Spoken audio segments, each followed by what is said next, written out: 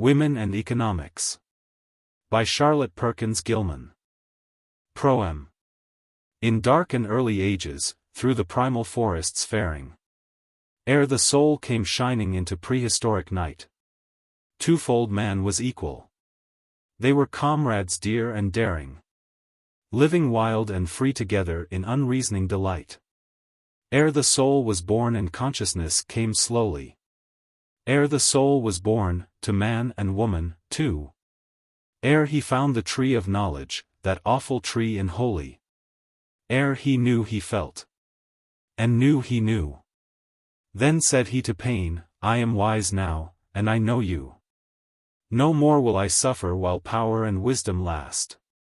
Then said he to pleasure, I am strong, and I will show you that the will of man can seize you, aye, and hold you fast.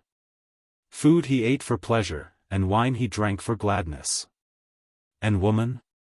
Ah, the woman! The crown of all delight. His now, he knew it. He was strong to madness.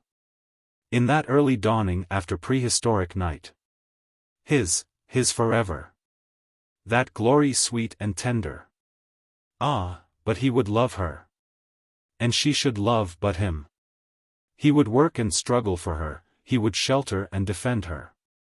She should never leave him, never, till their eyes in death were dim. Close, close he bound her, that she should leave him never. Weak still he kept her, lest she be strong to flee. And the fainting flame of passion he kept alive forever. With all the arts and forces of earth and sky and sea. And, ah, the long journey. The slow and awful ages. They have labored up together, blind and crippled, all astray. Through what a mighty volume, with a million shameful pages. From the freedom of the forests to the prisons of today. Food he ate for pleasure, and it slew him with diseases. Wine he drank for gladness, and it led the way to crime. And woman? He will hold her, he will have her when he pleases. And he never once hath seen her since the prehistoric time. Gone the friend and comrade of the day when life was younger. She who rests and comforts, she who helps and saves. Still he seeks her vainly, with a never-dying hunger. Alone beneath his tyrants, alone above his slaves. Twaller, bent and weary with the load of thine own making. Thou who art sad and lonely, though lonely all in vain. Who hast sought to conquer pleasure and have her for the taking. And found that pleasure only was another name for pain. Nature hath reclaimed thee, forgiving dispossession. God hath not forgotten, though man doth still forget. The woman soul is rising, in despite of thy transgression. Lose her now, and trust her. She will love thee yet. Love thee? She will love thee as only freedom knoweth. Love thee? She will love thee while love itself doth live. Fear not the heart of woman. No bitterness it showeth. The ages of her sorrow have but taught her to forgive. How do you find this book? Any thoughts about the book or the author? Any suggestion for improvement? Please take a moment to share your thoughts in a comment. If you like it, share it with your friends who might enjoy it as well. Subscribe to keep in touch. Visit CompleteAudiobooks.com for more quality content. Women and Economics: A study of the economic relation between men and women as a factor in social evolution. Chapter 1. Since we have learned to study the development of human life as we study the evolution of species throughout the animal kingdom, some peculiar phenomena which have puzzled the philosopher and moralist for so long, begin to show themselves in a new light. We begin to see that, so far from being inscrutable problems, requiring another life to explain, these sorrows and perplexities of our lives are but the natural results of natural causes, and that, as soon as we ascertain the causes, we can do much to remove them. In spite of the power of the individual will to struggle against conditions, to resist them for a while, and sometimes to overcome them, it remains true that the human creature is affected by his environment, as is every other living thing. The power of the individual will to resist natural law is well proven by the life and death of the ascetic. In any one of those suicidal martyrs may be seen the will, misdirected by the ill-informed intelligence, forcing the body to defy every natural impulse, even to the door of death, and through it.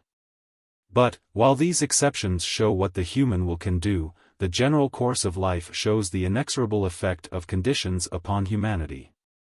Of these conditions we share with other living things the environment of the material universe. We are affected by climate and locality, by physical, chemical, electrical forces, as are all animals and plants. With the animals, we farther share the effect of our own activity, the reactionary force of exercise. What we do, as well as what is done to us, makes us what we are. But, beyond these forces, we come under the effect of a third set of conditions peculiar to our human status, namely, social conditions. In the organic interchanges which constitute social life, we are affected by each other to a degree beyond what is found even among the most gregarious of animals. This third factor, the social environment, is of enormous force as a modifier of human life. Throughout all these environing conditions, those which affect us through our economic necessities are most marked in their influence. Without touching yet upon the influence of the social factors, treating the human being merely as an individual animal, we see that he is modified most by his economic conditions. As is every other animal. Differ as they may in color and size, in strength and speed, in minor adaptation to minor conditions, all animals that live on grass have distinctive traits in common. And all animals that eat flesh have distinctive traits in common, so distinctive and so common that it is by teeth, by nutritive apparatus in general, that they are classified, rather than by means of defense or locomotion. The food supply of the animal is the largest passive factor in his development, the processes by which he obtains his food supply, the largest active factor in his development. It is these activities, the incessant repetition of the exertions by which he is fed, which most modify his structure and develop his functions. The sheep, the cow, the deer, differ in their adaptation to the weather, their locomotive ability, their means of defense. But they agree in main characteristics, because of their common method of nutrition. The human animal is no exception to this rule. Climate affects him, weather affects him, enemies affect him. But most of all he is affected, like every other living creature, by what he does for his living. Under all the influence of his later and wider life, all the reactive effect of social institutions.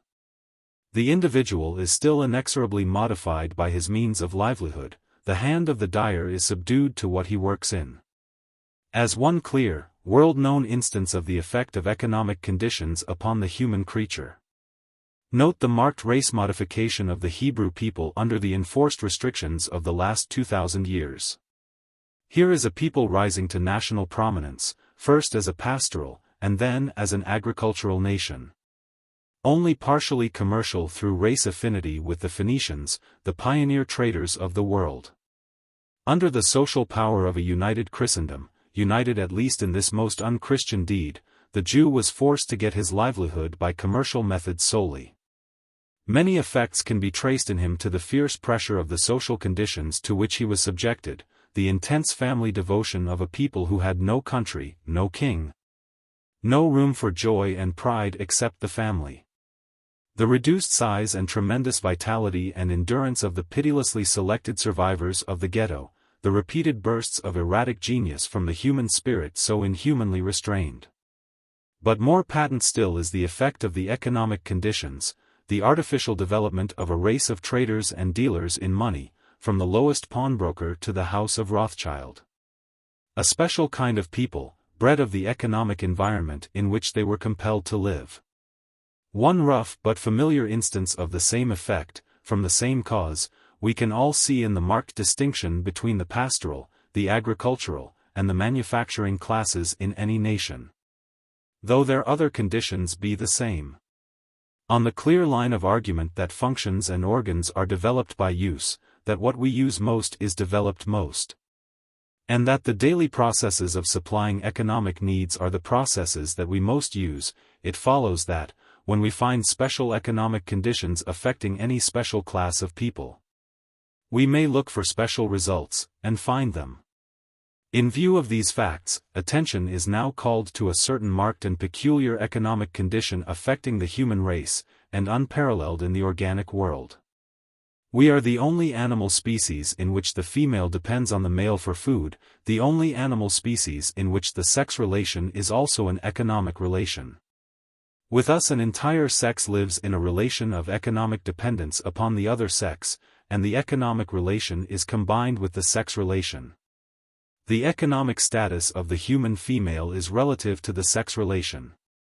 It is commonly assumed that this condition also obtains among other animals, but such is not the case. There are many birds among which, during the nesting season, the male helps the female feed the young, and partially feeds her. And, with certain of the higher carnivora, the male helps the female feed the young, and partially feeds her. In no case does she depend on him absolutely, even during this season, save in that of the hornbill, where the female, sitting on her nest in a hollow tree, is walled in with clay by the male, so that only her beak projects. And then he feeds her while the eggs are developing. But even the female hornbill does not expect to be fed at any other time. The female bee and ant are economically dependent, but not on the male. The workers are females, too, specialized to economic functions solely. And with the carnivora, if the young are to lose one parent, it might far better be the father. The mother is quite competent to take care of them herself. With many species, as in the case of the common cat, she not only feeds herself and her young, but has to defend the young against the male as well. In no case is the female throughout her life supported by the male. In the human species the condition is permanent and general, though there are exceptions, and though the present century is witnessing the beginnings of a great change in this respect. We have not been accustomed to face this fact beyond our loose generalization that it was natural, and that other animals did so, too. To many this view will not seem clear at first. And the case of working peasant women or females of savage tribes, and the general household industry of women, will be instanced against it. Some careful and honest discrimination is needed to make plain to ourselves the essential facts of the relation, even in these cases. The horse, in his free natural condition, is economically independent. He gets his living by his own exertions, irrespective of any other creature. The horse, in his present condition of slavery, is economically dependent. He gets his living at the hands of his master, and his exertions, though strenuous, bear no direct relation to his living. In fact, the horses who are the best fed and cared for and the horses who are the hardest worked are quite different animals. The horse works, it is true. But what he gets to eat depends on the power and will of his master. His living comes through another. He is economically dependent. So with the hard-worked savage or peasant women. Their labor is the property of another, they work under another will, and what they receive depends not on their labor, but on the power and will of another. They are economically dependent. This is true of the human female both individually and collectively. In studying the economic position of the sexes collectively, the difference is most marked.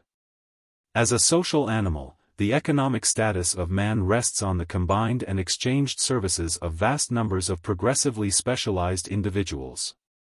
The economic progress of the race, its maintenance at any period, its continued advance, involve the collective activities of all the trades, crafts, arts, manufactures, inventions, discoveries, and all the civil and military institutions that go to maintain them.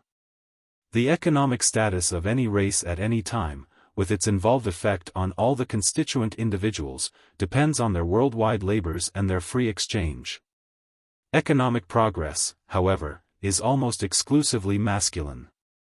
Such economic processes as women have been allowed to exercise are of the earliest and most primitive kind. Were men to perform no economic services save such as are still performed by women, our racial status in economics would be reduced to most painful limitations. To take from any community its male workers would paralyze it economically to a far greater degree than to remove its female workers. The labor now performed by the women could be performed by the men, requiring only the setting back of many advanced workers into earlier forms of industry. But the labor now performed by the men could not be performed by the women without generations of effort and adaptation. Men can cook, clean, and sew as well as women. But the making and managing of the great engines of modern industry, the threading of earth and sea in our vast systems of transportation, the handling of our elaborate machinery of trade, commerce, government, these things could not be done so well by women in their present degree of economic development. This is not owing to lack of the essential human faculties necessary to such achievements, nor to any inherent disability of sex, but to the present condition of woman, forbidding the development of this degree of economic ability. The male human being is thousands of years in advance of the female in economic status. Speaking collectively, men produce and distribute wealth, and women receive it at their hands. As men hunt, fish, keep cattle, or raise corn, so do women eat game, fish, beef, or corn. As men go down to the sea in ships, and bring coffee and spices and silks and gems from far away, so do women partake of the coffee and spices and silks and gems the men bring. The economic status of the human race in any nation, at any time, is governed mainly by the activities of the male. The female obtains her share in the racial advance only through him. Studied individually, the facts are even more plainly visible, more open and familiar. From the day laborer to the millionaire, the wife's worn dress or flashing jewels, her low roof or her lordly one, her weary feet or her rich equipage, these speak of the economic ability of the husband. The comfort, the luxury, the necessities of life itself, which the woman receives, are obtained by the husband, and given her by him.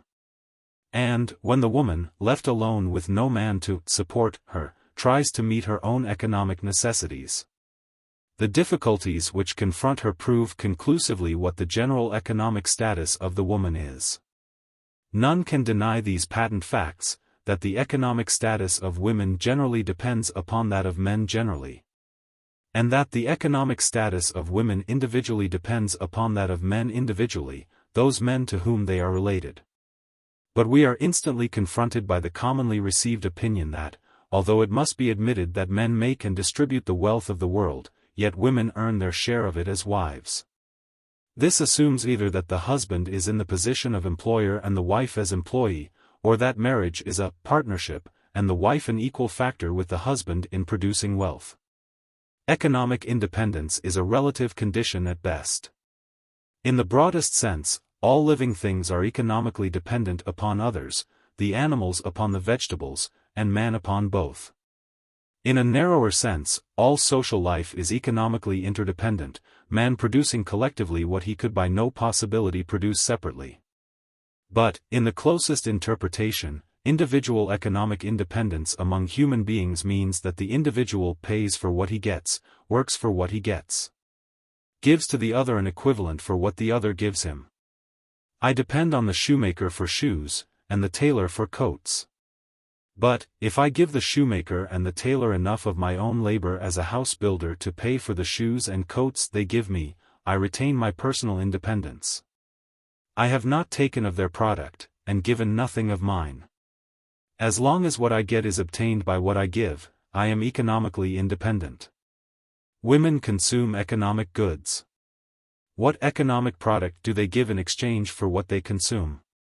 The claim that marriage is a partnership, in which the two persons married produce wealth which neither of them, separately, could produce, will not bear examination.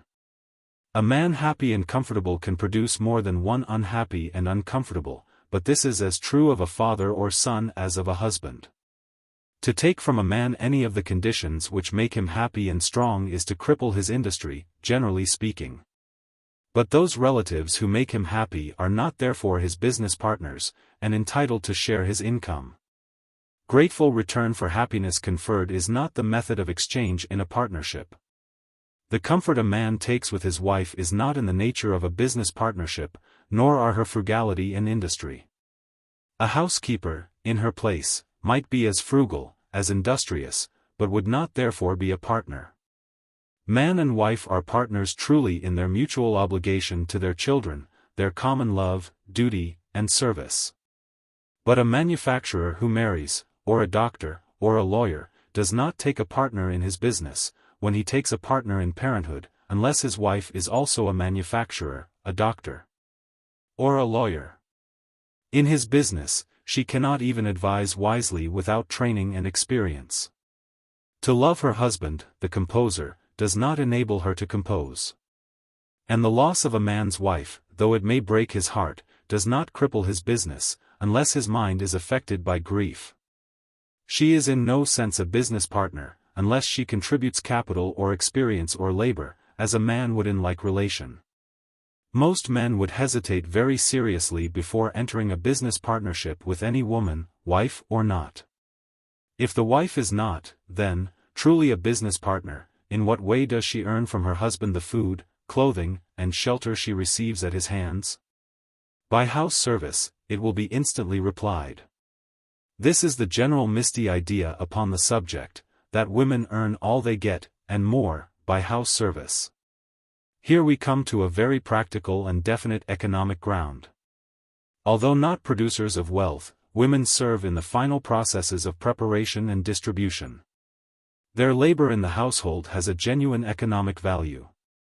For a certain percentage of persons to serve other persons, in order that the one so served may produce more, is a contribution not to be overlooked.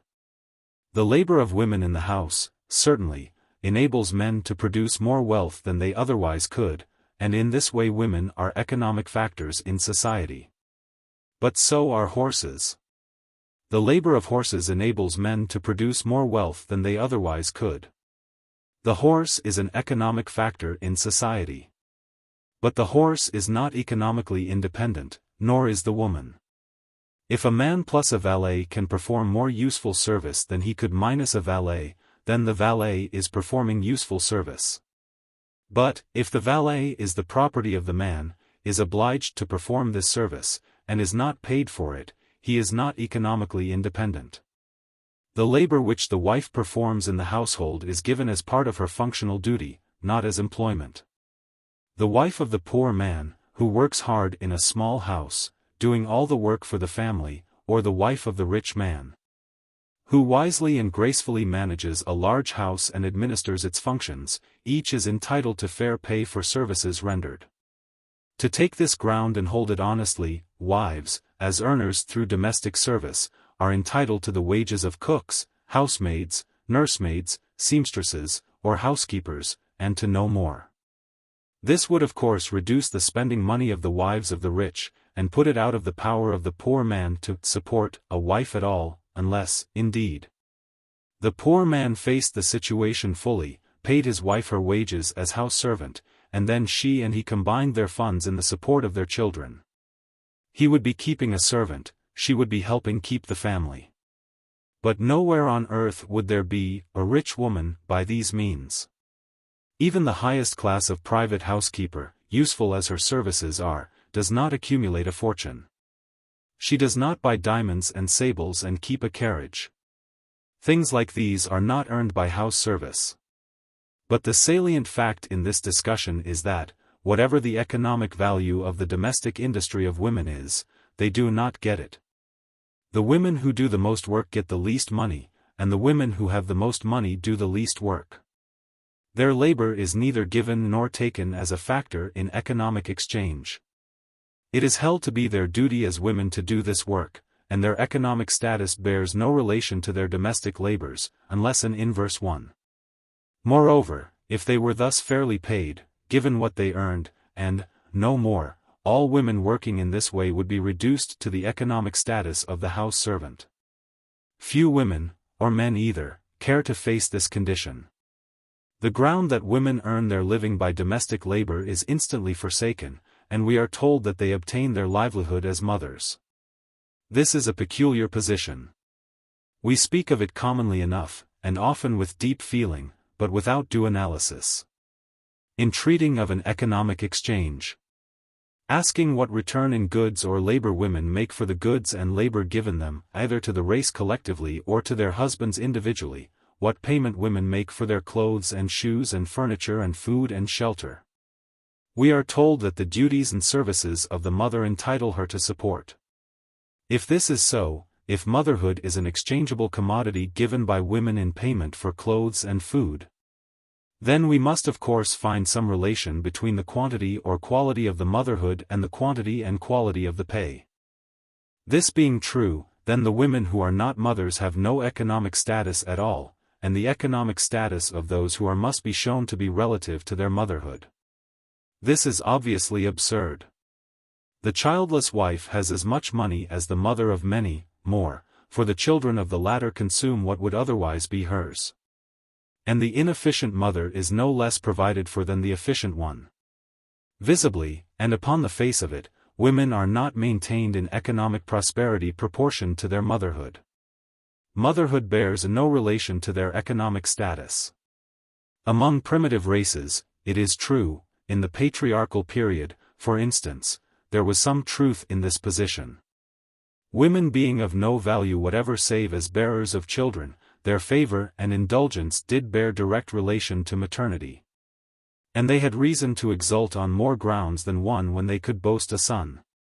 Today, however, the maintenance of the woman is not conditioned upon this. A man is not allowed to discard his wife because she is barren. The claim of motherhood as a factor in economic exchange is false today. But suppose it were true. Are we willing to hold this ground, even in theory? Are we willing to consider motherhood as a business, a form of commercial exchange? Are the cares and duties of the mother, her travail and her love, commodities to be exchanged for bread? It is revolting so to consider them. And, if we dare face our own thoughts, and force them to their logical conclusion, we shall see that nothing could be more repugnant to human feeling, or more socially and individually injurious, than to make motherhood a trade. Driven off these alleged grounds of women's economic independence, shown that women, as a class, neither produce nor distribute wealth. That women, as individuals, labor mainly as house servants, are not paid as such, and would not be satisfied with such an economic status if they were so paid.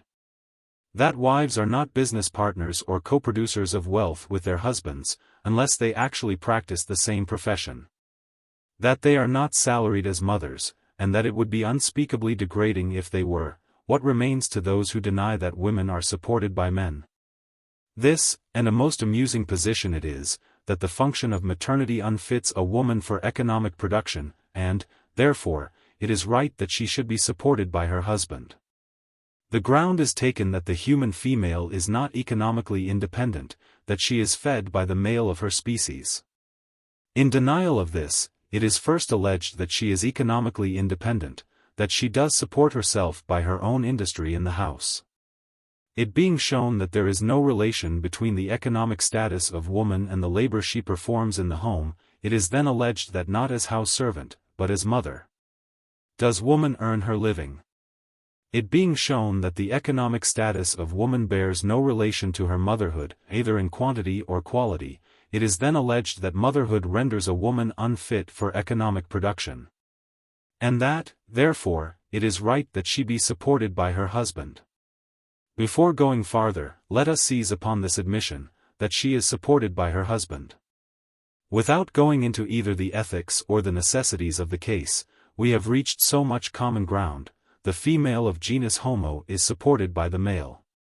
Whereas, in other species of animals, male and female alike graze and browse, hunt and kill, climb, swim, dig, run, and fly for their livings. In our species the female does not seek her own living in the specific activities of our race, but is fed by the male. Now as to the alleged necessity. Because of her maternal duties, the human female is said to be unable to get her own living. As the maternal duties of other females do not unfit them for getting their own living and also the livings of their young. It would seem that the human maternal duties require the segregation of the entire energies of the mother to the service of the child during her entire adult life.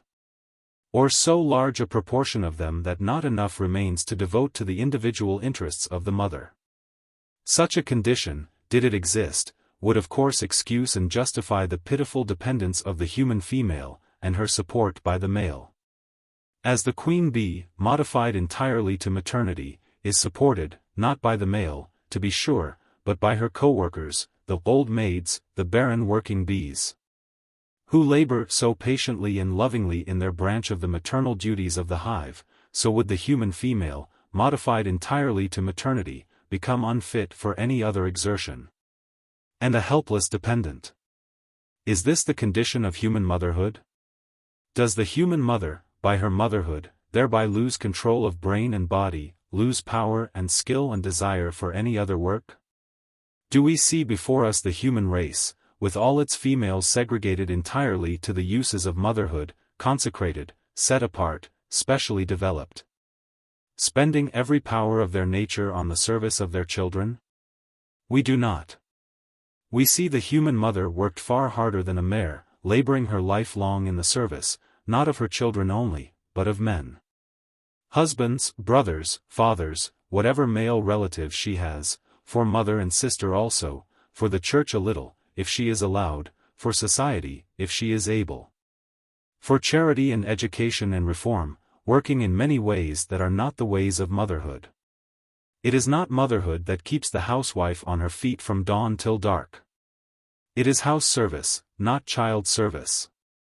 Women work longer and harder than most men, and not solely in maternal duties. The savage mother carries the burdens, and does all menial service for the tribe. The peasant mother toils in the fields, and the working man's wife in the home. Many mothers, even now, are wage earners for the family, as well as bearers and rearers of it. And the women who are not so occupied, the women who belong to rich men, here perhaps is the exhaustive devotion to maternity which is supposed to justify an admitted economic dependence. But we do not find it even among these. Women of ease and wealth provide for their children better care than the poor woman can. But they do not spend more time upon it themselves, nor more care and effort. They have other occupation. In spite of her supposed segregation to maternal duties, the human female, the world over, works at extra-maternal duties for hours enough to provide her with an independent living. And then is denied independence on the ground that motherhood prevents her working. If this ground were tenable, we should find a world full of women who never lifted a finger save in the service of their children, and of men who did all the work besides, and waited on the women whom motherhood prevented from waiting on themselves. The ground is not tenable. A human female, healthy, sound, has 25 years of life before she is a mother, and should have 25 years more after the period of such maternal service as is expected of her has been given. The duties of grandmotherhood are surely not alleged as preventing economic independence. The working power of the mother has always been a prominent factor in human life. She is the worker par excellence, but her work is not such as to affect her economic status. Her living, all that she gets, food, clothing, ornaments, amusements, luxuries, these bear no relation to her power to produce wealth, to her services in the house, or to her motherhood. These things bear relation only to the man she marries, the man she depends on, to how much he has and how much he is willing to give her. The women whose splendid extravagance dazzles the world, whose economic goods are the greatest, are often neither houseworkers nor mothers, but simply the women who hold most power over the men who have the most money. The female of genus Homo is economically dependent on the male. He is her food supply. Chapter 2. Knowing how important a factor in the evolution of species is the economic relation, and finding in the human species an economic relation so peculiar, we may naturally look to find effects peculiar to our race. We may expect to find phenomena in the sex relation and in the economic relation of humanity of a unique character, phenomena not traceable to human superiority, but singularly derogatory to that superiority. Phenomena so marked, so morbid, as to give rise to much speculation as to their cause. Are these natural inferences fulfilled? Are these peculiarities in the sex relation and in the economic relation manifested in human life? Indisputably these are, so plain, so prominent, so imperiously demanding attention, that human thought has been occupied from its first consciousness in trying some way to account for them. To explain and relate these phenomena, separating what is due to normal race development from what is due to this abnormal sexuo-economic relation, is the purpose of the line of study here suggested. As the racial distinction of humanity lies in its social relation, so we find the distinctive gains and losses of humanity to lie also in its social relation. We are more affected by our relation to each other than by our physical environment. Disadvantages of climate, deficiencies in food supply, competition from other species, all these condition society, in its organic strength, is easily able to overcome or to adjust. But in our interhuman relations we are not so successful. The serious dangers and troubles of human life arise from difficulties of adjustment with our social environment, and not with our physical environment.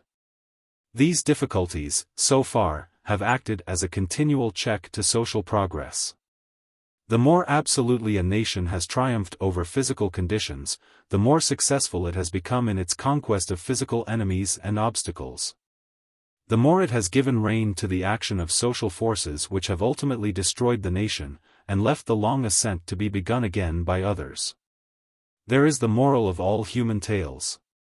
'Tis but the same rehearsal of the past. First freedom, and then glory, when that fails. Wealth, vice, corruption, barbarism at last. And history, with all her volumes vast, hath but one page. Childe Harold's Pilgrimage, Canto 4. CVI. The path of history is strewn with fossils and faint relics of extinct races, races which died of what the sociologist would call internal diseases rather than natural causes. This, too, has been clear to the observer in all ages. It has been easily seen that there was something in our own behavior which did us more harm than any external difficulty. But what we have not seen is the natural cause of our unnatural conduct, and how most easily to alter it. Rudely classifying the principal fields of human difficulty, we find one large proportion lies in the sex relation, and another in the economic relation. Between the individual constituents of society. To speak broadly, the troubles of life as we find them are mainly traceable to the heart or the purse. The other horror of our lives, disease, comes back often to these causes, to something wrong either in economic relation or in sex relation. To be ill-fed or ill-bred, or both, is largely what makes us the sickly race we are. In this wrong breeding, this maladjustment of the sex relation in humanity, what are the principal features? We see in social evolution two main lines of action in this department of life. One is a gradual orderly development of monogamous marriage, as the form of sex union best calculated to advance the interests of the individual and of society. It should be clearly understood that this is a natural development, inevitable in the course of social progress, not an artificial condition, enforced by laws of our making. Monogamy is found among birds and mammals. It is just as natural a condition as polygamy or promiscuity or any other form of sex union. And its permanence and integrity are introduced and increased by the needs of the young and the advantage to the race, just as any other form of reproduction was introduced. Our moral concepts rest primarily on facts. The moral quality of monogamous marriage depends on its true advantage to the individual and to society. If it were not the best form of marriage for our racial good, it would not be right. All the way up, from the promiscuous horde of savages, with their miscellaneous matings, to the lifelong devotion of romantic love. Social life has been evolving a type of sex union best suited to develop and improve the individual and the race. This is an orderly process, and a pleasant one, involving only such comparative pain and difficulty as always attend the assumption of new processes and the extinction of the old. But accompanied by far more joy than pain. But with the natural process of social advancement has gone an unnatural process, an erratic and morbid action, making the sex relation of humanity a frightful source of evil. So prominent have been these morbid actions and evil results that hasty thinkers of all ages have assumed that the whole thing was wrong, and that celibacy was the highest virtue. Without the power of complete analysis, without knowledge of the sociological data essential to such analysis, we have sweepingly condemned as a whole what we could easily see was so allied with pain and loss. But, like all natural phenomena, the phenomena of sex may be studied, both the normal and the abnormal, the physiological and the pathological. And we are quite capable of understanding why we are in such evil case, and how we may attain more healthful conditions. So far, the study of this subject has rested on the assumption that man must be just as we find him, that man behaves just as he chooses, and that, if he does not choose to behave as he does, he can stop. Therefore, when we discovered that human behavior in the sex relation was productive of evil, we exhorted the human creature to stop so behaving, and have continued so to exhort for many centuries. By law and religion, by education and custom, we have sought to enforce upon the human individual the kind of behavior which our social sense so clearly showed was right. But always there has remained the morbid action. Whatever the external form of sex union to which we have given social sanction, however Bible and Quran and Vedas have offered instruction, some hidden cause has operated continuously against the true course of social evolution, to pervert the natural trend toward a higher and more advantageous sex relation, and to maintain lower forms, and erratic phases, of a most disadvantageous character. Every other animal works out the kind of sex union best adapted to the reproduction of his species, and peacefully practices it. We have worked out the kind that is best for us, best for the individuals concerned, for the young resultant, and for society as a whole, but we do not peacefully practice it.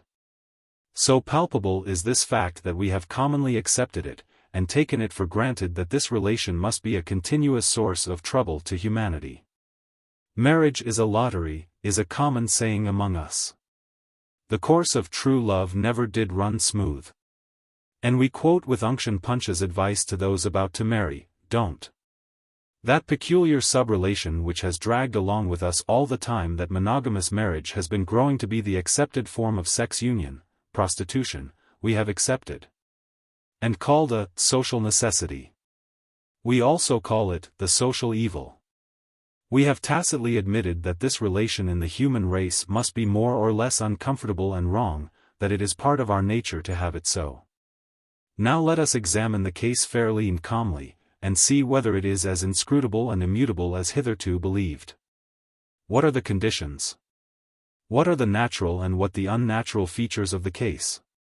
To distinguish these involves a little study of the evolution of the processes of reproduction. Very early in the development of species it was ascertained by nature's slow but sure experiments that the establishment of two sexes in separate organisms, and their differentiation, was to the advantage of the species. Therefore, out of the mere protoplasmic masses, the floating cells, the amorphous early forms of life, grew into use the distinction of the sexes, the gradual development of masculine and feminine organs and functions in two distinct organisms. Developed and increased by use, the distinction of sex increased in the evolution of species. As the distinction increased, the attraction increased, until we have in all the higher races two markedly different sexes, strongly drawn together by the attraction of sex, and fulfilling their use in the reproduction of species. These are the natural features of sex distinction and sex union, and they are found in the human species as in others. The unnatural feature by which our race holds an unenviable distinction consists mainly in this, a morbid excess in the exercise of this function. It is this excess, whether in marriage or out, which makes the health and happiness of humanity in this relation so precarious. It is this excess, always easily seen, which law and religion have mainly striven to check. Excessive sex indulgence is the distinctive feature of humanity in this relation. To define excess in this connection is not difficult. All natural functions that require our conscious cooperation for their fulfillment are urged upon our notice by an imperative desire. We do not have to desire to breathe or to digest or to circulate the blood, because that is done without our volition. But we do have to desire to eat and drink, because the stomach cannot obtain its supplies without in some way spurring the whole organism to secure them. So hunger is given us as an essential factor in our process of nutrition. In the same manner, sex attraction is an essential factor in the fulfillment of our processes of reproduction. In a normal condition, the amount of hunger we feel is exactly proportioned to the amount of food we need. It tells us when to eat and when to stop. In some diseased conditions, an unnatural appetite sets in, and we are impelled to eat far beyond the capacity of the stomach to digest, of the body to assimilate. This is an excessive hunger. We, as a race, manifest an excessive sex attraction, followed by its excessive indulgence, and the inevitable evil consequence. It urges us to a degree of indulgence which bears no relation to the original needs of the organism, and which is even so absurdly exaggerated as to react unfavorably on the incidental gratification involved. An excess which tends to pervert and exhaust desire as well as to injure reproduction. The human animal manifests an excess in sex attraction which not only injures the race through its morbid action on the natural processes of reproduction, but which injures the happiness of the individual through its morbid reaction on his own desires. What is the cause of this excessive sex attraction in the human species? The immediately acting cause of sex attraction is sex distinction. The more widely the sexes are differentiated, the more forcibly they are attracted to each other. The more highly developed becomes the distinction of sex in either organism, the more intense is its attraction for the other. In the human species we find sex distinction carried to an excessive degree. Sex distinction in humanity is so marked as to retard and confuse race distinction, to check individual distinction, seriously to injure the race. Accustomed as we are simply to accept the facts of life as we find them, to consider people as permanent types instead of seeing them and the whole race in continual change according to the action of many forces. It seems strange at first to differentiate between familiar manifestations of sex distinction, and to say, this is normal, and should not be disturbed. This is abnormal, and should be removed. But that is precisely what must be done.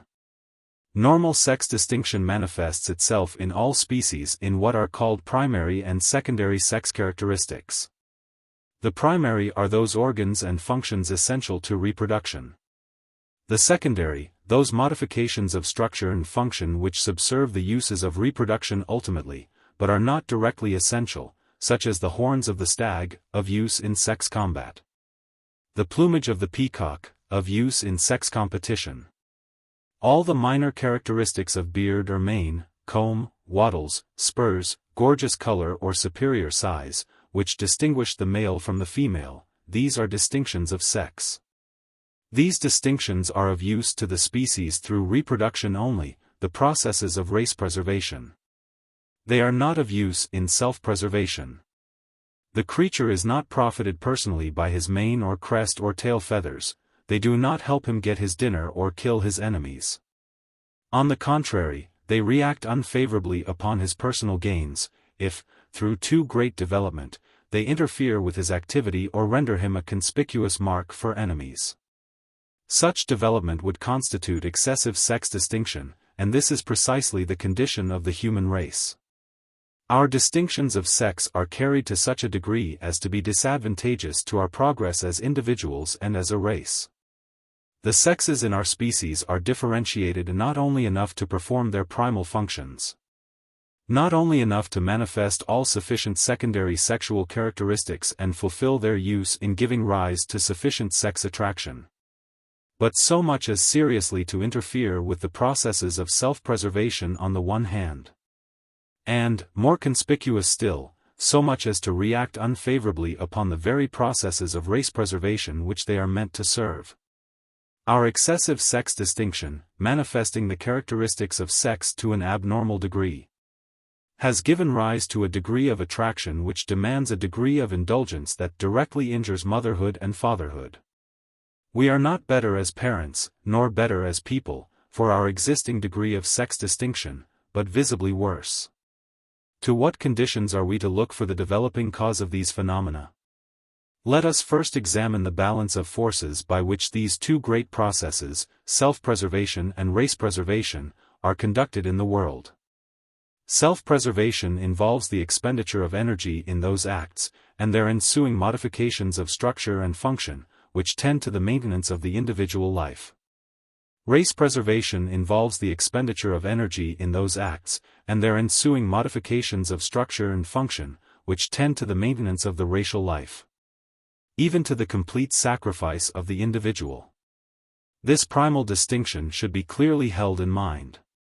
Self-preservation and race preservation are in no way identical processes, and are often directly opposed.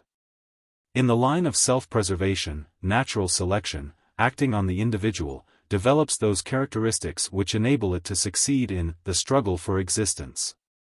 Increasing by use those organs and functions by which it directly profits.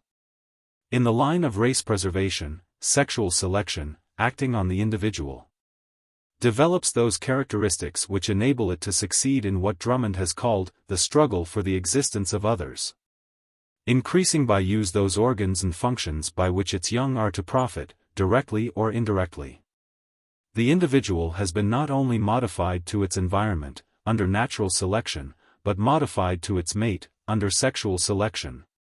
Each sex developing the qualities desired by the other by the simple process of choice, those best sexed being first chosen. And transmitting their sex development as well as their racial development. The order Mammalia is the resultant of a primary sex distinction developed by natural selection. But the gorgeous plumage of the peacock's tail is a secondary sex distinction developed by sexual selection. If the peacock's tail were to increase in size and splendor till it shone like the sun and covered an acre, if it tended so to increase, we will say, such excessive sex distinction would be so inimical to the personal prosperity of that peacock that he would die, and his tail tendency would perish with him.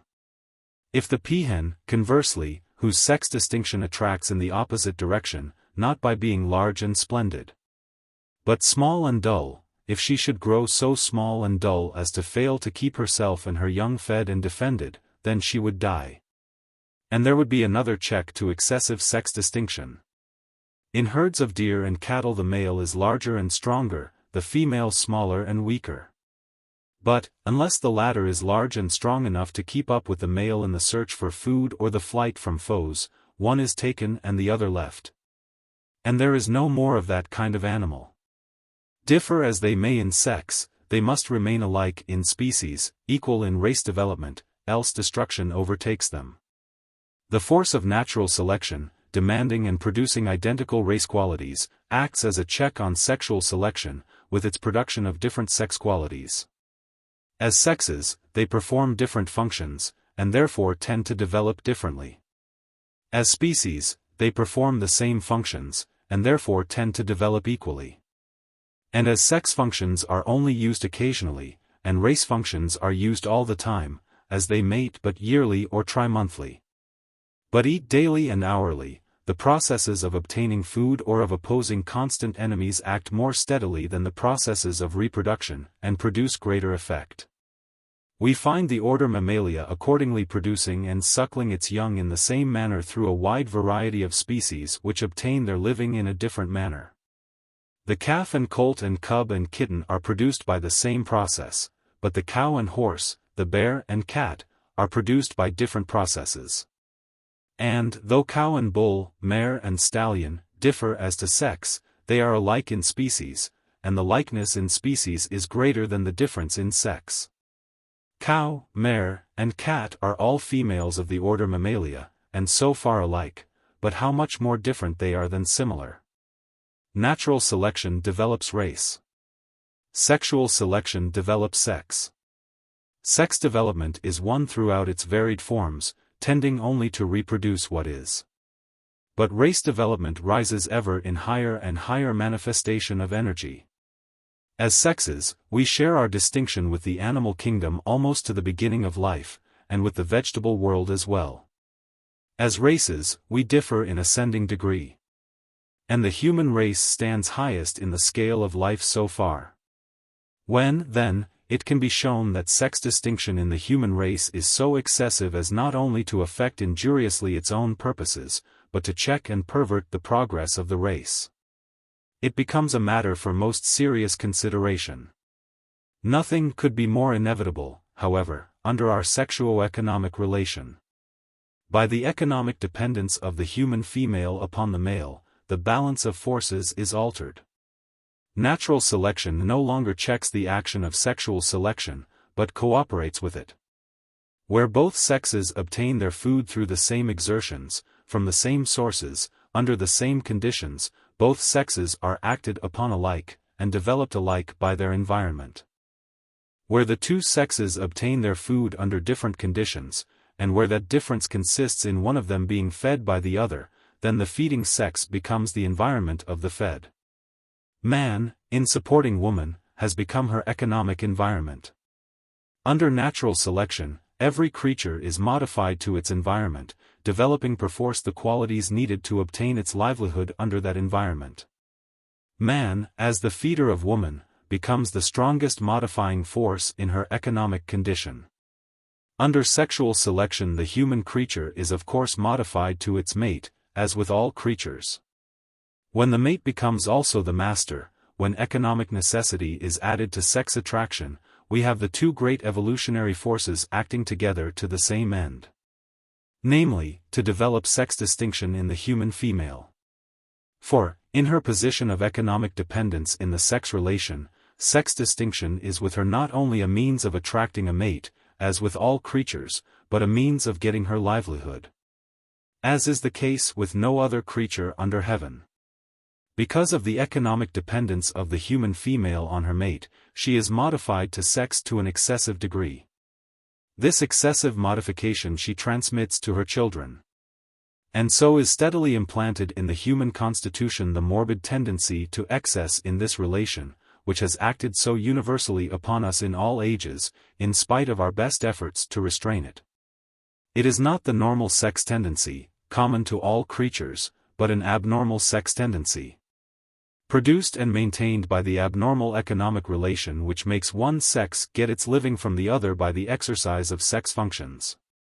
This is the immediate effect upon individuals of the peculiar sexuo-economic relation which obtains among us. Chapter 3. In establishing the claim of excessive sex distinction in the human race, much needs to be said to make clear to the general reader what is meant by the term. To the popular mind, both the coarsely familiar and the over-refined, sexual, is thought to mean sensual, and the charge of excessive sex distinction seems to be a reproach. This should be at once dismissed, as merely showing ignorance of the terms used. A man does not object to being called masculine, nor a woman to being called feminine. Yet whatever is masculine or feminine is sexual. To be distinguished by femininity is to be distinguished by sex. To be over-feminine is to be over-sexed. To manifest in excess any of the distinctions of sex, primary or secondary, is to be oversexed. Our hypothetical peacock, with his too large and splendid tail, would be oversexed, and no offense to his moral character. The primary sex distinctions in our race as in others consist merely in the essential organs and functions of reproduction. The secondary distinctions, and this is where we are to look for our largest excess, consist in all those differences in organ and function, in look and action, in habit, manner, method, occupation, behavior, which distinguish men from women. In a troop of horses, seen at a distance, the sexes are indistinguishable.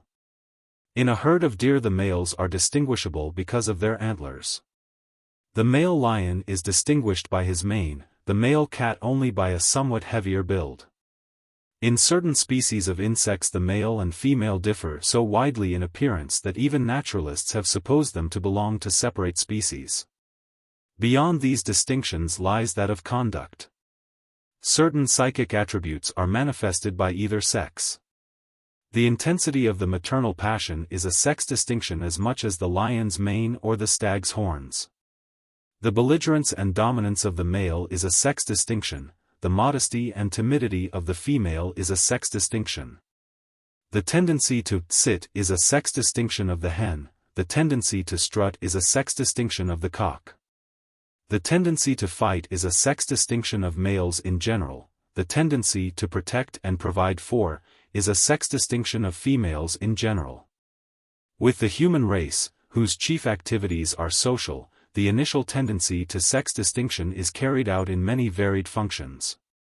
We have differentiated our industries, our responsibilities, our very virtues, along sex lines. It will therefore be clear that the claim of excessive sex distinction in humanity, and especially in woman, does not carry with it any specific moral reproach.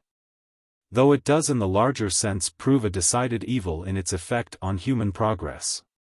In primary distinctions our excess is not so marked as in the farther and subtler development, yet, even here, we have plain proof of it. Sex energy in its primal manifestation is exhibited in the male of the human species to a degree far greater than is necessary for the processes of reproduction, enough, indeed, to subvert and injure those processes. The direct injury to reproduction from the excessive indulgence of the male, and the indirect injury through its debilitating effect upon the female. Together with the enormous evil to society produced by extramarital indulgence, these are facts quite generally known. We have recognized them for centuries, and sought to check the evil action by law, civil, social, moral. But we have treated it always as a field of voluntary action, not as a condition of morbid development. We have held it as right that man should be so, but wrong that man should do so. Nature does not work in that way. What it is right to be, it is right to do. What it is wrong to do, it is wrong to be. This inordinate demand in the human male is an excessive sex distinction. In this, in a certain overcoarseness and hardness, a too great belligerence and pride, a too great subservience to the power of sex attraction, we find the main marks of excessive sex distinction in men. It has been always checked and offset in them by the healthful activities of racial life. Their energies have been called out and their faculties developed along all the lines of human progress. In the growth of industry, commerce, science, manufacture, government, art, religion, the male of our species has become human, far more than male. Strong as this passion is in him, inordinate as is his indulgence, he is a far more normal animal than the female of his species, far less oversexed. To him this field of special activity is but part of life, an incident. The whole world remains besides. To her it is the world. This has been well stated in the familiar epigram of Madame de Staël: love with man is an episode, with woman a history.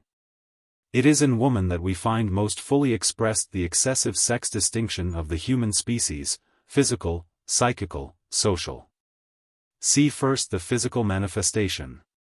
To make clear by an instance the difference between normal and abnormal sex distinction, look at the relative condition of a wild cow and a milch cow, such as we have made. The wild cow is a female. She has healthy calves, and milk enough for them, and that is all the femininity she needs. Otherwise than that she is bovine rather than feminine. She is a light, strong, swift, sinewy creature, able to run, jump, and fight, if necessary. We, for economic uses, have artificially developed the cow's capacity for producing milk.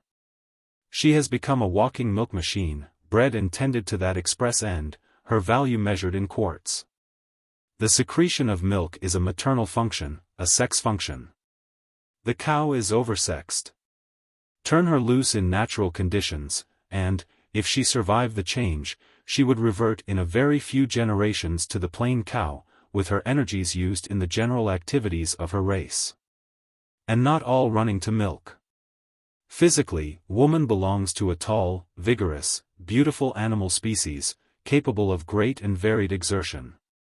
In every race and time when she has opportunity for racial activity, she develops accordingly, and is no less a woman for being a healthy human creature. In every race and time where she is denied this opportunity, and few, indeed, have been her years of freedom, she has developed in the lines of action to which she was confined. And those were always lines of sex activity. In consequence the body of woman, speaking in the largest generalization, manifests sex distinction predominantly. Woman's femininity, and the eternal feminine means simply the eternal sexual, is more apparent in proportion to her humanity than the femininity of other animals in proportion to their caninity or felinity or equinity. A feminine hand or a feminine foot is distinguishable anywhere. We do not hear of a feminine paw or a feminine hoof. A hand is an organ of prehension, a foot an organ of locomotion. They are not secondary sexual characteristics. The comparative smallness and feebleness of woman is a sex distinction. We have carried it to such an excess that women are commonly known as the weaker sex. There is no such glaring difference between male and female in other advanced species. In the long migrations of birds, in the ceaseless motion of the grazing herds that used to swing up and down over the continent each year, in the wild, steep journeys of the breeding salmon, nothing is heard of the weaker sex.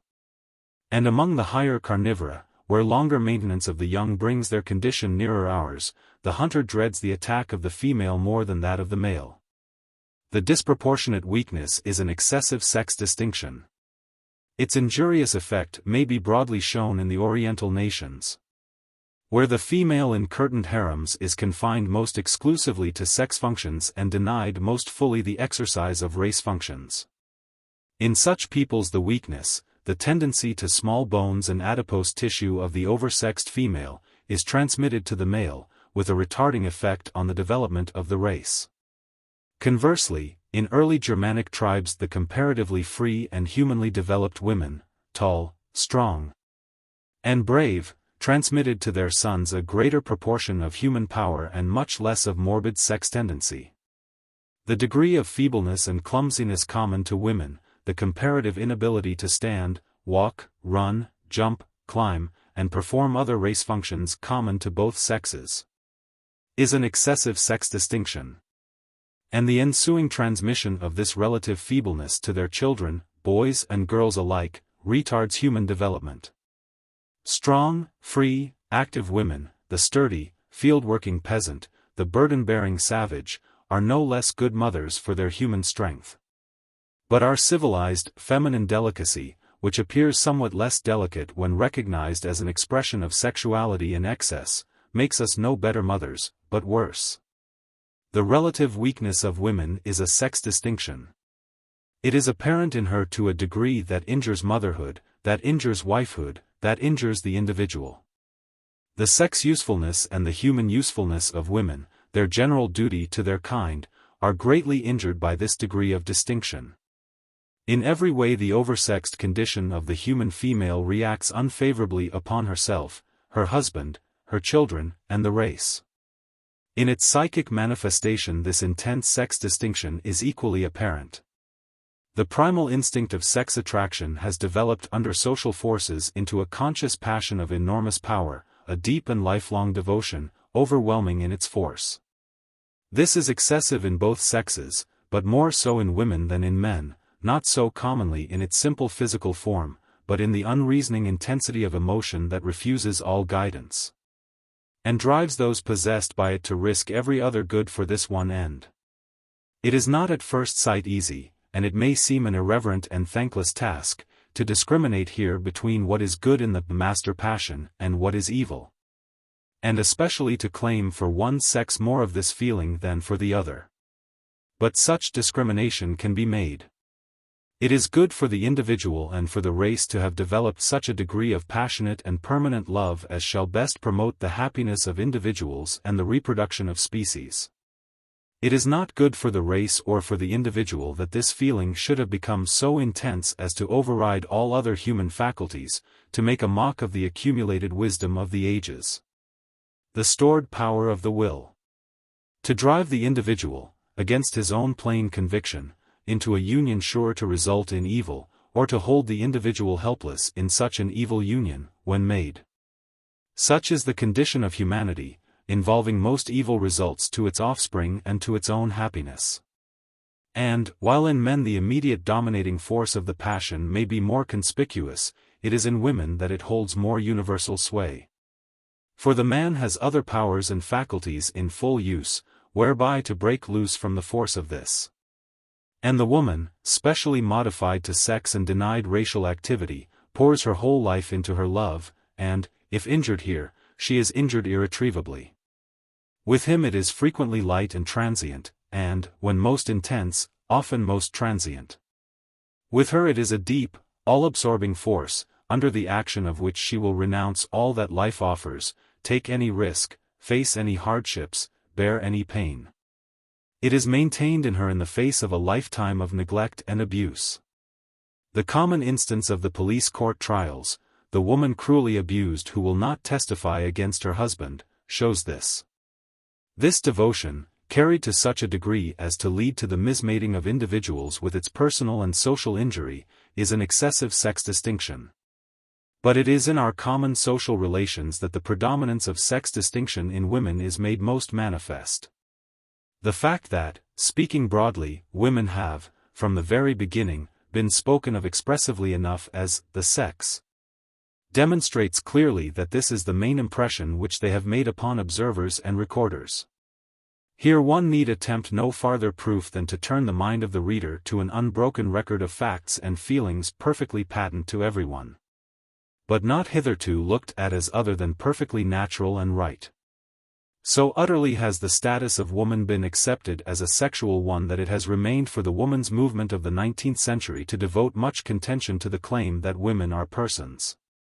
That women are persons as well as females, an unheard of proposition. In a handbook of proverbs of all nations, a collection comprising many thousands, these facts are to be observed. First, that the proverbs concerning women are an insignificant minority compared to those concerning men. Second, that the proverbs concerning women almost invariably apply to them in general, to the sex. Those concerning men qualify, limit, describe, specialize. It is, a lazy man, a violent man, a man in his cups. Qualities and actions are predicated of man individually, and not as a sex, unless he is flatly contrasted with woman, as in, a man of straw is worth a woman of gold. Men are deeds. Women are words, or man, woman, and the devil are the 3 degrees of comparison. But of woman it is always and only a woman, meaning simply a female, and recognizing no personal distinction, as much pity to see a woman weep as to see a goose go barefoot. He that hath an eel by the tail and a woman by her word hath a slippery handle. A woman, a spaniel, and a walnut tree, the more you beat them, the better they be. Occasionally a distinction is made between a fair woman and a black woman, and Solomon's virtuous woman, who commanded such a high price, is familiar to us all. But in common thought it is simply a woman always. The boast of the profligate that he knows, the sex, so recently expressed by a new poet, the things you will learn from the yellow and brown, they'll help you and EAP with the white. The complaint of the angry rejected that all women are just alike. The consensus of public opinion of all time goes to show that the characteristics common to the sex have predominated over the characteristics distinctive of the individual, a marked excess in sex distinction. From the time our children are born, we use every means known to accentuate sex distinction in both boy and girl. And the reason that the boy is not so hopelessly marked by it as the girl is that he has the whole field of human expression open to him besides. In our steady insistence on proclaiming sex distinction we have grown to consider most human attributes as masculine attributes. For the simple reason that they were allowed to men and forbidden to women. A clear and definite understanding of the difference between race attributes and sex attributes should be established. Life consists of action. The action of a living thing is along 2 main lines, self-preservation and race preservation. The processes that keep the individual alive, from the involuntary action of his internal organs to the voluntary action of his external organs, every act, from breathing to hunting his food, which contributes to the maintenance of the individual life, these are the processes of self-preservation. Whatever activities tend to keep the race alive, to reproduce the individual, from the involuntary action of the internal organs to the voluntary action of the external organs. Every act from the development of germ cells to the taking care of children, which contributes to the maintenance of the racial life. These are the processes of race preservation. In race preservation, male and female have distinctive organs, distinctive functions, distinctive lines of action. In self-preservation, male and female have the same organs, the same functions, the same lines of action. In the human species, our processes of race preservation have reached a certain degree of elaboration, but our processes of self-preservation have gone farther, much farther. All the varied activities of economic production and distribution, all our arts and industries, crafts and trades, all our growth in science, discovery, government, religion, these are along the line of self-preservation. These are, or should be, common to both sexes.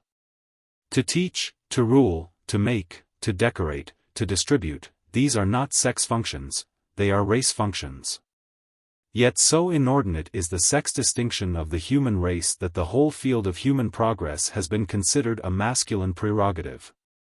What could more absolutely prove the excessive sex distinction of the human race? That this difference should surge over all its natural boundaries and blazon itself across every act of life, so that every step of the human creature is marked male or female, surely. This is enough to show our oversexed condition. Little by little, very slowly, and with most unjust and cruel opposition, at cost of all life holds most dear. It is being gradually established by many martyrdoms that human work is woman's as well as man's. Harriet Martineau must conceal her writing under her sewing when callers came, because to sew was a feminine verb, and to write a masculine one. Mary Somerville must struggle to hide her work from even relatives, because mathematics was a masculine pursuit. Sex has been made to dominate the whole human world, all the main avenues of life marked a male, and the female left to be a female, and nothing else. But while with the male the things he fondly imagined to be masculine were merely human, and very good for him, with the female the few things marked feminine were feminine indeed. And her ceaseless reiterance of one short song, however sweet, has given it a conspicuous monotony. In garments whose main purpose is unmistakably to announce her sex. With a tendency to ornament which marks exuberance of sex energy, with a body so modified to sex as to be grievously deprived of its natural activities. With a manner and behavior wholly attuned to sex advantage, and frequently most disadvantageous to any human gain, with a field of action most rigidly confined to sex relations. With her overcharged sensibility, her prominent modesty, her eternal femininity, the female of genus Homo is undeniably oversexed. This excessive distinction shows itself again in a marked precocity of development. Our little children, our very babies, show signs of it when the young of other creatures are serenely asexual in general appearance and habit. We eagerly note this precocity. We are proud of it. We carefully encourage it by precept and example, taking pains to develop the sex instinct in little children, and think no harm. One of the first things we force upon the child's dawning consciousness is the fact that he is a boy or that she is a girl, and that, therefore, each must regard everything from a different point of view. They must be dressed differently, not on account of their personal needs, which are exactly similar at this period, but so that neither they, nor anyone beholding them, may for a moment forget the distinction of sex. Our peculiar inversion of the usual habit of species, in which the male carries ornament and the female is dark and plain, is not so much a proof of excess indeed, as a proof of the peculiar reversal of our position in the matter of sex selection. With the other species the males compete in ornament, and the females select. With us the females compete in ornament, and the males select. If this theory of sex ornament is disregarded, and we prefer rather to see in masculine decoration merely a form of exuberant sex energy, expending itself in non-productive excess, then, indeed, the fact that with us the females manifest such a display of gorgeous adornment is another sign of excessive sex distinction. In either case the forcing upon girl children of an elaborate ornamentation which interferes with their physical activity and unconscious freedom, and fosters a premature sex consciousness, is as clear and menacing a proof of our condition as could be mentioned. That the girl child should be so dressed as to require a difference in care and behavior. Resting wholly on the fact that she is a girl, a fact not otherwise present to her thought at that age, is a precocious insistence upon sex distinction, most unwholesome in its results. Boys and girls are expected, also, to behave differently to each other, and to people in general, a behavior to be briefly described in 2 words. To the boy we say, do, to the girl, don't. The little boy must take care of the little girl, even if she is larger than he is. Why, he asks. Because he is a boy. Because of sex. Surely, if she is the stronger, she ought to take care of him, especially as the protective instinct is purely feminine in a normal race. It is not long before the boy learns his lesson. He is a boy, going to be a man, and that means all. I thank the Lord that I was not born a woman, runs the Hebrew prayer. She is a girl, only a girl, nothing but a girl, and going to be a woman, only a woman. Boys are encouraged from the beginning to show the feeling supposed to be proper to their sex. When our infant son bangs about, roars, and smashes things, we say proudly that he is a regular boy. When our infant daughter coquettes with visitors, or wails in maternal agony because her brother has broken her doll, whose sawdust remains she nurses with piteous care, we say proudly that she is a perfect little mother already. What business has a little girl with the instincts of maternity? No more than the little boy should have with the instincts of paternity. They are sex instincts, and should not appear till the period of adolescence. The most normal girl is the tomboy, whose numbers increase among us in these wiser days, a healthy young creature, who is human through and through, not feminine till it is time to be. The most normal boy has calmness and gentleness as well as vigor and courage. He is a human creature as well as a male creature, and not aggressively masculine till it is time to be. Childhood is not the period for these marked manifestations of sex. That we exhibit them, that we admire and encourage them, shows our oversexed condition. Chapter 4. Having seen the disproportionate degree of sex distinction in humanity and its greater manifestation in the female than in the male, and having seen also the unique position of the human female as an economic dependent on the male of her species, it is not difficult to establish a relation between these 2 facts. The general law acting to produce this condition of exaggerated sex development was briefly referred to in the 2nd chapter. It is as follows: the natural tendency of any function to increase in power by use causes sex activity to increase under the action of sexual selection. This tendency is checked in most species by the force of natural selection, which diverts the energies into other channels and develops race activities. Where the female finds her economic environment in the male, and her economic advantage is directly conditioned upon the sex relation, the force of natural selection is added to the force of sexual selection, and both together operate to develop sex activity. In any animal species, free from any other condition, such a relation would have inevitably developed sex to an inordinate degree. As may be readily seen in the comparatively similar cases of those insects where the female, losing economic activity and modified entirely to sex, becomes a mere egg sac. An organism with no powers of self-preservation, only those of race preservation. With these insects the only race problem is to maintain and reproduce the species, and such a condition is not necessarily evil. But with a race like ours, whose development as human creatures is but comparatively begun, it is evil because of its check to individual and racial progress. There are other purposes before us besides mere maintenance and reproduction. It should be clear to anyone accustomed to the working of biological laws that all the tendencies of a living organism are progressive in their development, and are held in check by the interaction of their several forces. Each living form, with its dominant characteristics, represents a balance of power, a sort of compromise.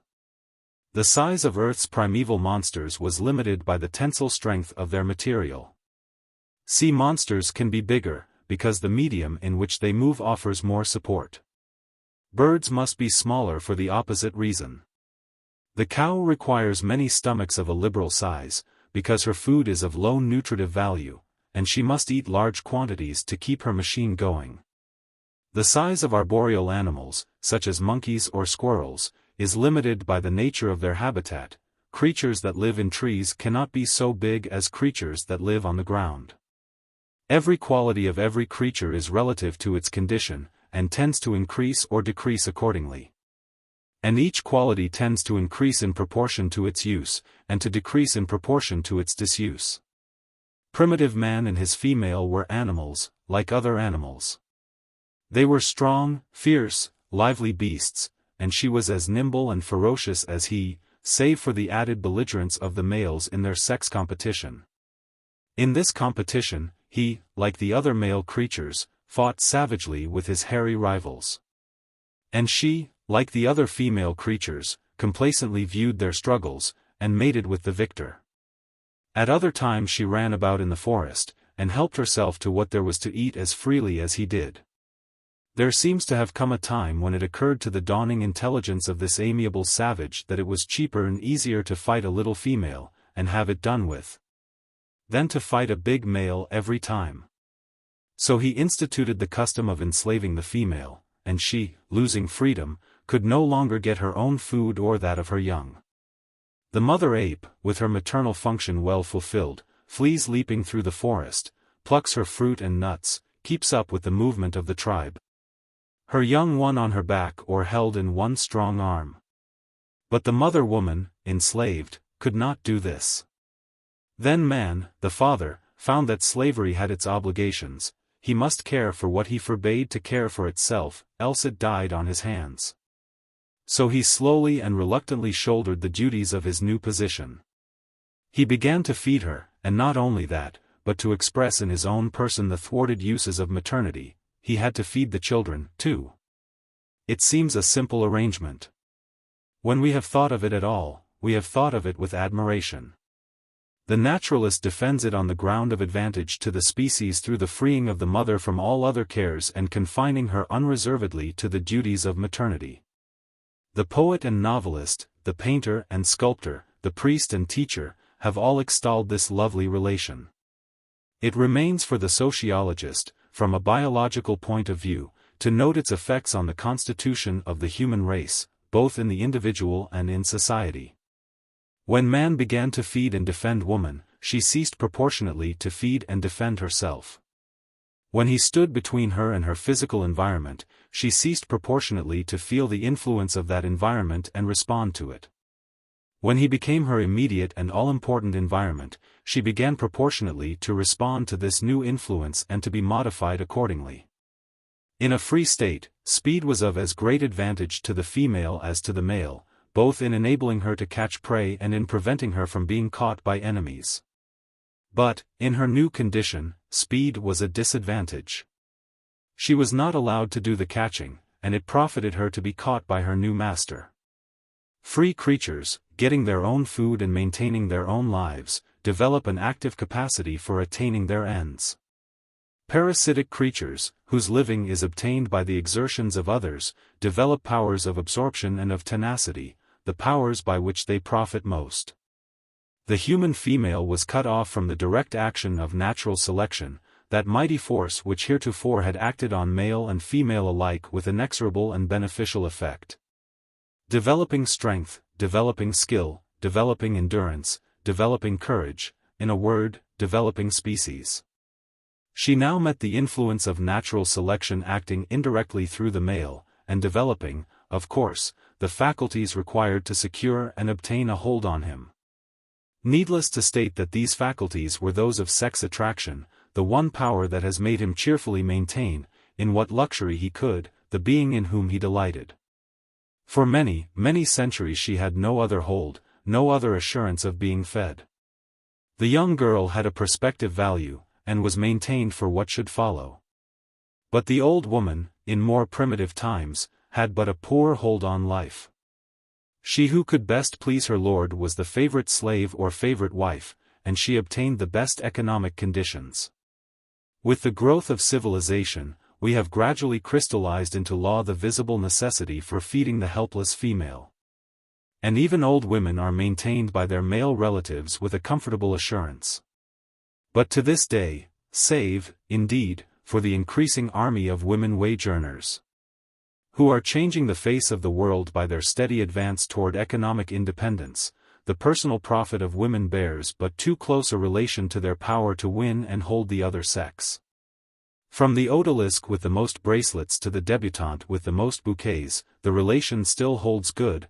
Woman's economic profit comes through the power of sex attraction. When we confront this fact boldly and plainly in the open market of vice, we are sick with horror.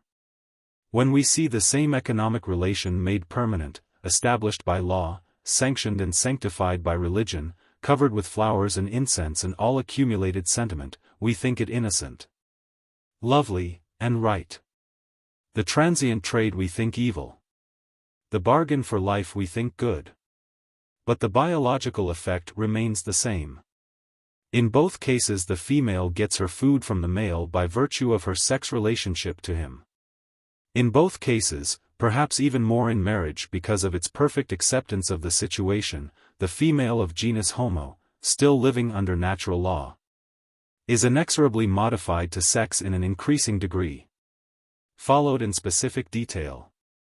The action of the changed environment upon women has been in given instances as follows. In the matter of mere passive surroundings she has been immediately restricted in her range. This one factor has an immense effect on man and animal alike. An absolutely uniform environment, one shape, one size, one color, one sound, would render life, if any life could be, one helpless, changeless thing. As the environment increases and varies, the development of the creature must increase and vary with it. For he acquires knowledge and power, as the material for knowledge and the need for power appear. In migratory species the female is free to acquire the same knowledge as the male by the same means, the same development by the same experiences. The human female has been restricted in range from the earliest beginning. Even among savages, she has a much more restricted knowledge of the land she lives in. She moves with the camp, of course, and follows her primitive industries in its vicinity, but the warpath and the hunt are the man's. He has a far larger habitat. The life of the female savage is freedom itself, however, compared with the increasing constriction of custom closing in upon the woman, as civilization advanced. Like the iron torture chamber of romance. Its culmination is expressed in the proverb, a woman should leave her home but 3 times, when she is christened, when she is married, and when she is buried. Or this, the woman, the cat, and the chimney should never leave the house. The absolutely stationary female and the wide-ranging male are distinctly human institutions, after we leave behind us such low forms of life as the gypsy moth, whose female seldom moves more than a few feet from the pupa moth. She has aborted wings, and cannot fly. She waits humbly for the winged male, lays her myriad eggs, and dies, a fine instance of modification to sex. To reduce so largely the mere area of environment is a great check to race development. But it is not to be compared in its effects with the reduction in voluntary activity to which the human female has been subjected. Her restricted impression, her confinement to the 4 walls of the home, have done great execution, of course, in limiting her ideas, her information, her thought processes, and power of judgment. And in giving a disproportionate prominence and intensity to the few things she knows about, but this is innocent in action compared with her restricted expression, the denial of freedom to act. A living organism is modified far less through the action of external circumstances upon it and its reaction thereto, than through the effect of its own exertions. Skin may be thickened gradually by exposure to the weather, but it is thickened far more quickly by being rubbed against something, as the handle of an oar or of a broom. To be surrounded by beautiful things has much influence upon the human creature, to make beautiful things has more. To live among beautiful surroundings and make ugly things is more directly lowering than to live among ugly surroundings and make beautiful things. What we do modifies us more than what is done to us. The freedom of expression has been more restricted in women than the freedom of impression, if that be possible. Something of the world she lived in she has seen from her barred windows. Some air has come through the perda's folds, some knowledge has filtered to her eager ears from the talk of men. Desdemona learned somewhat of Othello. Had she known more, she might have lived longer. But in the ever-growing human impulse to create, the power and will to make, to do, to express one's new spirit in new forms, here she has been utterly debarred. She might work as she had worked from the beginning, at the primitive labors of the household. But in the inevitable expansion of even those industries to professional levels we have striven to hold her back. To work with her own hands, for nothing, in direct body service to her own family, this has been permitted, yes, compelled. But to be and do anything further from this she has been forbidden. Her labor has not only been limited in kind, but in degree. Whatever she has been allowed to do must be done in private and alone, the first-hand industries of savage times. Our growth in industry has been not only in kind, but in class. The baker is not in the same industrial grade with the house cook, though both make bread. To specialize any form of labor is a step up, to organize it is another step. Specialization and organization are the basis of human progress, the organic methods of social life. They have been forbidden to women almost absolutely. The greatest and most beneficent change of this century is the progress of women in these two lines of advance. The effect of this check in industrial development, accompanied as it was by the constant inheritance of increased racial power, has been to intensify the sensations and emotions of women, and to develop great activity in the lines allowed. The nervous energy that up to present memory has impelled women to labor incessantly at something, be it the veriest folly of fancy work, is one mark of this effect. In religious development the same deadline has held back the growth of women through all the races and ages. In dim early times she was sharer in the mysteries and rites. But, as religion developed, her place receded, until Paul commanded her to be silent in the churches.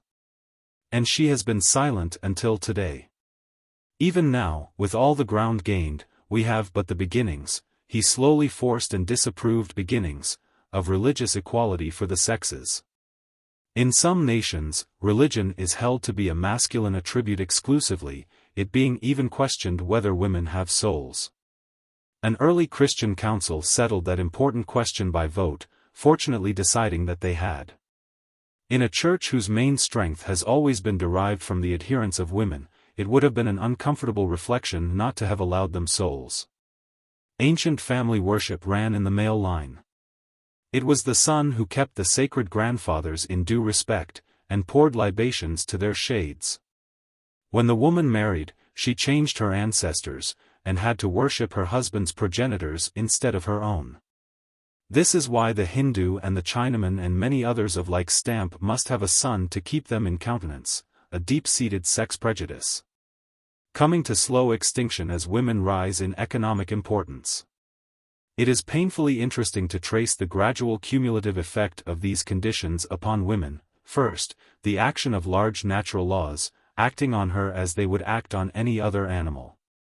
Then the evolution of social customs and laws, with her position as the active cause, following the direction of mere physical forces, and adding heavily to them.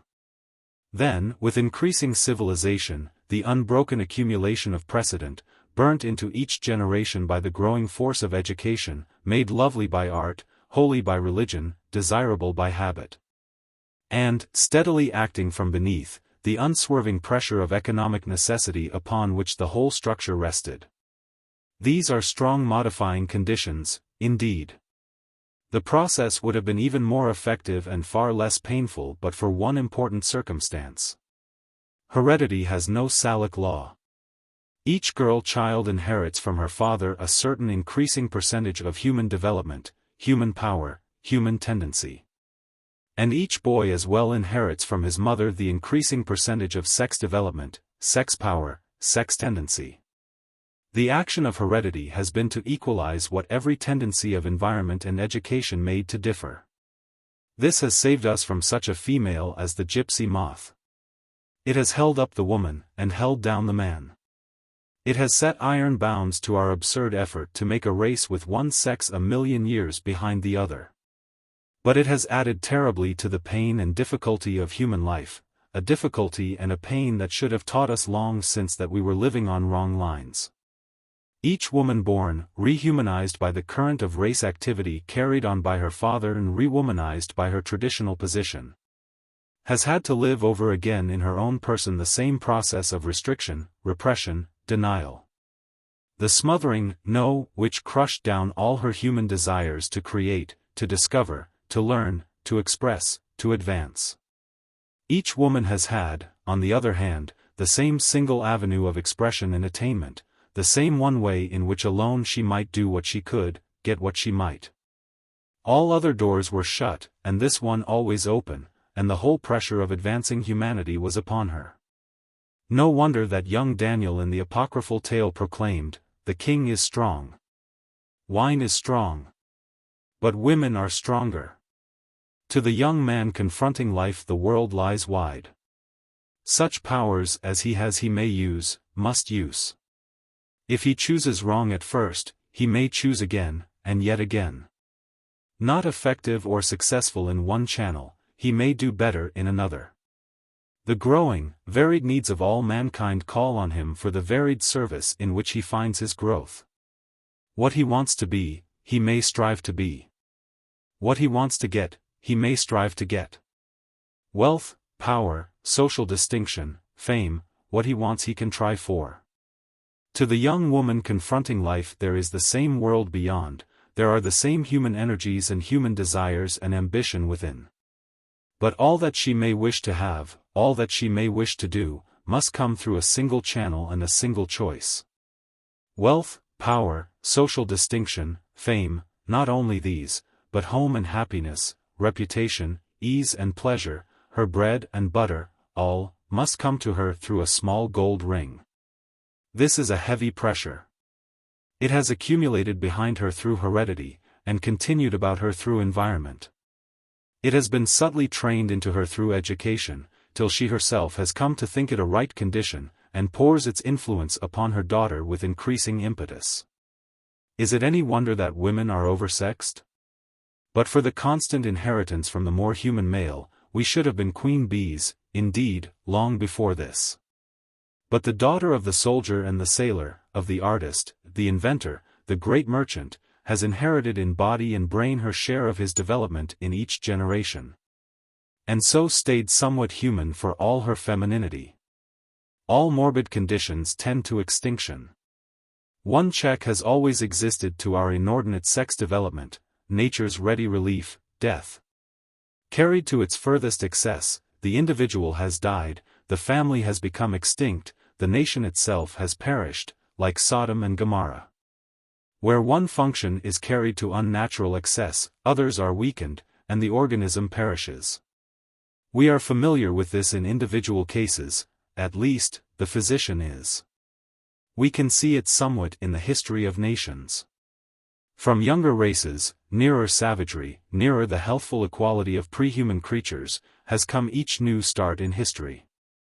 Persia was older than Greece, and its highly differentiated sexuality had produced the inevitable result of enfeebling the racial qualities.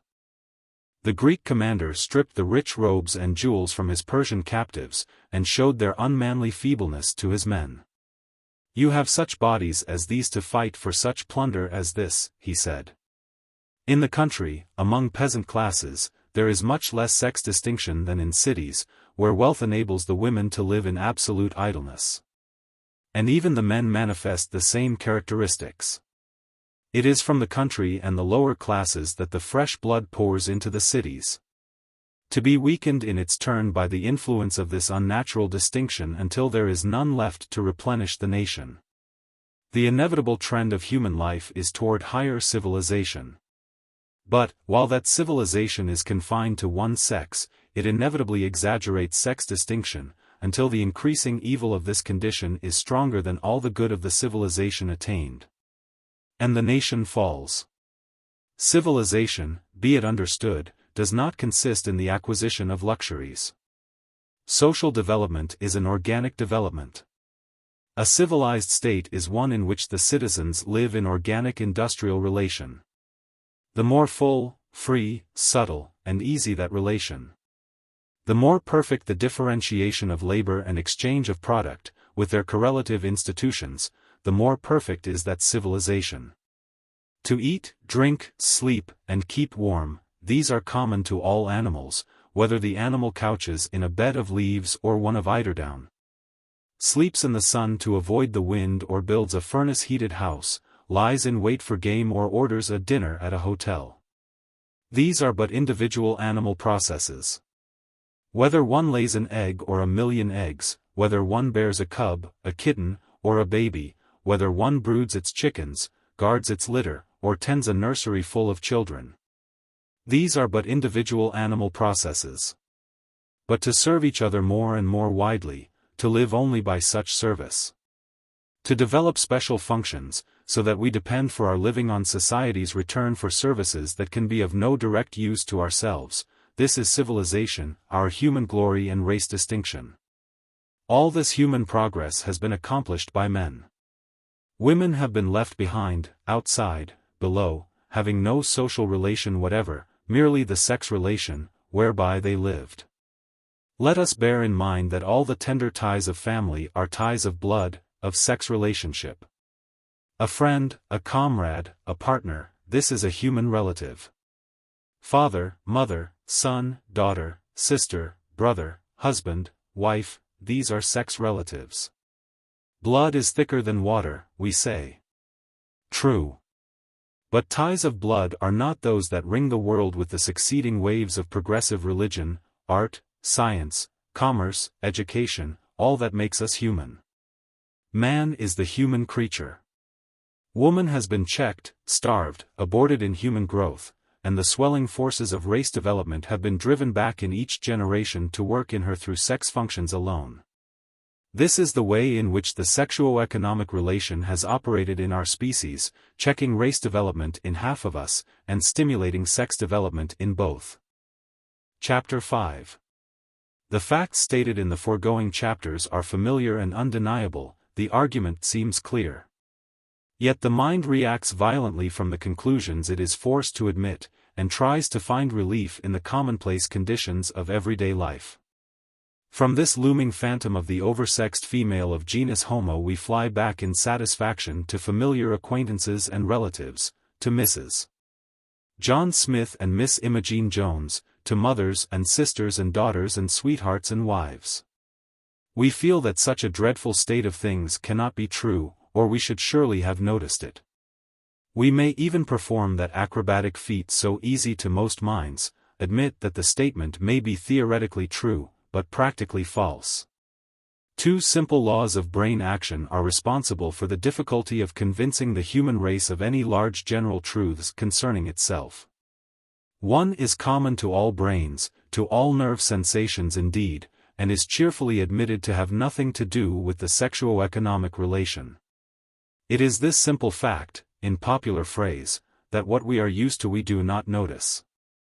This rests on the law of adaptation, the steady, ceaseless pressure that tends to fit the organism to the environment.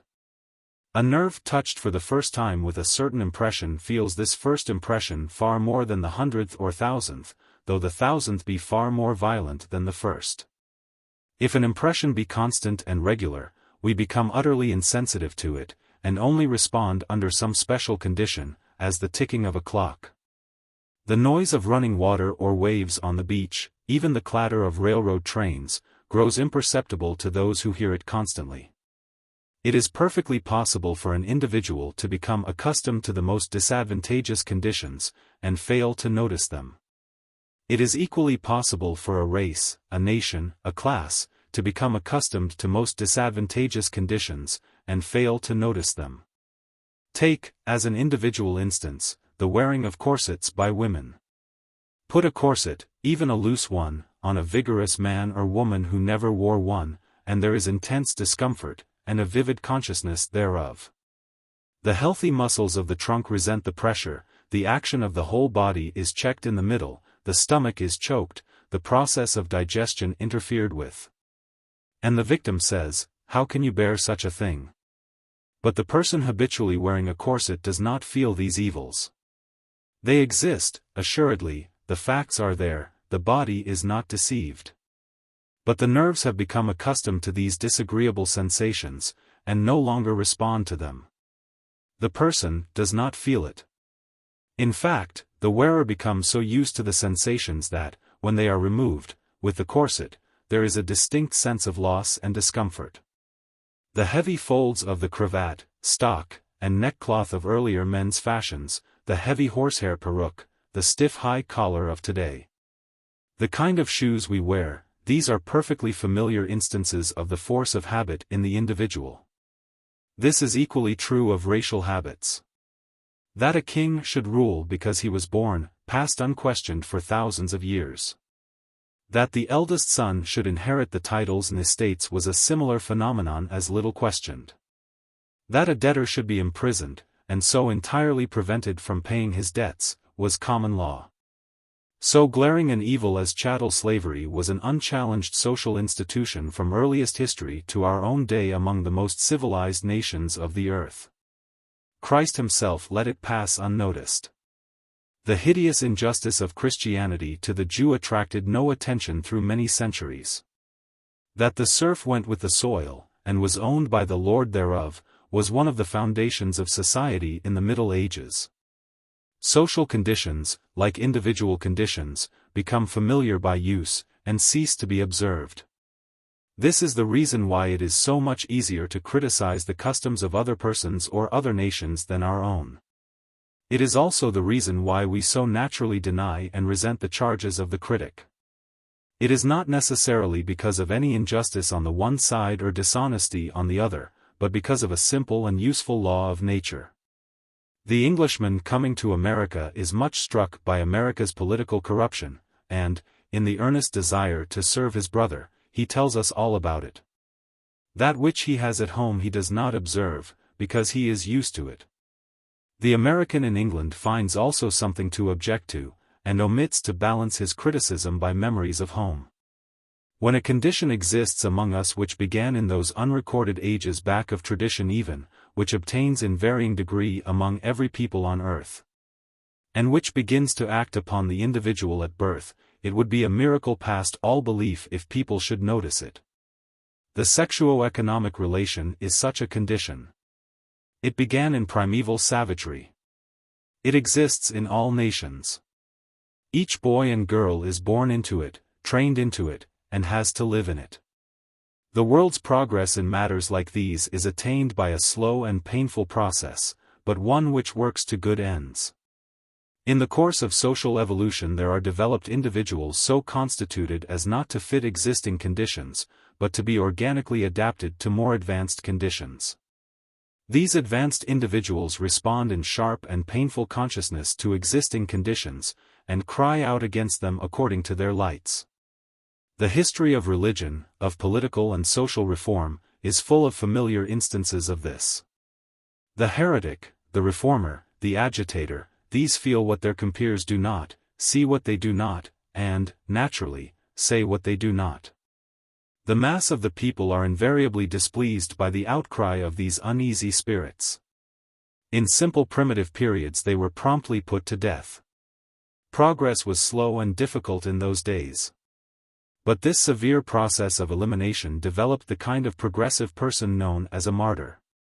And this remarkable sociological law was manifested, that the strength of a current of social force is increased by the sacrifice of individuals who are willing to die in the effort to promote it. The blood of the martyrs is the seed of the Church. This is so commonly known today, though not formulated, that power hesitates to persecute, lest it intensify the undesirable heresy. A policy of free speech is found to let pass most of the uneasy pushes and spurts of these stirring forces, and lead to more orderly action.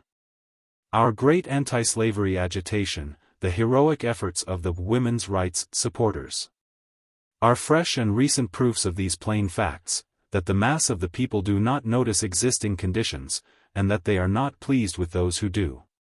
This is one strong reason why the sexuo-economic relation passes unobserved among us, and why any statement of it will be so offensive to many.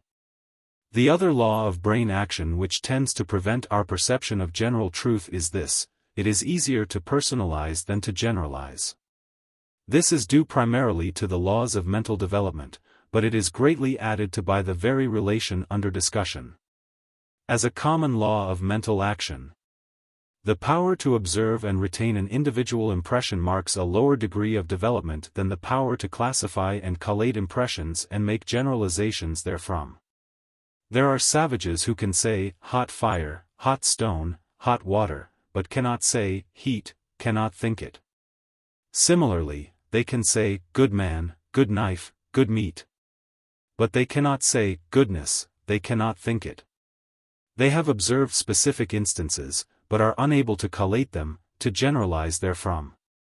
So, in our common life, individual instances of injustice or cruelty are observed long before the popular mind is able to see that it is a condition which causes these things, and that the condition must be altered before the effects can be removed. A bad priest, a bad king, a bad master, were long observed and pointedly objected to before it began to be held that the condition of monarchy or the condition of slavery must needs bear fruit. And that, if we did not like the fruit, we might better change the tree. Any slaveholder would admit that there were instances of cruelty, laziness, pride, among masters, and of deceit, laziness, dishonesty, among slaves.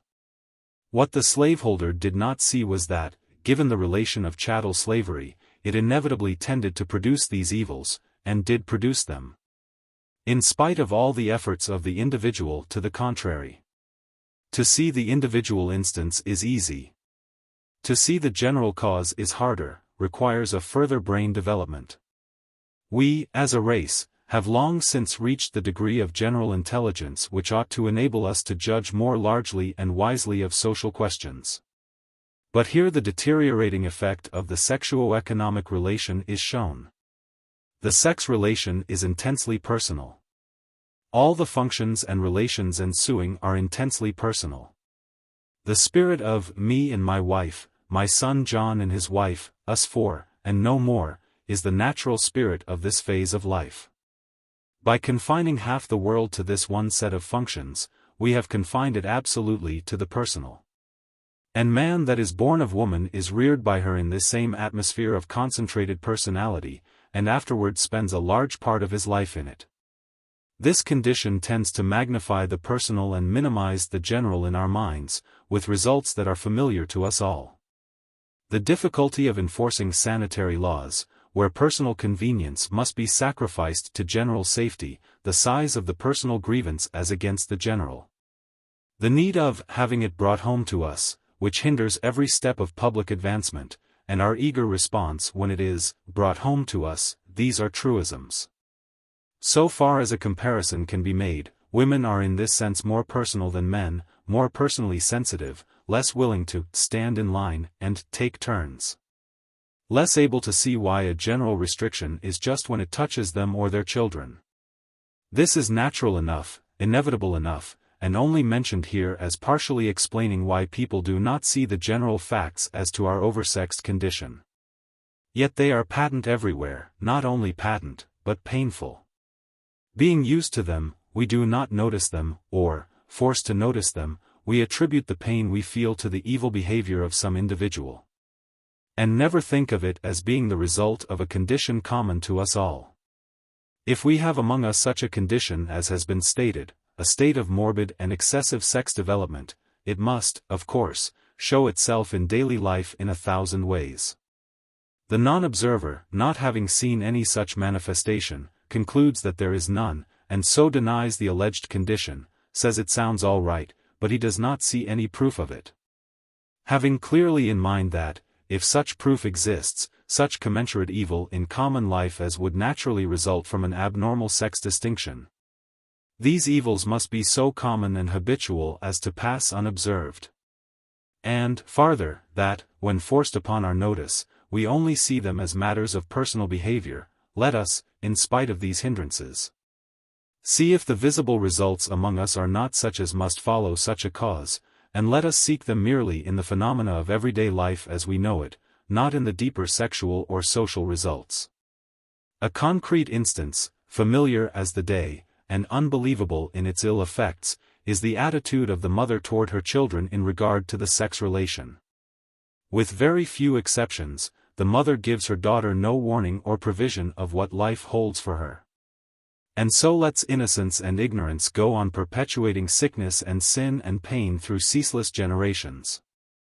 A normal motherhood wisely and effectively guards its young from evil. An abnormal motherhood, overanxious and underwise, hovers the child to its harm, and turns it out defenseless to the worst of evils. This is known to millions and millions personally. Only very lately have we thought to consider it generally. And not yet do we see that it is not the fault of the individual mother, but of her economic status. Because of our abnormal sex development, the whole field has become something of an offense, a thing to be hidden and ignored, passed over without remark or explanation. Hence this amazing paradox of mothers ashamed of motherhood, unable to explain it. And, measure this well, lying to their children about the primal truths of life, mothers lying to their own children about motherhood. The pressure under which this is done is an economic one. The girl must marry, else how live? The prospective husband prefers the girl to know nothing. He is the market, the demand. She is the supply. And with the best intentions the mother serves her child's economic advantage by preparing her for the market. This is an excellent instance. It is common. It is most evil. It is plainly traceable to our sexuo-economic relation. Another instance of so grossly unjust, so palpable, so general an evil that it has occasionally aroused some protest even from our dull consciousness is this, the enforced attitude of the woman toward marriage. To the young girl, as has been previously stated, marriage is the one road to fortune, to life. She is born highly specialized as a female. She is carefully educated and trained to realize in all ways her sex limitations and her sex advantages. What she has to gain even as a child is largely gained by feminine tricks and charms. Her reading, both in history and fiction, treats of the same position for women. And romance and poetry give it absolute predominance. Pictorial art, music, the drama, society, everything, tells her that she is she, and that all depends on whom she marries. Where young boys plan for what they will achieve and attain, young girls plan for whom they will achieve and attain. Little Ellie and her swan's nest among the reeds is a familiar illustration. It is the lover on the red roan steed she planned for. It is Lancelot riding through the sheaves that called the lady from her loom at Shalott. He is the coming world. With such a prospect as this before her, with an organization specially developed to this end. With an education adding every weight of precept and example, of wisdom and virtue, to the natural instincts. With a social environment the whole machinery of which is planned to give the girl a chance to see and to be seen, to provide her with opportunities. And with all the pressure of personal advantage and self-interest added to the sex instinct, what one would logically expect is a society full of desperate and eager husband hunters. Regarded with popular approval. Not at all. Marriage is the woman's proper sphere, her divinely ordered place, her natural end. It is what she is born for, what she is trained for, what she is exhibited for.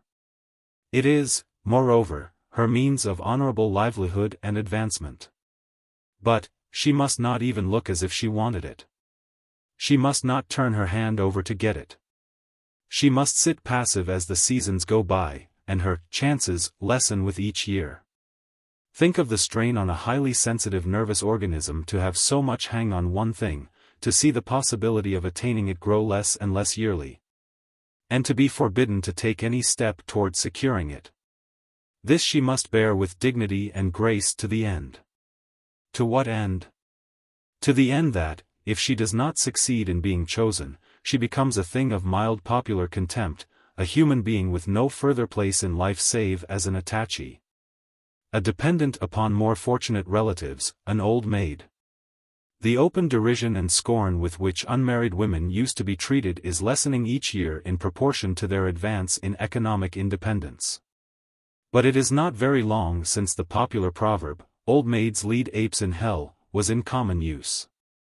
Since unwelcome lovers urged their suit with the awful argument that they might be the last askers, since the hapless lady in the wood prayed for a husband, and, when the owl answered, "Who? Who?" cried, "Anybody, good Lord." There is still a pleasant ditty afloat as to the 3 old maids of Lynn, who did not marry when they could, and could not when they would. The cruel and absurd injustice of blaming the girl for not getting what she is allowed no effort to obtain seems unaccountable. But it becomes clear when viewed in connection with the sexual-economic relation. Although marriage is a means of livelihood, it is not honest employment where one can offer one's labor without shame, but a relation where the support is given outright and enforced by law in return for the functional service of the woman, the duties of wife and mother. Therefore no honorable woman can ask for it.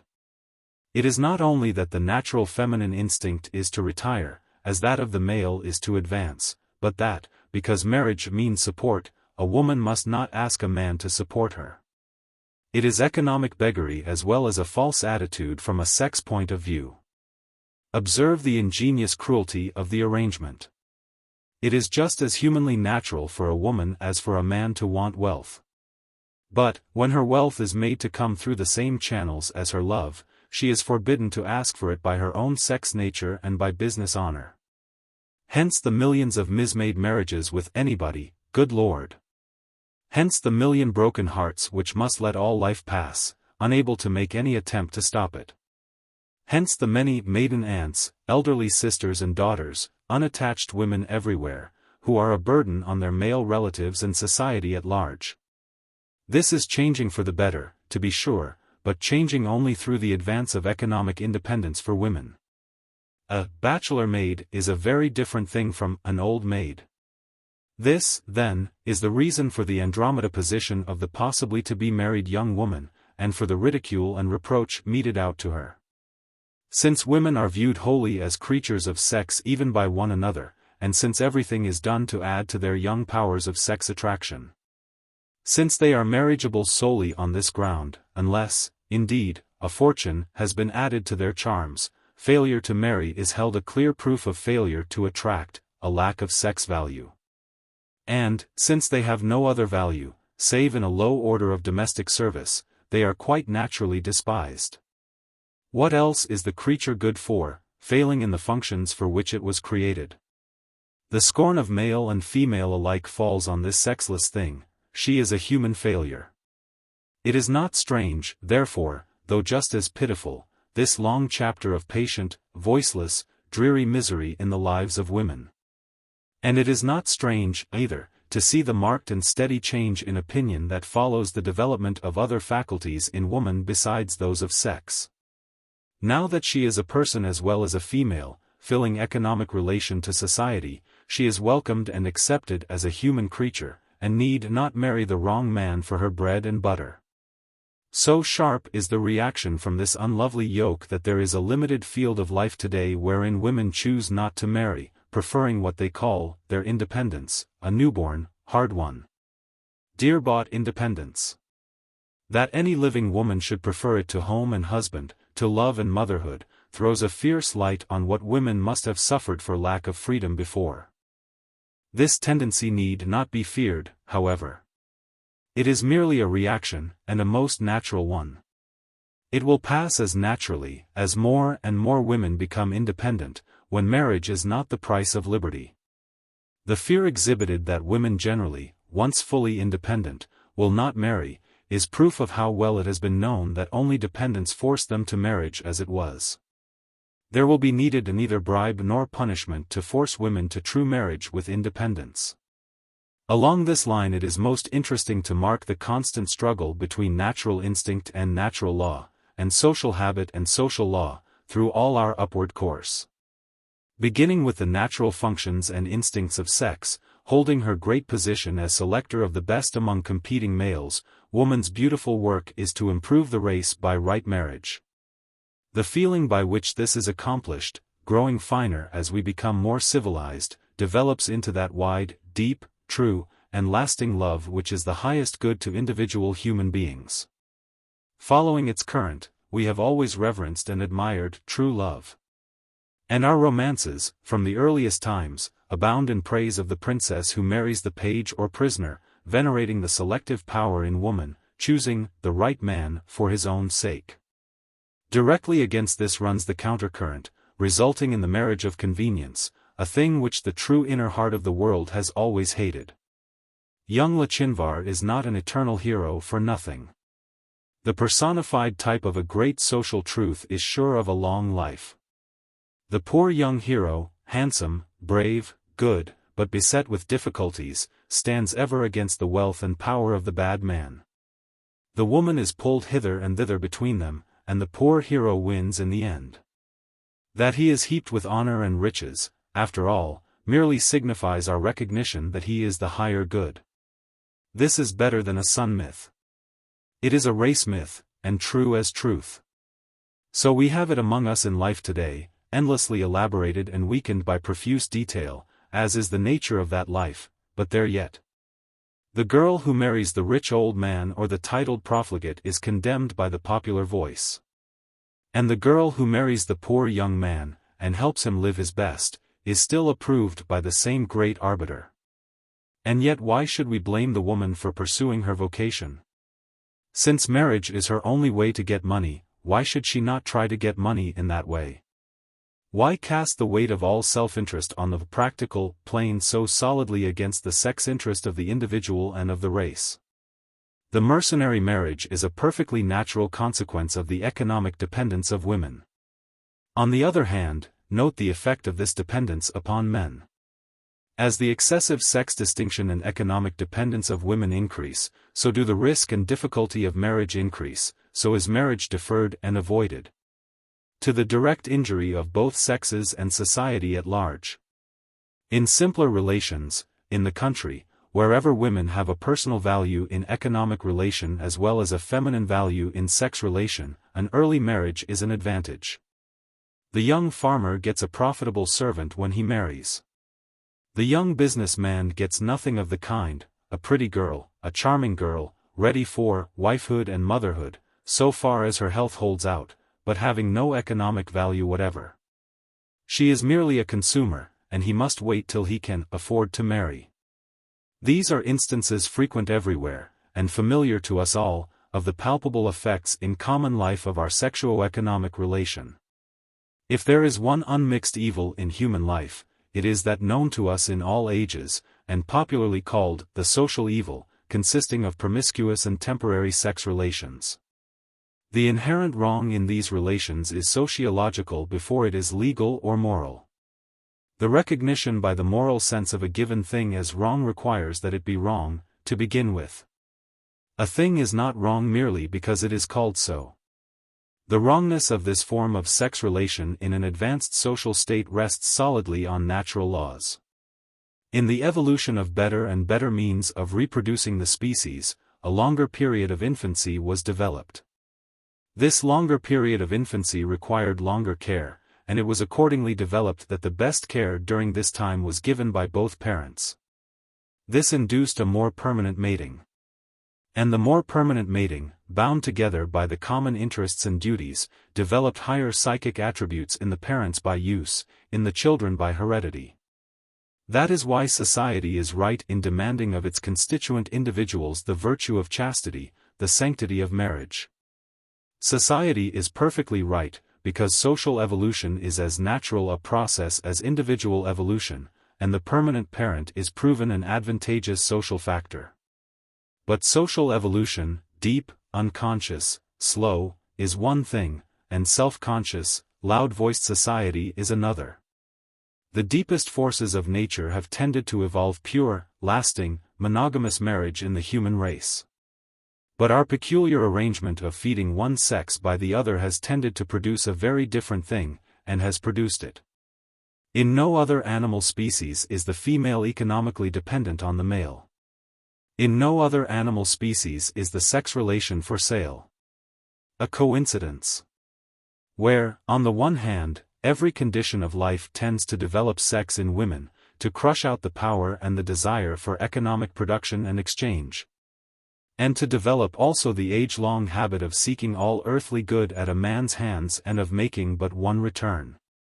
Where, on the other hand, man inherits the excess in sex energy, and is never blamed for exercising it, and where he develops also the age-long habit of taking what he wants from women, for whose helpless acquiescence he makes an economic return, what should naturally follow? Precisely what has followed.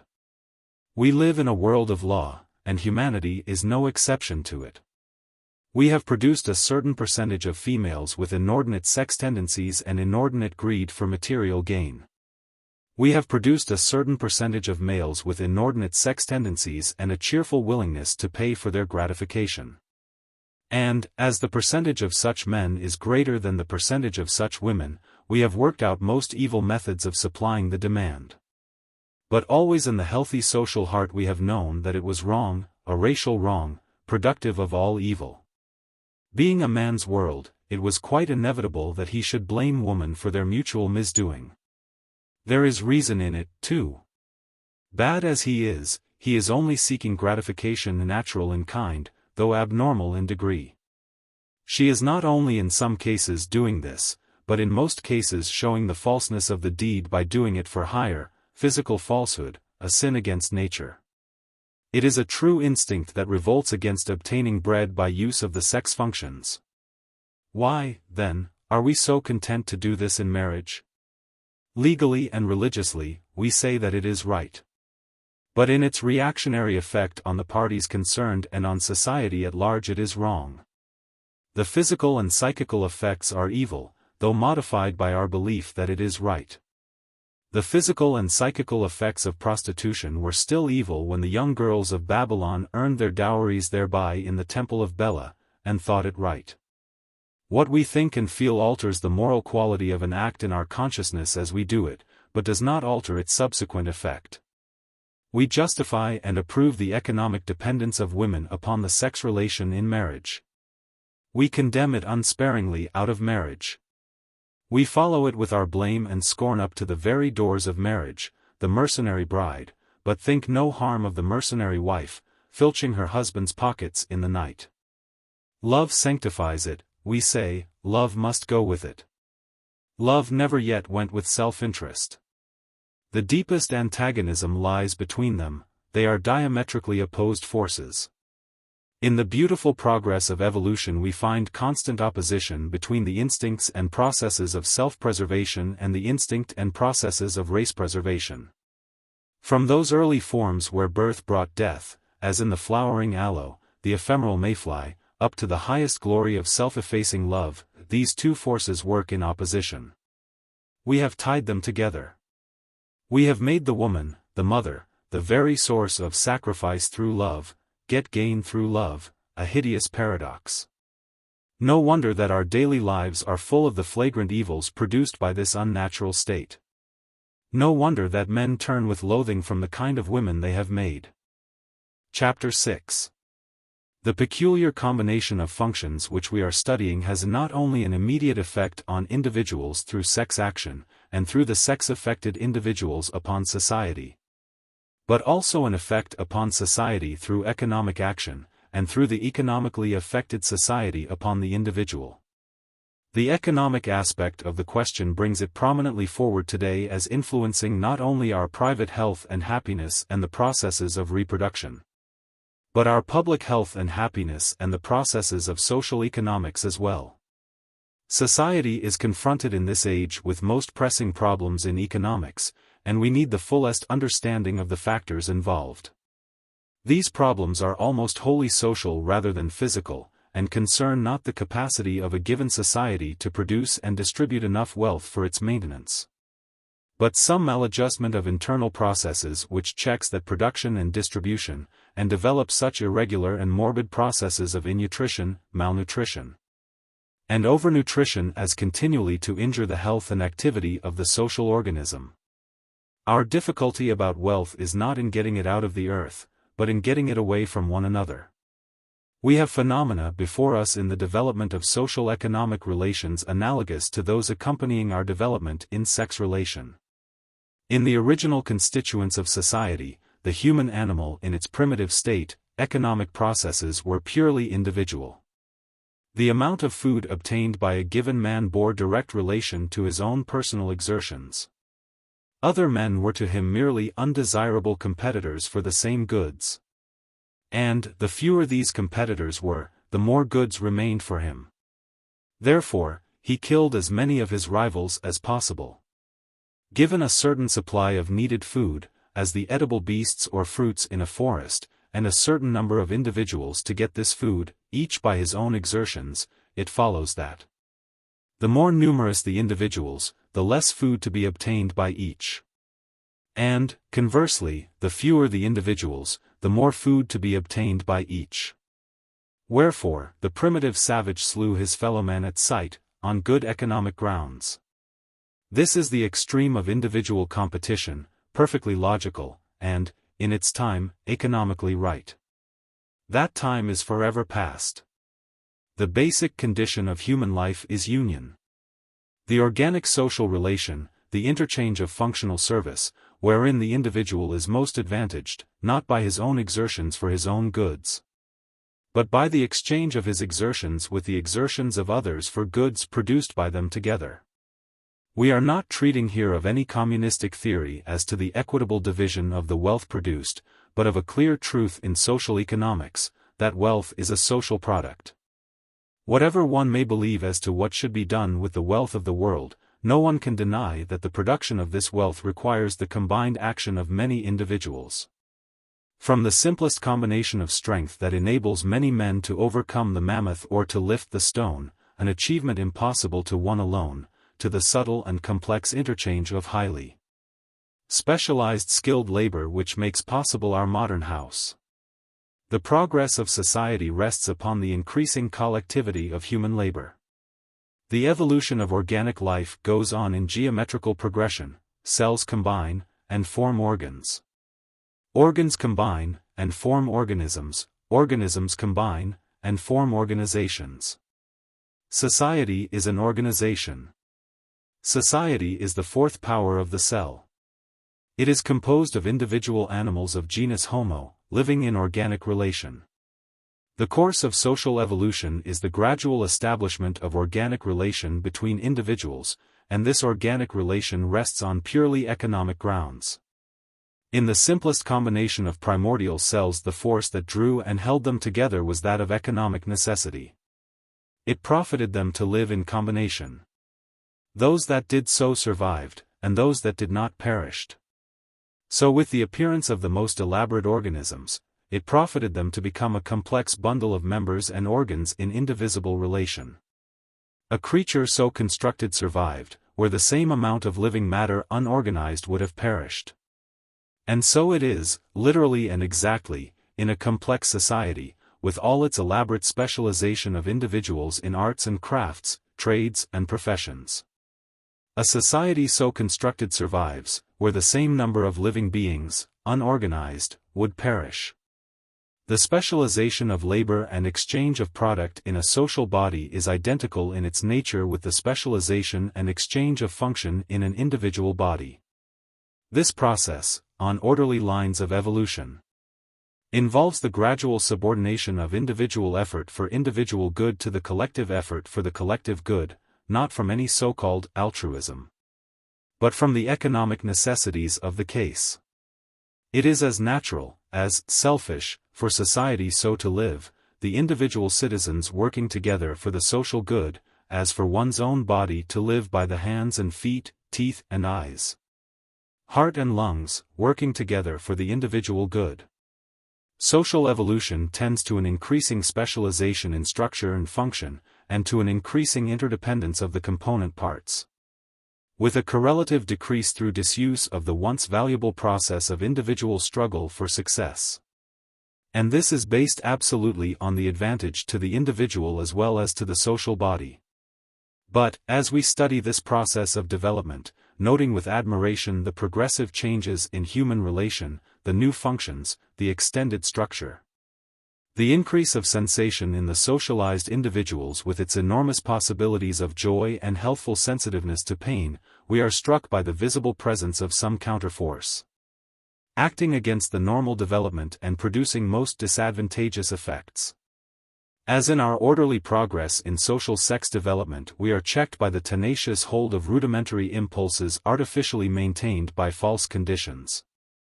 So in our orderly progress in social economic development we see the same peculiar survival of rudimentary impulses, which should have been long since easily outgrown.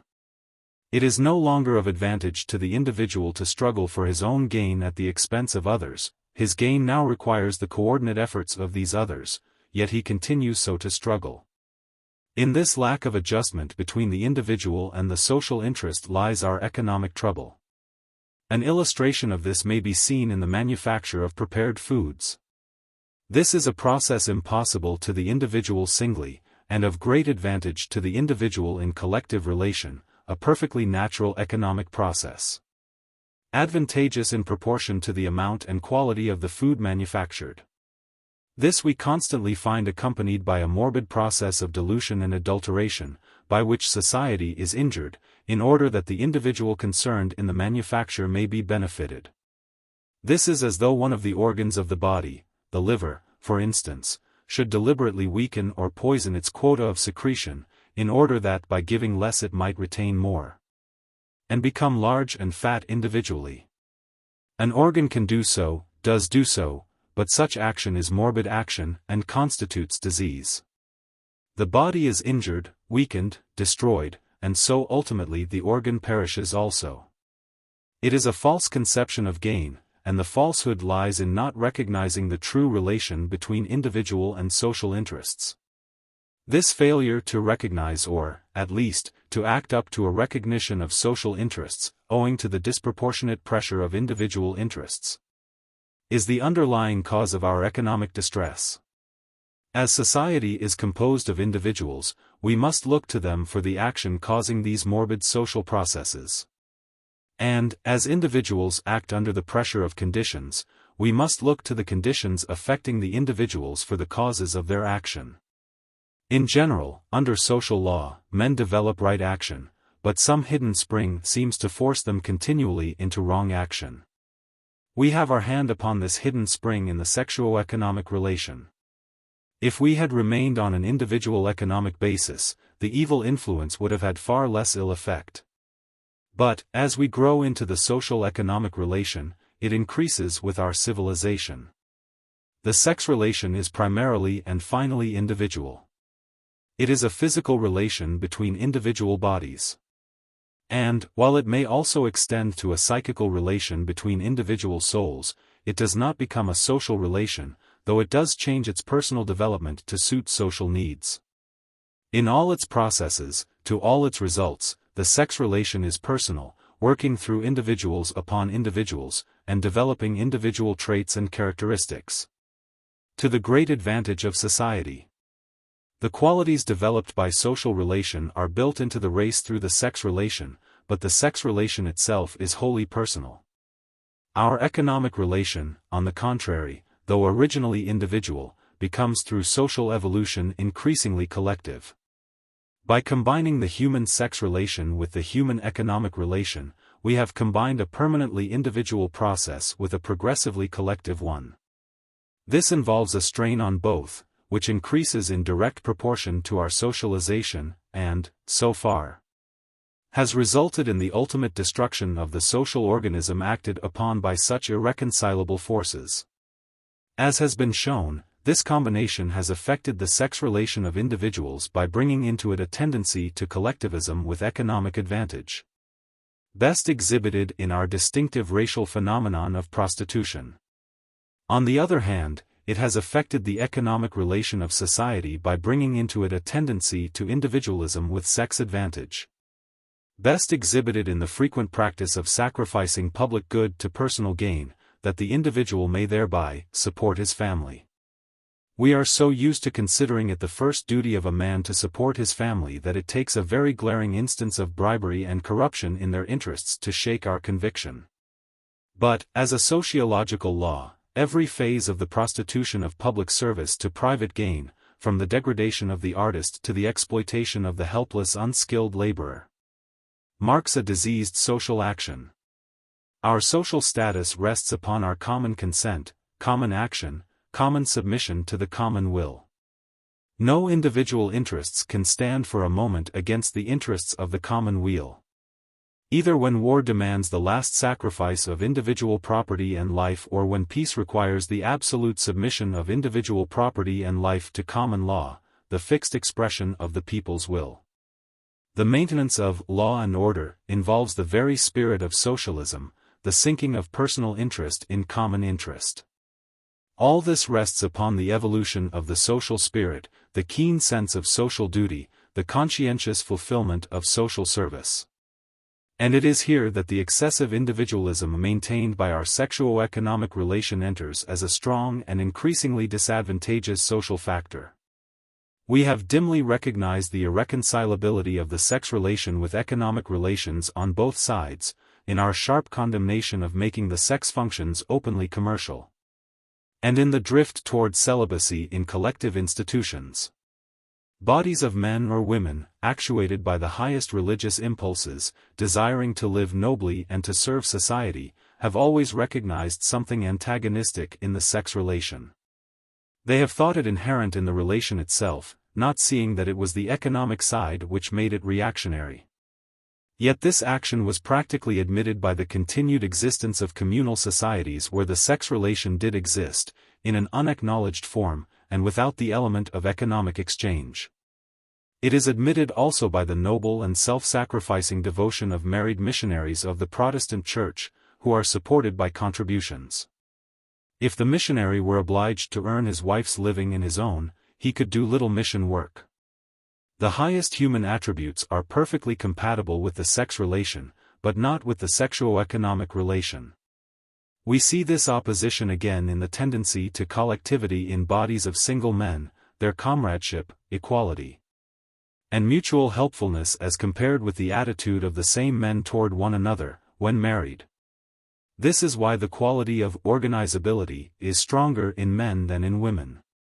Their common economic interests force them into relation, while the isolated and even antagonistic economic interests of women keep them from it. The condition of individual economic dependence in which women live resembles that of the savage in the forest. They obtain their economic goods by securing a male through their individual exertions, all competing freely to this end. No combination is possible. The numerous girls at a summer resort, in their attitude toward the scant supply of young men, bear an unconscious resemblance to the emulous savages in a too closely hunted forest. And here may be given an economic reason for the oft-noted bitterness with which the virtuous women regard the vicious. The virtuous woman stands in close ranks with her sisters, refusing to part with herself, her only economic goods, until she is assured of legal marriage, with its lifelong guarantee of support. Under equal proportions of birth in the two sexes, every woman would be tolerably sure of obtaining her demands. But here enters the vicious woman, and offers the same goods, though of inferior quality, to be sure, for a far less price. Every one of such illegitimate competitors lowers the chances of the unmarried women and the income of the married. No wonder those who hold themselves highly should be moved to bitterness at being undersold in this way. It is the hatred of the trade unionist for scab labor. On the woman's side we are steadily maintaining the force of primitive individual competition in the world as against the tendency of social progress to develop cooperation in its place. And this tendency of course is inherited by their sons. On the man's side the same effect is produced through another feature of the relation. The tendency to individualism with sex advantage is developed in man by an opposite process to that operating on the woman. She gets her living by getting a husband. He gets his wife by getting a living. It is to her individual economic advantage to secure a mate. It is to his individual sex advantage to secure economic gain. The sex functions to her have become economic functions. Economic functions to him have become sex functions. This has confounded our natural economic competition, inevitably growing into economic cooperation, with the element of sex competition, an entirely different force. Competition among males, with selection by the female of the superior male, is the process of sexual selection, and works to racial improvement. So far as the human male competes freely with his peers in higher and higher activities, and the female chooses the winner, so far we are directly benefited. But there is a radical distinction between sex competition and marriage by purchase. In the first, the male succeeds by virtue of what he can do, in the second, by virtue of what he can get. The increased power to do, transmitted to the young, is of racial advantage. But mere possessions, with no question as to the method of their acquisition, are not necessarily of advantage to the individual as a father. To make the sexual gain of the male rest on his purchasing power puts the immense force of sex competition into the field of social economics, not only as an incentive to labor and achievement, which is good, but as an incentive to individual gain, however obtained, which is bad. Thus accounting for our multiplied and intensified desire to get, the inordinate greed of our industrial world. The tournament of the Middle Ages was a brutal sport perhaps, with its human injury, pain, and death, under the cry of, "Fight on, brave knights! Fair eyes are looking on you." But it represents a healthier process than our modern method of securing the wherewithal to maintain the sex relation. As so beautifully phrased by Jean Ingelow, "I worked afar that I might rear a happy home on English soil. I labored for the gold and gear. I loved my toil. Forever in my spirit spake the natural whisper, well, 'twill be, when loving wife and children break their bread with thee." Or, put more broadly by Kipling, "But since our women must walk gay, and money buys their gear, the sealing vessels filch this way, at hazard, year by year." The contest in every good man's heart today between the ought to and the must, between his best work and the potboiler, is his personal share of this incessant struggle between social interest and self-interest. For himself and by himself he would be glad to do his best work, to be true to his ideals, to be brave in meeting loss for that truth's sake. But as the compromising capitalist says in Put Yourself in His Place, when his sturdy young friend, a bachelor, wonders at his giving in to unjust demands, marriage makes a mouse of a man. To the young businessman who falls into evil courses in the sex relation, the open greed of his fair dependent is a menace to his honesty, to his business prospects. On the same man married, the needs of his wife often operate in the same way. The sense of the dependence of the helpless creature whose food must come through him does not stimulate courage, but compels submission. The foregoing distinction should be clearly held in mind. Legitimate sex competition brings out all that is best in man. To please her, to win her, he strives to do his best.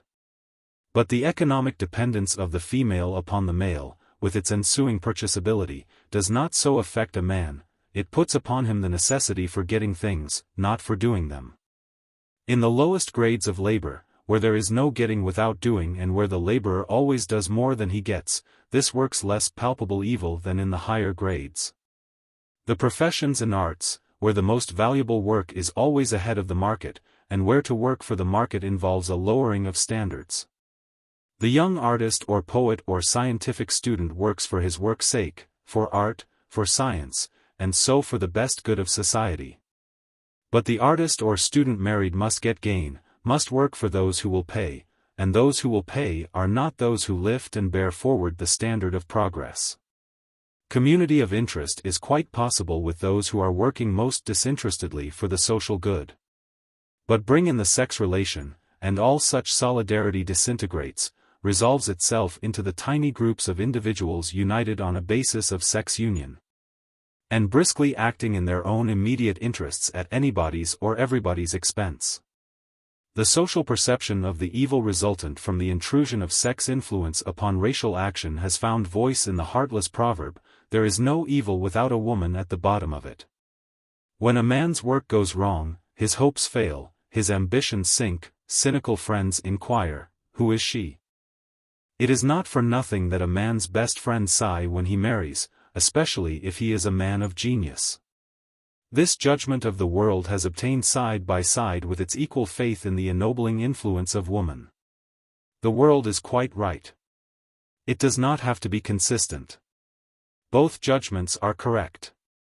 Woman affecting society through the sex relation or through her individual economic relation is an ennobling influence. Woman affecting society through our perverse combination of the two becomes a strange influence, indeed. One of the amusing minor results of these conditions is that, while we have observed the effect of marriage upon social-economic relation and the effect of social-economic relation upon marriage, seeing that the devoted servant of the family was a poor servant of society and that the devoted servant of society was a poor servant of the family, seeing the successful collectivity of celibate institutions, we have jumped to the conclusion that collective prosperity was conditioned upon celibacy, and that we did not want it. That is why the popular mind is so ready to associate socialistic theories with injury to marriage. Having seen that marriage makes us less collective, we infer conversely that collectivity will make us less married, that it will break up the home, strike at the roots of the family. When we make plain to ourselves that a pure, lasting, monogamous sex union can exist without bribe or purchase, without the manacles of economic dependence, and that men and women so united in sex relation will still be free to combine with others in economic relation, we shall not regard devotion to humanity as an unnatural sacrifice, nor collective prosperity as a thing to fear. Besides this maintenance of primeval individualism in the growing collectivity of social-economic process and the introduction of the element of sex combat into the narrowing field of industrial competition, there is another side to the evil influence of the sexuo-economic relation upon social development. This is in the attitude of woman as a non-productive consumer. In the industrial evolution of the human race, that marvelous and subtle drawing out and interlocking of special functions which constitute the organic life of society, we find that production and consumption go hand in hand. And production comes first. One cannot consume what has not been produced. Economic production is the natural expression of human energy, not sex energy at all, but race energy, the unconscious functioning of the social organism. Socially organized human beings tend to produce, as a gland to secrete, it is the essential nature of the relation. The creative impulse, the desire to make, to express the inner thought in outer form, just for the work's sake, no use at all the work, this is the distinguishing character of humanity. I want to mark, cries the child, demanding the pencil. He does not want to eat. He wants to mark. He is not seeking to get something into himself, but to put something out of himself. He generally wants to do whatever he sees done, to make pie crust or to make shavings, as it happens. The pie he may eat, the shavings not, but he likes to make both. This is the natural process of production, and is followed by the natural process of consumption, where practicable. But consumption is not the main end, the governing force. Under this organic social law, working naturally, we have the evolution of those arts and crafts in the exercise of which consists our human living, and on the product of which we live. So does society evolve within itself, secrete as it were, the social structure with all its complex machinery, and we function therein as naturally as so many glands, other things being equal. But other things are not equal. Half the human race is denied free productive expression, is forced to confine its productive human energies to the same channels as its reproductive sex energies. Its creative skill is confined to the level of immediate personal bodily service, to the making of clothes and preparing of food for individuals. No social service is possible. While its power of production is checked, its power of consumption is inordinately increased by the showering upon it of the unearned increment of masculine gifts. For the woman there is, first, no free production allowed, and, second, no relation maintained between what she does produce and what she consumes. She is forbidden to make, but encouraged to take. Her industry is not the natural output of creative energy, not the work she does because she has the inner power and strength to do it, nor is her industry even the measure of her gain. She has, of course, the natural desire to consume, and to that is set no bar save the capacity or the will of her husband. Thus we have painfully and laboriously evolved and carefully maintain among us an enormous class of non-productive consumers, a class which is half the world, and mother of the other half. We have built into the constitution of the human race the habit and desire of taking, as divorced from its natural precursor and concomitant of making. We have made for ourselves this endless array of horseleech's daughters, crying, "Give! Give!" To consume food, to consume clothes, to consume houses and furniture and decorations and ornaments and amusements, to take and take and take forever, from one man if they are virtuous, from many if they are vicious, but always to take and never to think of giving anything in return except their womanhood. This is the enforced condition of the mothers of the race. What wonder that their sons go into business for what there is in it? What wonder that the world is full of the desire to get as much as possible and to give as little as possible? What wonder, either, that the glory and sweetness of love are but a name among us, with here and there a strange and beautiful exception, of which our admiration proves the rarity. Between the brutal ferocity of excessive male energy struggling in the marketplace as in a battlefield and the unnatural greed generated by the perverted condition of female energy, it is not remarkable that the industrial evolution of humanity has shown peculiar symptoms. One of the minor effects of this last condition, this limiting of female industry to close personal necessities, and this tendency of her overdeveloped sex nature to overestimate the so-called duties of her position, has been to produce an elaborate devotion to individuals and their personal needs, not to the understanding and developing of their higher natures, but to the intensification of their bodily tastes and pleasure. The wife and mother, pouring the rising tide of racial power into the same old channels that were allowed her primitive ancestors, constantly ministers to the physical needs of her family with a ceaseless and concentrated intensity. They like it, of course. But it maintains in the individuals of the race an exaggerated sense of the importance of food and clothes and ornaments to themselves, without at all including a knowledge of their right use and value to us all. It develops personal selfishness. Again, the consuming female, debarred from any free production, unable to estimate the labor involved in the making of what she so lightly destroys, and her consumption limited mainly to those things which minister to physical pleasure, creates a market for sensuous decoration and personal ornament, for all that is luxurious and enervating, and for a false and capricious variety in such supplies, which operates as a most deadly check to true industry and true art. As the priestess of the temple of consumption, as the limitless demander of things to use up, her economic influence is reactionary and injurious. Much, very much, of the current of useless production in which our economic energies run waste, man's strength poured out like water on the sand, depends on the creation and careful maintenance of this false market. This sink into which human labor vanishes with no return.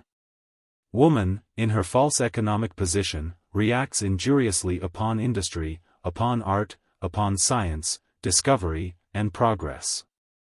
The sexuo-economic relation in its effect on the constitution of the individual keeps alive in us the instincts of savage individualism which we should otherwise have well outgrown. It sexualizes our industrial relation and commercializes our sex relation. And, in the external effect upon the market, the oversexed woman, in her unintelligent and ceaseless demands, hinders and perverts the economic development of the world. Chapter 7. A condition so long established, so widespread, so permanent as the sexuo-economic relation in the human species could not have been introduced and maintained in the course of social evolution without natural causes and uses. No wildest perversion of individual will could permanently maintain a condition wholly injurious to society. Church and state and social forms move and change with our growth, and we cannot hinder them long after the time has come for further progress. Once it was of advantage to society that the sexuo-economic relation should be established. Now that it is no longer of advantage to society, the woman's movement has set in. And the relation is changing under our eyes from year to year, from day to day, in spite of our traditional opposition.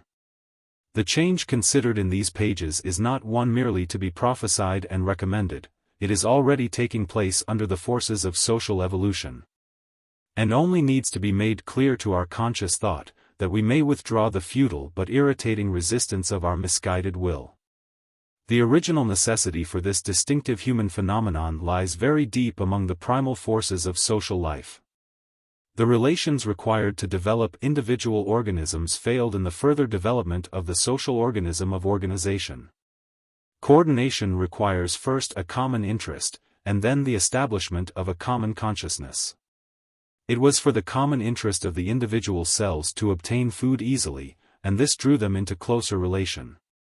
That relation being established, their coexistence became a unit, an entity, a thing with a conscious life of its own. In the fullest development of the most elaborate organisms, this holds good. There must be a common interest to be served by all this coordinate activity, and there must be a common consciousness established, whereby to serve most easily the common interest.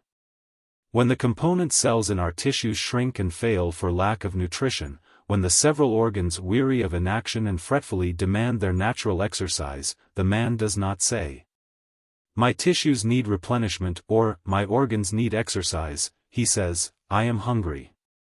And that I, the personal consciousness directing the smooth interaction of all its parts, goes to work to get food. Social evolution rests on this common interest. Individual men are profited by social relation, and, therefore, they enter into social relation. Such relation requires a common consciousness, through which the coordinate action may take place. And the whole course of social development is marked by the constant extension of this social consciousness and its necessary vehicles. Language is our largest common medium, and leads on into literature, which is but preserved speech. The brain of man is the social organ, the organ of communication. Through it flows the current of thought, whereby we are enabled to work together. By so much as our brains hold in common, we can understand each other. And, therefore, some degree of common education is essential to free social development. At the very beginning of this process, when the human animal was still but an animal, but an individual, came the imperative demand for the establishment of a common consciousness between these hitherto irreconcilable individuals. The first step in nature toward this end is found in the relation between mother and child. Where the young, after birth, are still dependent on the mother, the functions of the one separate living body needing the service of another separate living body. We have the overlapping of personality, the mutual need, which brings with it the essential instinct that holds together these interacting personalities. That instinct we call love. The child must have the mother's breast. The mother's breast must have the child. Therefore, between mother and child was born love, long before fatherhood was anything more than a momentary incident. But the common consciousness, the mutual attraction between mother and child, stopped there absolutely. It was limited in range to this closest relation, in duration, to the period of infancy. The common interest of human beings must be served by racial faculties, not merely by the sex functions of the female, or the duties of mother to child. As the male, acting through his natural instincts, steadily encroached upon the freedom of the female until she was reduced to the state of economic dependence. He thereby assumed the position of provider for this creature no longer able to provide for herself. He was not only compelled to serve her needs, but to fulfill in his own person the thwarted uses of maternity. He became, and has remained, a sort of man-mother, alone in creation in his remarkable position. By this common interest, existing now not only between mother and child, but between father, mother, and child, grew up a wider common consciousness. And, as the father served the child not through sex function, but through race function, this service was open to far wider development and longer duration than the mother's alone could ever have reached. Maternal energy is the force through which have come into the world both love and industry. It is through the tireless activity of this desire, the mother's wish to serve the young, that she began the first of the arts and crafts whereby we live. While the male savage was still a mere hunter and fighter, expressing masculine energy, the catabolic force, along its essential line, expanding, scattering. The female savage worked out in equally natural ways the conserving force of female energy. She gathered together and saved nutrition for the child, as the germ cell gathers and saves nutrition in the unconscious silences of nature. She wrapped it in garments and built a shelter for its head as naturally as the same maternal function had loved, clothed, and sheltered the unborn. Maternal energy, working externally through our elaborate organism, is the source of productive industry, the main current of social life. But not until this giant force could ally itself with others and work cooperatively, overcoming the destructive action of male energy in its blind competition, could our human life enter upon its full course of racial evolution. This is what was accomplished through the suppression of the free action of maternal energy in the female and its irresistible expression through the male. The two forces were combined, and he was the active factor in their manifestation. It was one of nature's calm, unsmiling miracles, no more wonderful than where she makes the guileless, greedy bee, who thinks he is merely getting his dinner, serve as an agent of reproduction to countless flowers. The bee might resent it if he knew what office he performed, and that his dinner was only there that he might fulfill that office. The subjection of woman has involved to an enormous degree the maternalizing of man. Under its bonds he has been forced into new functions, impossible to male energy alone. He has had to learn to love and care for someone besides himself. He has had to learn to work, to serve, to be human. Through the sex passion, mightily overgrown, the human race has been led and driven up the long, steep path of progress, over all obstacles, through all dangers, carrying its accompanying conditions of disease and sin, and surmounting them, up and up in spite of all. Until at last a degree of evolution is reached in which the extension of human service and human love makes possible a better way. By the action of his own desires, through all its byproducts of evil, man was made part mother, and so both man and woman were enabled to become human. It was an essential step in our racial progress, a means to an end. It should not be considered as an extreme maternal sacrifice, but as a novel and thorough system of paternal sacrifice, the male of genus Homo coerced by sex necessity into the expression of maternal energy. The naturally destructive tendencies of the male have been gradually subverted to the conservative tendencies of the female. And this so palpably that the process is plainly to be observed throughout history. Into the male have been bred, by natural selection and unbroken training, the instincts and habits of the female, to his immense improvement. The female was dependent upon the male in individual economic relation. She was in a state of helpless slavery. She was treated with unspeakable injustice and cruelty. But nature's processes go on quite undisturbed among incidents like these. To blend the opposing sex tendencies of two animals into the fruitful powers of a triumphant race was a painful process, but that does not matter. It was essential, and it has been fulfilled. There should be an end to the bitterness of feeling which has arisen between the sexes in this century. Right as is the change of attitude in the woman of today, she need feel no resentment as to the past, no shame, no sense of wrong. With a full knowledge of the initial superiority of her sex and the sociological necessity for its temporary subversion, she should feel only a deep and tender pride in the long patient ages during which she has waited and suffered, that man might slowly rise to full racial equality with her. She could afford to wait. She could afford to suffer. It is high time that women began to understand their true position, primarily and eternally, and to see how little the long years of oppression have altered it. It was not well for the race to have the conservative processes of life so wholly confined to the female, the male being merely a temporary agent in reproduction and of no further use.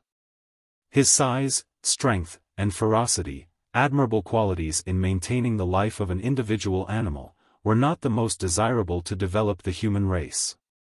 We needed most the quality of coordination, the facility in union, the power to make and to save rather than to spend and to destroy. These were female qualities. Acting from his own nature, man could not manifest traits that he did not possess. Throned as woman's master, chained as her servant, he has, through this strange combination of functions, acquired these traits under the heavy law of necessity. Originally, the two worked on divers lines, he spending and scattering, she saving and building.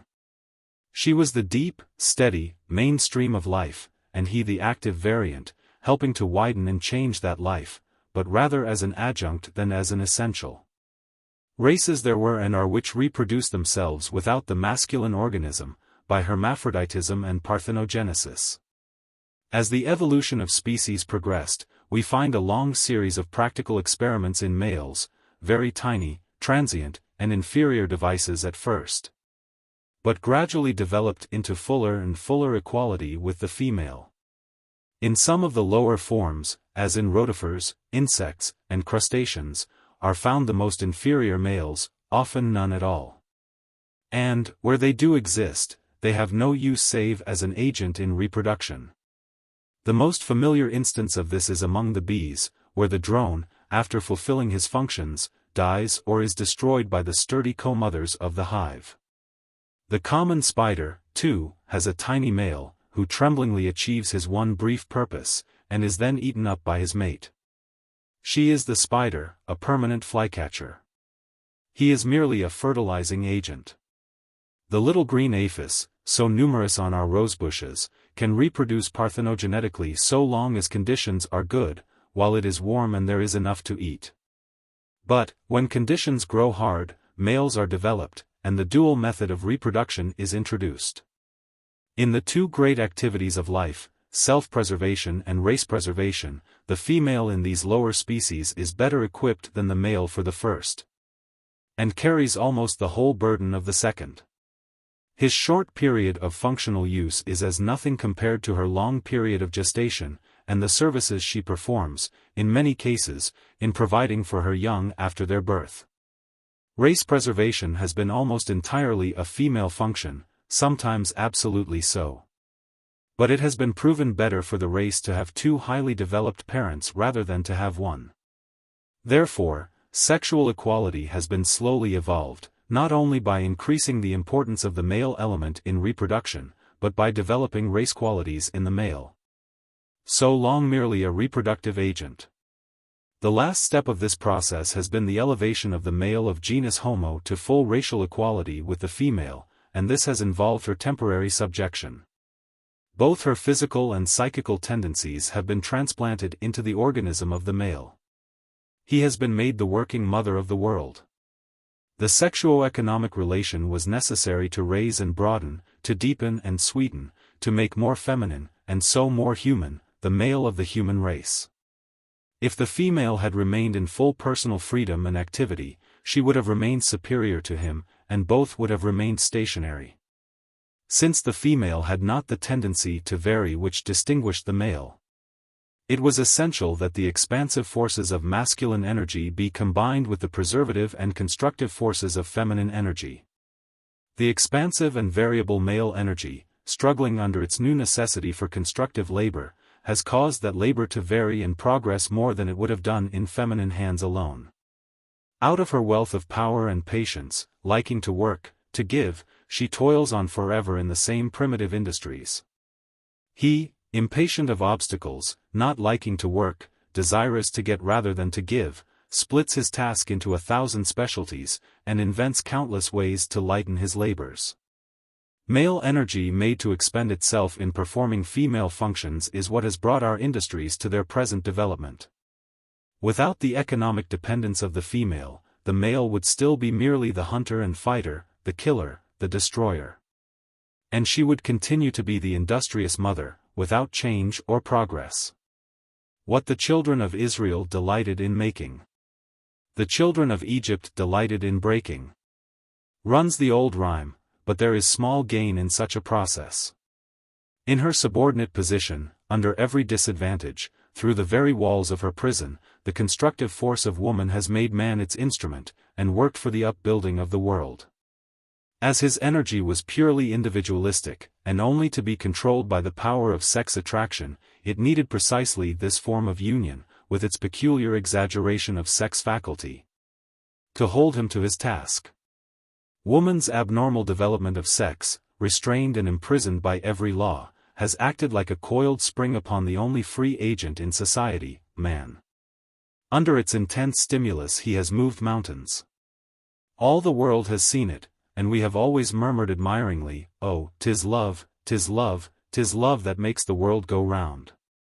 It has done so, indeed, or, at least, has driven man round the world in one long range of struggle and conquest, of work and war. And every man who loves, and says, "I am yours, do with me what you will," knows the power, and honors it. Human development thus far has proceeded in the male line, under the force of male energy, spurred by sex stimulus, and by the vast storage battery of female energy suppressed. Women can well afford their period of subjection for the sake of a conquered world, a civilized man. In spite of the agony of the process, the black, long ages of shame and pain and horror, women should remember that they are still here. And, thanks to the blessed power of heredity, they are not so far aborted that a few generations of freedom will not set them abreast of the age. When the centuries of slavery and dishonor, of torture and death, of biting injustice and slow, suffocating repression, seem long to women, let them remember the geologic ages. The millions and millions of years when puny, pygmy, parasitic males struggled for existence, and were used or not, as it happened, like a half-tried patent medicine. What train of wives and concubines was ever so ignominiously placed as the extra husbands carried among the scales of the careful female cirripede, lest she lose one or two? What neglect of fated wives can compare with the scorned, unnoticed death of the drone bee, starved, stung, shut out, walled up in wax, kept only for his momentary sex function? And not absolutely necessary for that. What Bluebeard tragedy or cruelty of bride-murdering Eastern king can emulate the ruthless slaughter of the hapless little male spider, used by his ferocious mate to coldly furnish forth a marriage breakfast? Never once in the history of humanity has any outrage upon women compared with these sweeping sacrifices of helpless males in earlier species. The female has been dominant for the main duration of life on Earth. She has been easily equal always up to our own race. And in our race she has been subjugated to the male during the earlier period of development for such enormous racial gain, such beautiful and noble uses, that the sacrifice should never be mentioned or thought of by a womanhood that knows its power. For the upbuilding of human life on Earth she could afford to have her own held back. And, closer, tenderer, lovelier service, for the raising of her fierce sex mate to a free and gentle brotherhood, for the uplifting of the human soul in her dear son. She could have borne not only this, but more, borne it smilingly, ungrudgingly, gladly, for his sake and the world's.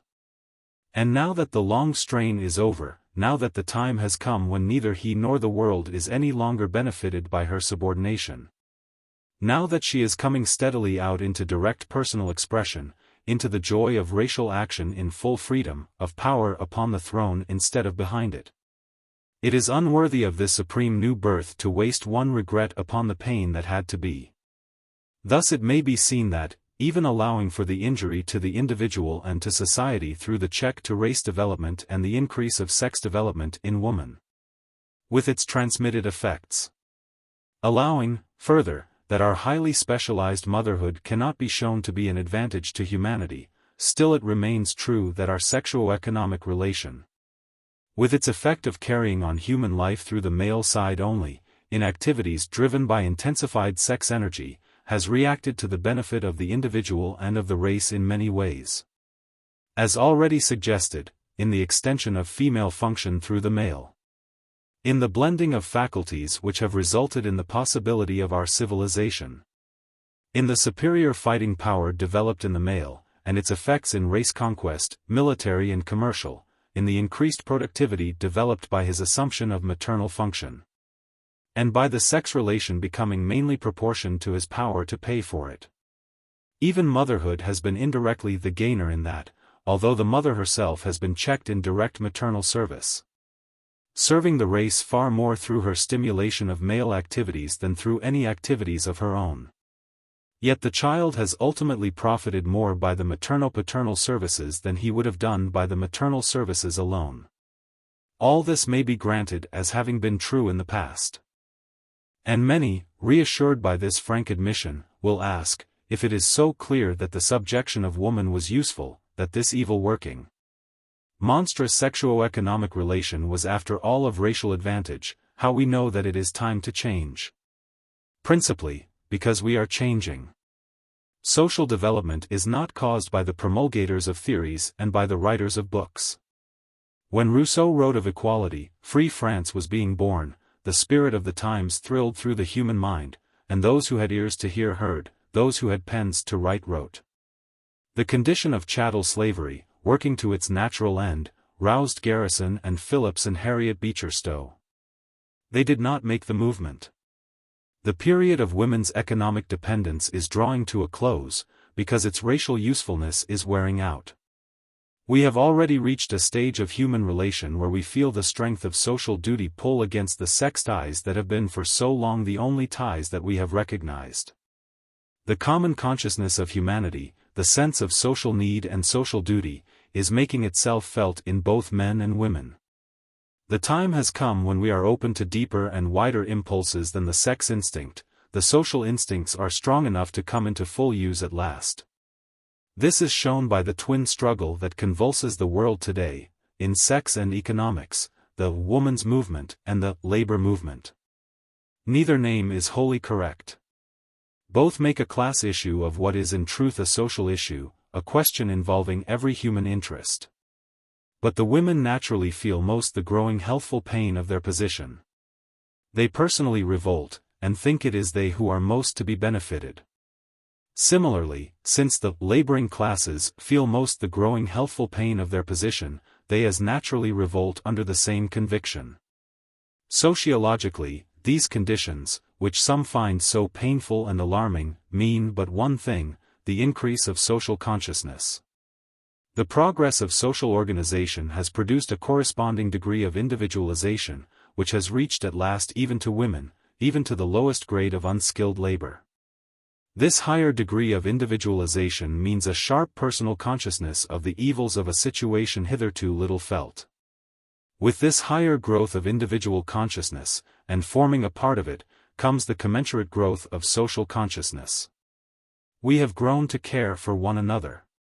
The woman's movement rests not alone on her larger personality, with its tingling sense of revolt against injustice, but on the wide, deep sympathy of women for one another. It is a concerted movement, based on the recognition of a common evil and seeking a common good. So with the labor movement. It is not alone that the individual laborer is a better educated, more highly developed man than the stolid peasant of earlier days. But also that with this keener personal consciousness has come the wider social consciousness, without which no class can better its conditions. The traits incident to our sexuo-economic relation have developed till they forbid the continuance of that relation. In the economic world, excessive masculinity, in its fierce competition and primitive individualism, and excessive femininity, in its inordinate consumption and hindering conservatism, have reached a stage where they work more evil than good. The increasing specialization of the modern woman, acquired by inheritance from the ceaselessly specializing male, makes her growing racial faculties strain against the primitive restrictions of a purely sexual relation.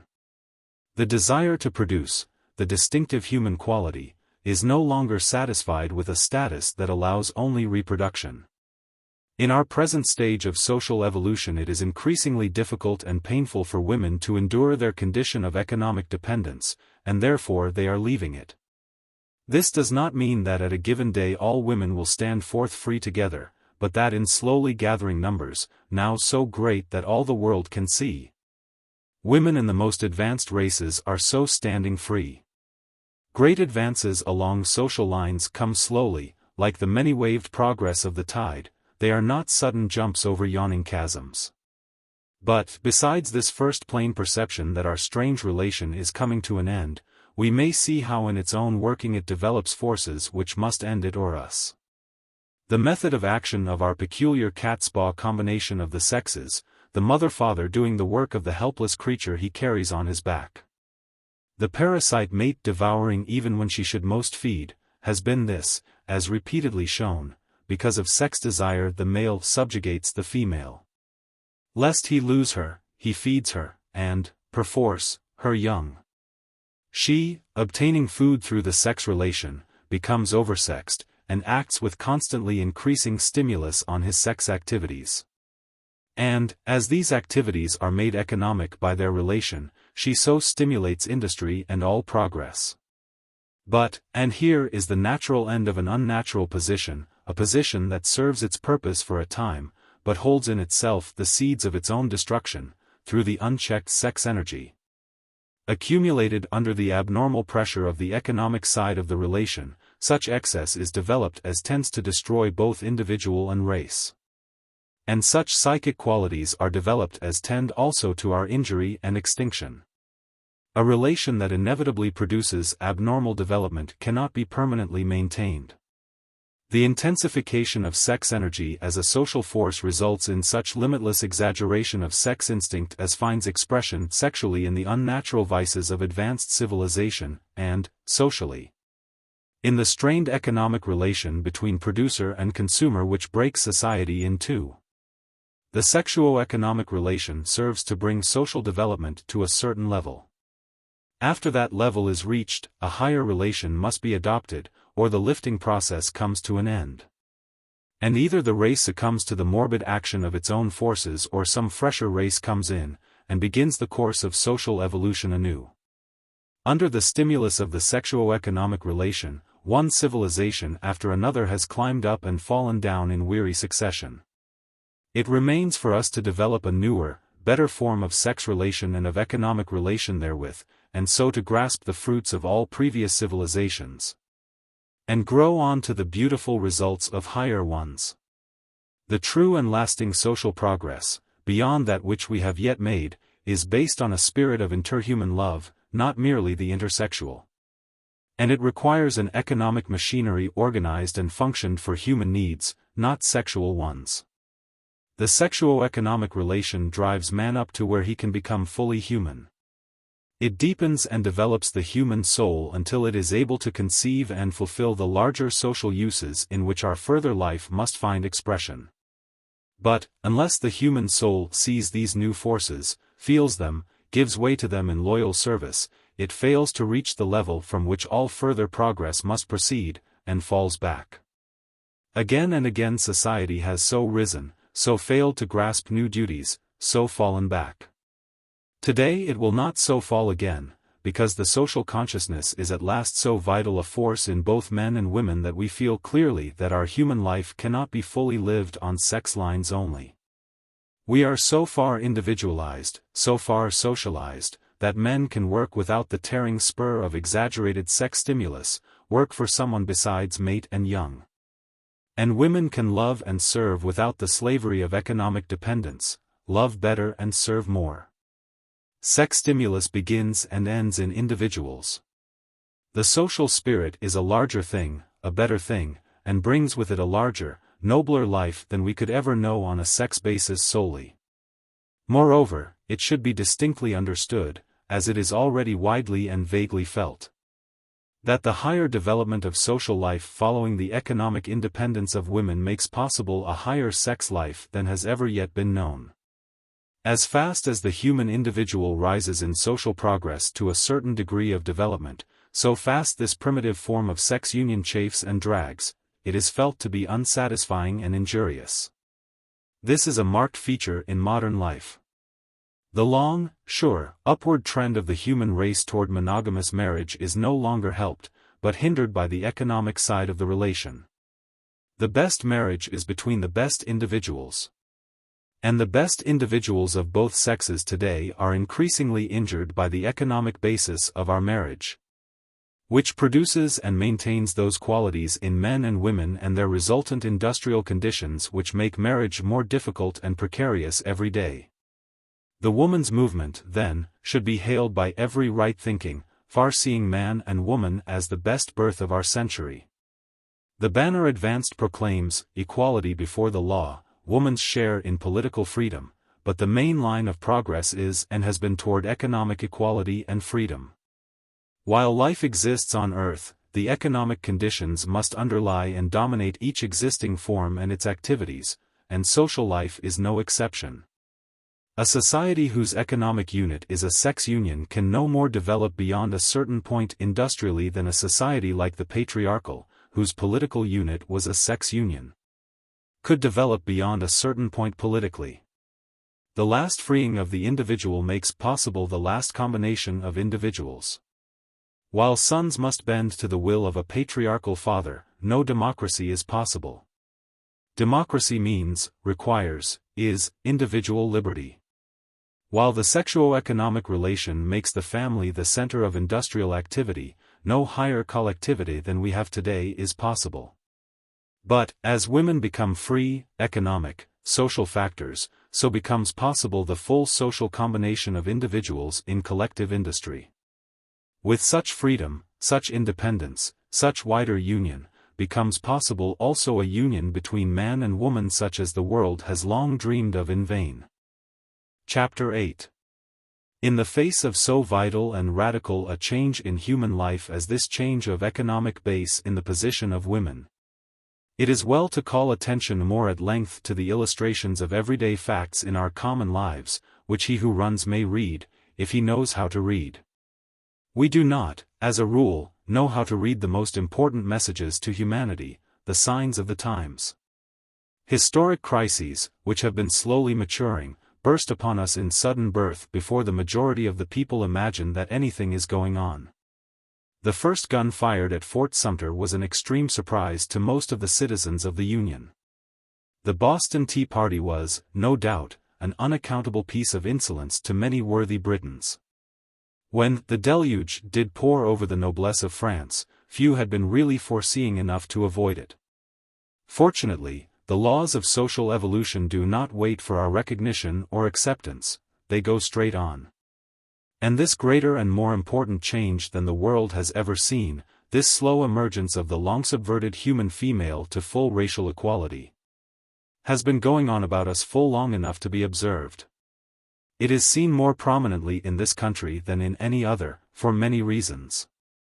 The Anglo-Saxon blood, that English mixture of which Tennyson sings, Saxon and Norman and Dane though we be, is the most powerful expression of the latest current of fresh racial life from the north, from those sturdy races where the women were more like men, and the men no less manly because of it. The strong, fresh spirit of religious revolt in the new church that protested against and broke loose from the old, woke and stirred the soul of woman as well as the soul of man. And in the equality of martyrdom the sexes learned to stand side by side. Then, in the daring and exposure, the strenuous labor and bitter hardship of the pioneer life of the early settlers, woman's very presence was at a premium, and her labor had a high economic value. Sex dependence was almost unfelt. She who molded the bullets, and loaded the guns while the men fired them, was co-defender of the home and young. She who carded and dyed and wove and spun was co-provider for the family. Men and women prayed together, worked together, and fought together in comparative equality. More than all, the development of democracy has brought to us the fullest individualization that the world has ever seen. Although politically expressed by men alone, the character it has produced is inherited by their daughters. The federal democracy in its organic union, reacting upon individuals, has so strengthened, freed, emboldened, the human soul in America that we have thrown off slavery. And with the same impulse have set in motion the long struggle toward securing woman's fuller equality before the law. This struggle has been carried on unflaggingly for 50 years, and fast nears its victorious end. It is not only in the 4 states where full suffrage is exercised by both sexes, nor in the 24 where partial suffrage is given to women, that we are to count progress. But in the changes legal and social, mental and physical, which mark the advance of the mother of the world toward her full place. Have we not all observed the change even in size of the modern woman, with its accompanying strength and agility? The Gibson girl and the Duchess of Towers, these are the new women. And they represent a noble type, indeed. The heroines of romance and drama today are of a different sort from the Evelinas and Arabellas of the last century. Not only do they look differently, they behave differently. The false sentimentality, the false delicacy, the false modesty, the utter falseness of elaborate compliment and servile gallantry which went with the other falsehoods, all these are disappearing. Women are growing honester, braver, stronger, more healthful and skillful and able and free, more human in all ways. The change in education is in large part a cause of this, and progressively a consequence. Day by day the bars go down. More and more the field lies open for the mind of woman to glean all it can, and it has responded most eagerly. Not only our pupils, but our teachers, are mainly women. And the clearness and strength of the brain of the woman prove continually the injustice of the clamorous contempt long poured upon what was scornfully called the female mind. There is no female mind. The brain is not an organ of sex. As well speak of a female liver. Woman's progress in the arts and sciences, the trades and professions, is steady. But it is most unwise to claim from these relative advances the superiority of women to men, or even their equality, in these fields. What is more to the purpose and easily to be shown is the superiority of the women of today to those of earlier times, the immense new development of racial qualities in the sex. No modern proverbs, if we expressed ourselves in proverbs now, would speak with such sweeping, unbroken contumely of the women of today as did those unerring exhibitors of popular feeling in former times. The popular thought of our day is voiced in fiction, fluent verse, and an incessant play of humor. By what is freely written by most authors and freely read by most people is shown our change in circumstances and change in feeling. In old romances the woman was nothing save beautiful, highborn, virtuous, and perhaps accomplished. She did nothing but love and hate, obey or disobey, and be handed here and there among villain, hero, and outraged parent, screaming, fainting, or bursting into floods of tears as seemed called for by the occasion. In the fiction of today women are continually taking larger place in the action of the story. They are given personal characteristics beyond those of physical beauty. And they are no longer content simply to be, they do. They are showing qualities of bravery, endurance, strength, foresight, and power for the swift execution of well-conceived plans. They have ideas and purposes of their own. And even when, as in so many cases described by the more reactionary novelists, the efforts of the heroine are shown to be entirely futile, and she comes back with a rush to the self-effacement of marriage with economic dependence, still the efforts were there. Disapprove as he may, use his art to oppose and contemn as he may, the true novelist is forced to chronicle the distinctive features of his time. And no feature is more distinctive of this time than the increasing individualization of women. With lighter touch, but with equally unerring truth, the wit and humor of the day show the same development. The majority of our current jokes on women turn on their newness, their advance. No sociological change equal in importance to this clearly marked improvement of an entire sex has ever taken place in 1 century. Under it all, the crux of the whole matter goes on the one great change, that of the economic relation. This follows perfectly natural lines. Just as the development of machinery constantly lowers the importance of mere brute strength of body and raises that of mental power and skill, so the pressure of industrial conditions demands an ever higher specialization, and tends to break up that relic of the patriarchal age, the family as an economic unit. Women have been led under pressure of necessity into a most reluctant entrance upon fields of economic activity. The sluggish and greedy disposition bred of long ages of dependence has by no means welcomed the change. Most women still work only as they have to, until they can marry and be supported. Men, too, liking the power that goes with money, and the poor quality of gratitude and affection bought with it, resent and oppose the change. But all this disturbs very little the course of social progress. A truer spirit is the increasing desire of young girls to be independent, to have a career of their own, at least for a while. And the growing objection of countless wives to the pitiful asking for money, to the beggary of their position. More and more do fathers give their daughters, and husbands their wives, a definite allowance, a separate bank account, something which they can play is all their own.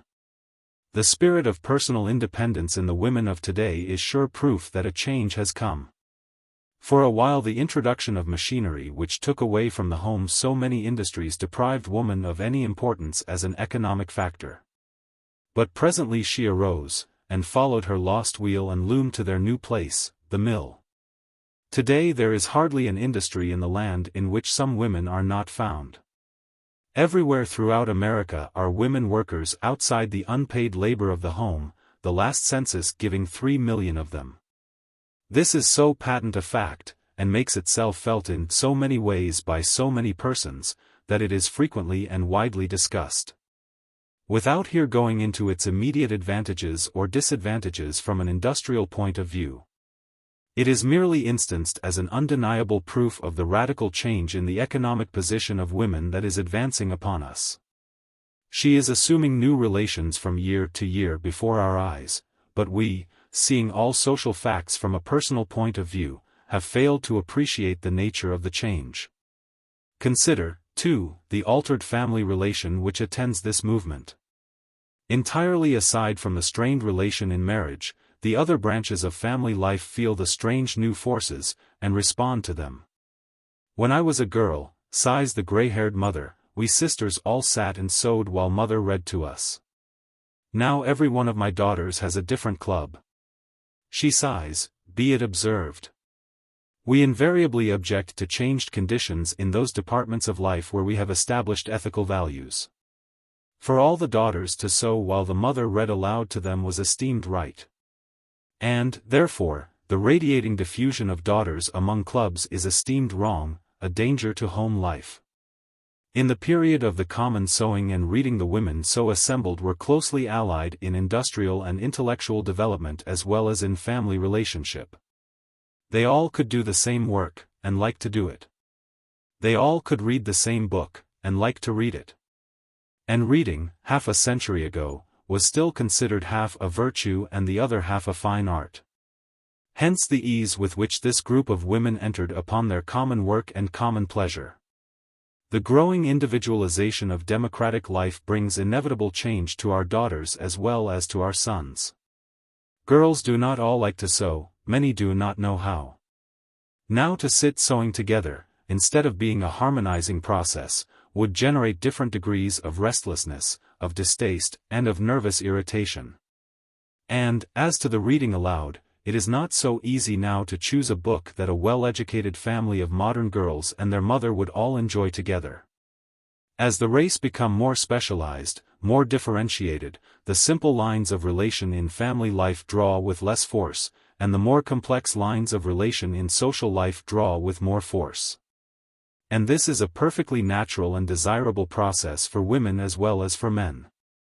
It may be suggested, in passing, that one of the causes of Americanitis is this increasing nervous strain in family relation, acting especially upon woman.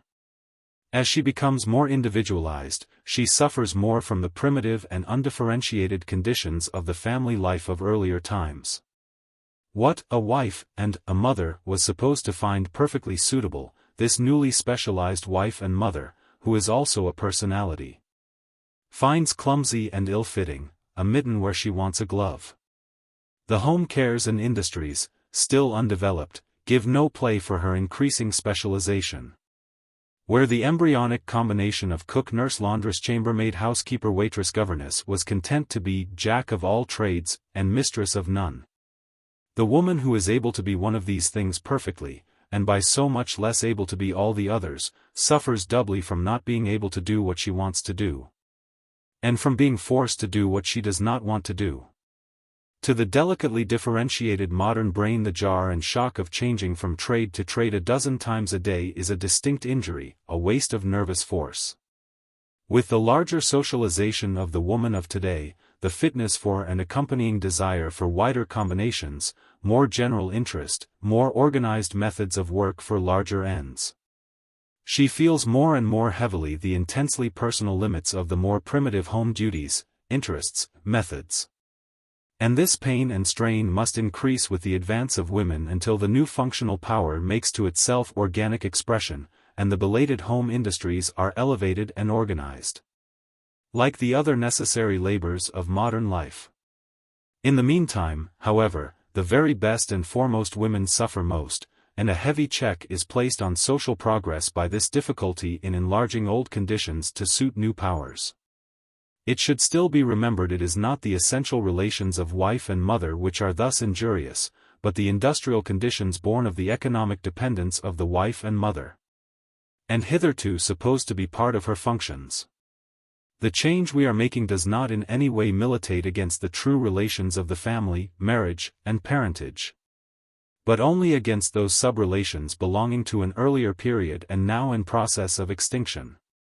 The family as an entity, an economic and social unit, does not hold as it did.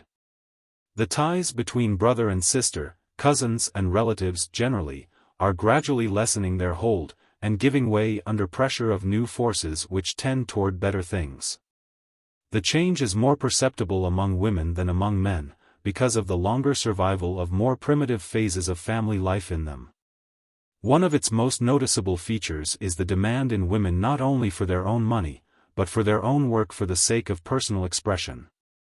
Those who object to women's working on the ground that they should not compete with men or be forced to struggle for existence look only at work as a means of earning money. They should remember that human labor is an exercise of faculty, without which we should cease to be human. That to do and to make not only gives deep pleasure, but is indispensable to healthy growth. Few girls today fail to manifest some signs of this desire for individual expression. It is not only in the classes who are forced to it, even among the rich we find this same stirring of normal race energy. To carve in wood, to hammer brass, to do art dressmaking, to raise mushrooms in the cellar, our girls are all wanting to do something individually. It is a most healthy state, and marks the development of race distinction in women with a corresponding lowering of sex distinction to its normal place. In body and brain, wherever she touches life, woman is changing gloriously from the mere creature of sex, all her race functions held in abeyance, to the fully developed human being. None the less true woman for being more truly human. What alarms and displeases us in seeing these things is our funny misconception that race functions are masculine. Much effort is wasted in showing that women will become unsexed and masculine by assuming these human duties.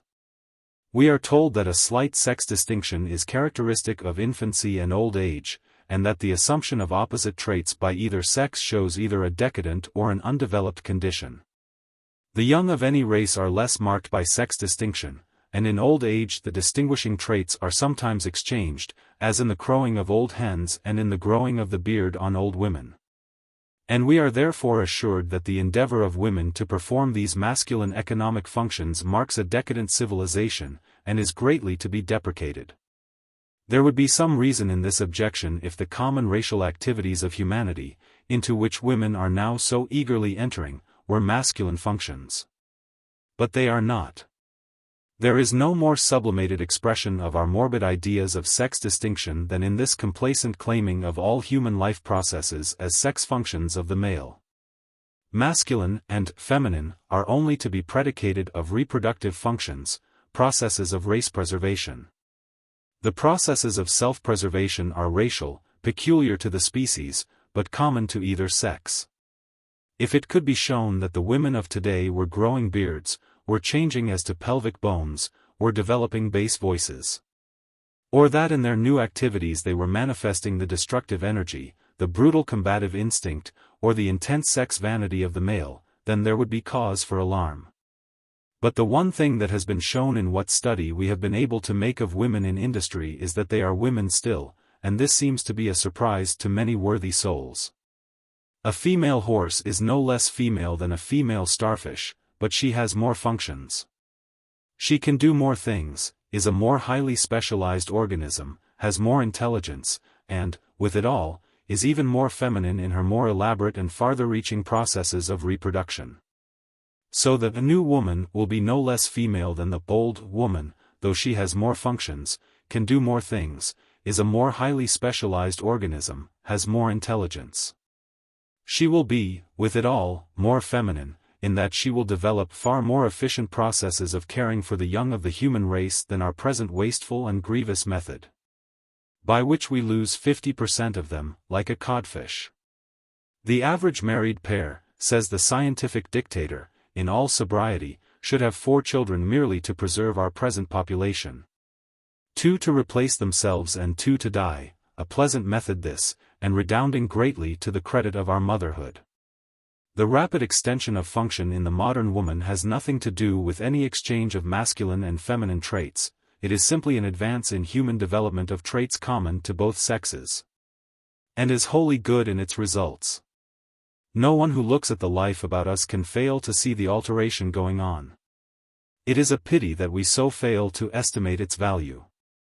On the other hand, the growth and kindling intensity of the social consciousness among us all is as conspicuous a feature of modern life as the change in woman's position, and closely allied therewith. Never before have people cared so much about other people. From its first expression in greater kindliness and helpfulness toward individual human beings to its last expression in the vague, blind, groping movements toward international justice and law. The heart of the world is alive and stirring today. The whole social body is affected with sudden shudders of feeling over some world calamity or world rejoicing. When the message of Uncle Tom's Cabin ran from heart to heart around the world, kindling a streak of fire. The fire of human love and sympathy which is latent in us all and longing always for some avenue of common expression. It proved that in every civilized land of our time the people are of one mind on some subjects. Nothing could have so spread and so awakened a response in the Periclean, the Augustan, or even the Elizabethan age. For humanity was not then so far socialized and so far individualized as to be capable of such a general feeling. Invention and the discoveries of science are steadily unifying the world today. The statement is frequently advanced that the minds of the men of Greece or of the great thinkers of the Middle Ages were stronger and larger than the minds of the men of today. Perhaps they were. So were the bodies of the Megatherium and the Ichthyosaurus stronger and larger than the bodies of the animals of today. Yet they were lower in the scale of organic evolution.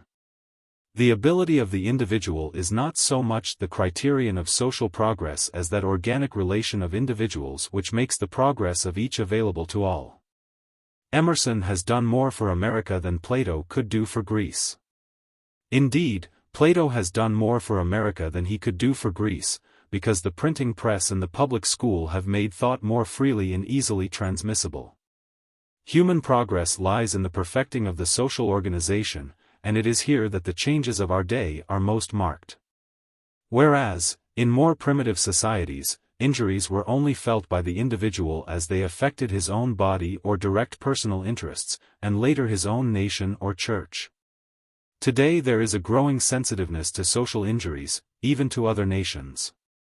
The civilized world has suffered in Armenia's agony, even though the machinery of social expression is yet unable fully to carry out the social feeling or the social will.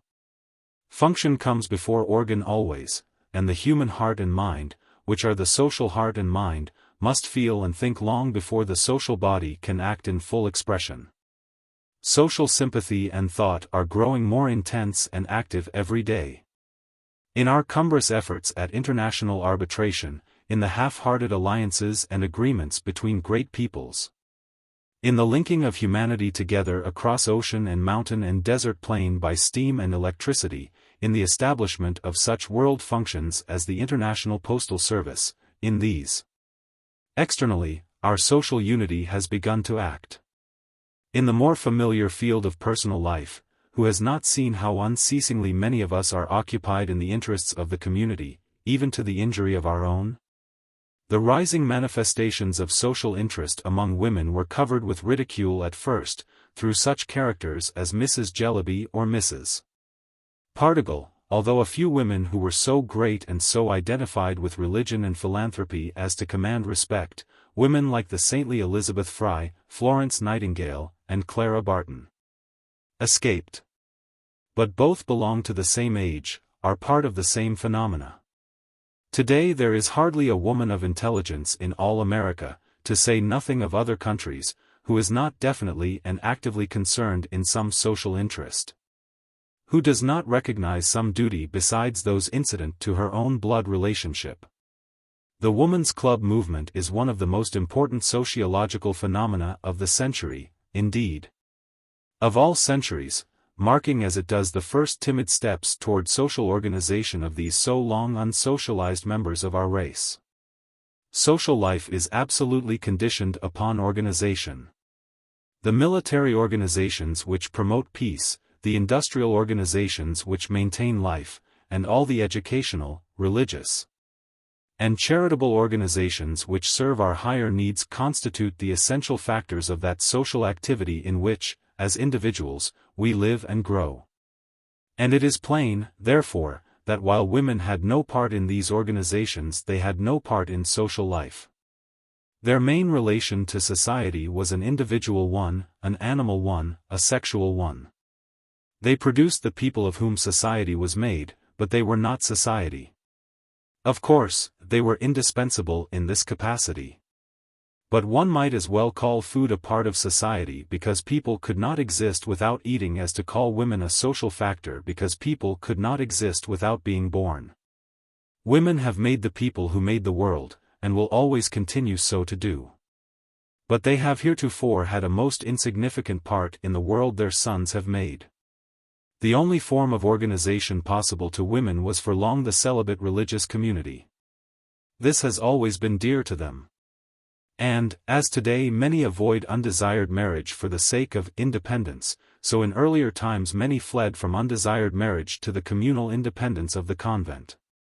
The fondness of women for the church has been based, not only on religious feeling, but on the force of the human longing for coordinate interest and activities. And only here could this be gratified. In the church at least they could be together. They could feel in common and act in common, the deepest human joy. As the church has widened its activities, it has found everywhere in women its most valuable and eager workers.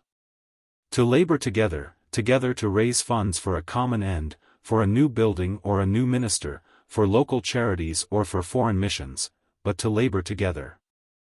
And for other needs than those of the family relation, this has always met glad response from the struggling human soul in woman. When it became possible to work together for other than religious ends, when large social service was made possible to women. As in our sanitary commission during the last war, women everywhere rose to meet the need. The rise and spread of that greatest of women's organizations, the Woman's Christian Temperance Union, has shown anew how ready is the heart of woman to answer the demands of other than personal relations. And now the whole country is budding into women's clubs. The clubs are uniting and federating by towns, states, nations, there are even world organizations. The sense of human unity is growing daily among women. Not to see it is impossible. Not to watch with pleasure and admiration this new growth in social life, this sudden and enormous reinforcement of our best forces from the very springs of life, only shows how blind we are to true human advantage, how besotted in our fondness for sex distinction in excess. One of the most valuable features of this vast line of progress is the new heroism it is pouring into life. The crumbling and flattening of ambitions and ideals under pressure of our modern business life is a patent fact. We are growing to surrender taste and conscience and honor itself to the demands of business success. Prostituting the noblest talents to the most ignoble uses with that last excuse of cowardice, a man must live. Into this phase of life comes a new spirit, the spirit of such women as Elizabeth Cady Stanton and Susan B. Anthony, of Dr. Elizabeth Blackwell and her splendid sisterhood. Of all the women who have battled and suffered for half a century, forcing their way, with sacrifices never to be told, into the field of freedom so long denied them, not for themselves alone, but for one another. We have loudly cried out at the injury to the home and family which are supposed to follow such a course. We have unsparingly ridiculed the unattractive and unfeminine among these vanguard workers. But few have thought what manner of spirit it must take to leave the dear old easy paths so long trodden by so many feet, and go to hew out new ones alone. The nature of the effort involved and the nature of the opposition incurred conduce to lessen the soft charms and graces of the ultra-feminine state. But the women who follow and climb swiftly up the steps which these great leaders so laboriously built may do the new work in the new places, and still keep much of what these strenuous heroes had to lose. It is not being a doctor that makes a woman unwomanly, but the treatment which the first women medical students and physicians received was such as to make even men unmanly. That time is largely past. The gates are nearly all open, at least in some places, and the racial activities of women are free to develop as rapidly as the nature of the case will allow. The main struggle now is with the distorted nature of the creature herself. Grand as are the women who embody at whatever cost the highest spirit of the age, there still remains to us the heavy legacy of the years behind, the innumerable weak and little women, with the aspirations of an affectionate guinea pig. The soul of woman must speak through the long accumulations of her intensified sex nature, through the uncertain impulses of a starved and thwarted class. She must recognize that she is handicapped. She must understand her difficulty, and meet it bravely and firmly. But this is a matter for personal volition, for subjective consciousness. The thing to see and to rejoice in is that, with and without their conscious volition, with or without the approval and assistance of men, in spite of that crowning imbecility of history, the banded opposition of some women to the advance of the others, the female of our race is making sure and rapid progress in human development. Chapter 9. The main justification for the subjection of women, which is commonly advanced, is the alleged advantage to motherhood resultant from her extreme specialization to the uses of maternity under this condition. There are two weak points in this position. One is that the advantage to motherhood cannot be proved, the other, that it is not the uses of maternity to which she is specialized, but the uses of sex indulgence. So far from the economic dependence of women working in the interests of motherhood, it is the steadily acting cause of a pathological maternity and a decreasing birth rate. In simple early times there was a period when women were economically profited by childbearing. When, indeed, that was their sole use, and, failing it, they were entitled to no respect or profit whatever. Such a condition tended to increase the quantity of children, if not the quality. With industrial development and the increasing weight of economic cares upon the shoulders of the man, children come to be looked upon as a burden, and are dreaded instead of desired by the hard-worked father. They subtract from the family income. And the mother, absolutely dependent upon that income and also overworked in her position of unpaid house servant, is not impelled to court maternity by any economic pressure. In the working classes, to which the great majority of people belong, the woman is by no means segregated to the uses of maternity. Among the most intelligent and conscientious workingmen today there is a strong feeling against large families, and a consistent effort is made to prevent them.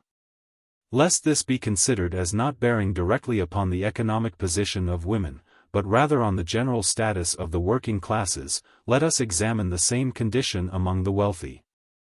It is here that the economic dependence of women is carried to its extreme.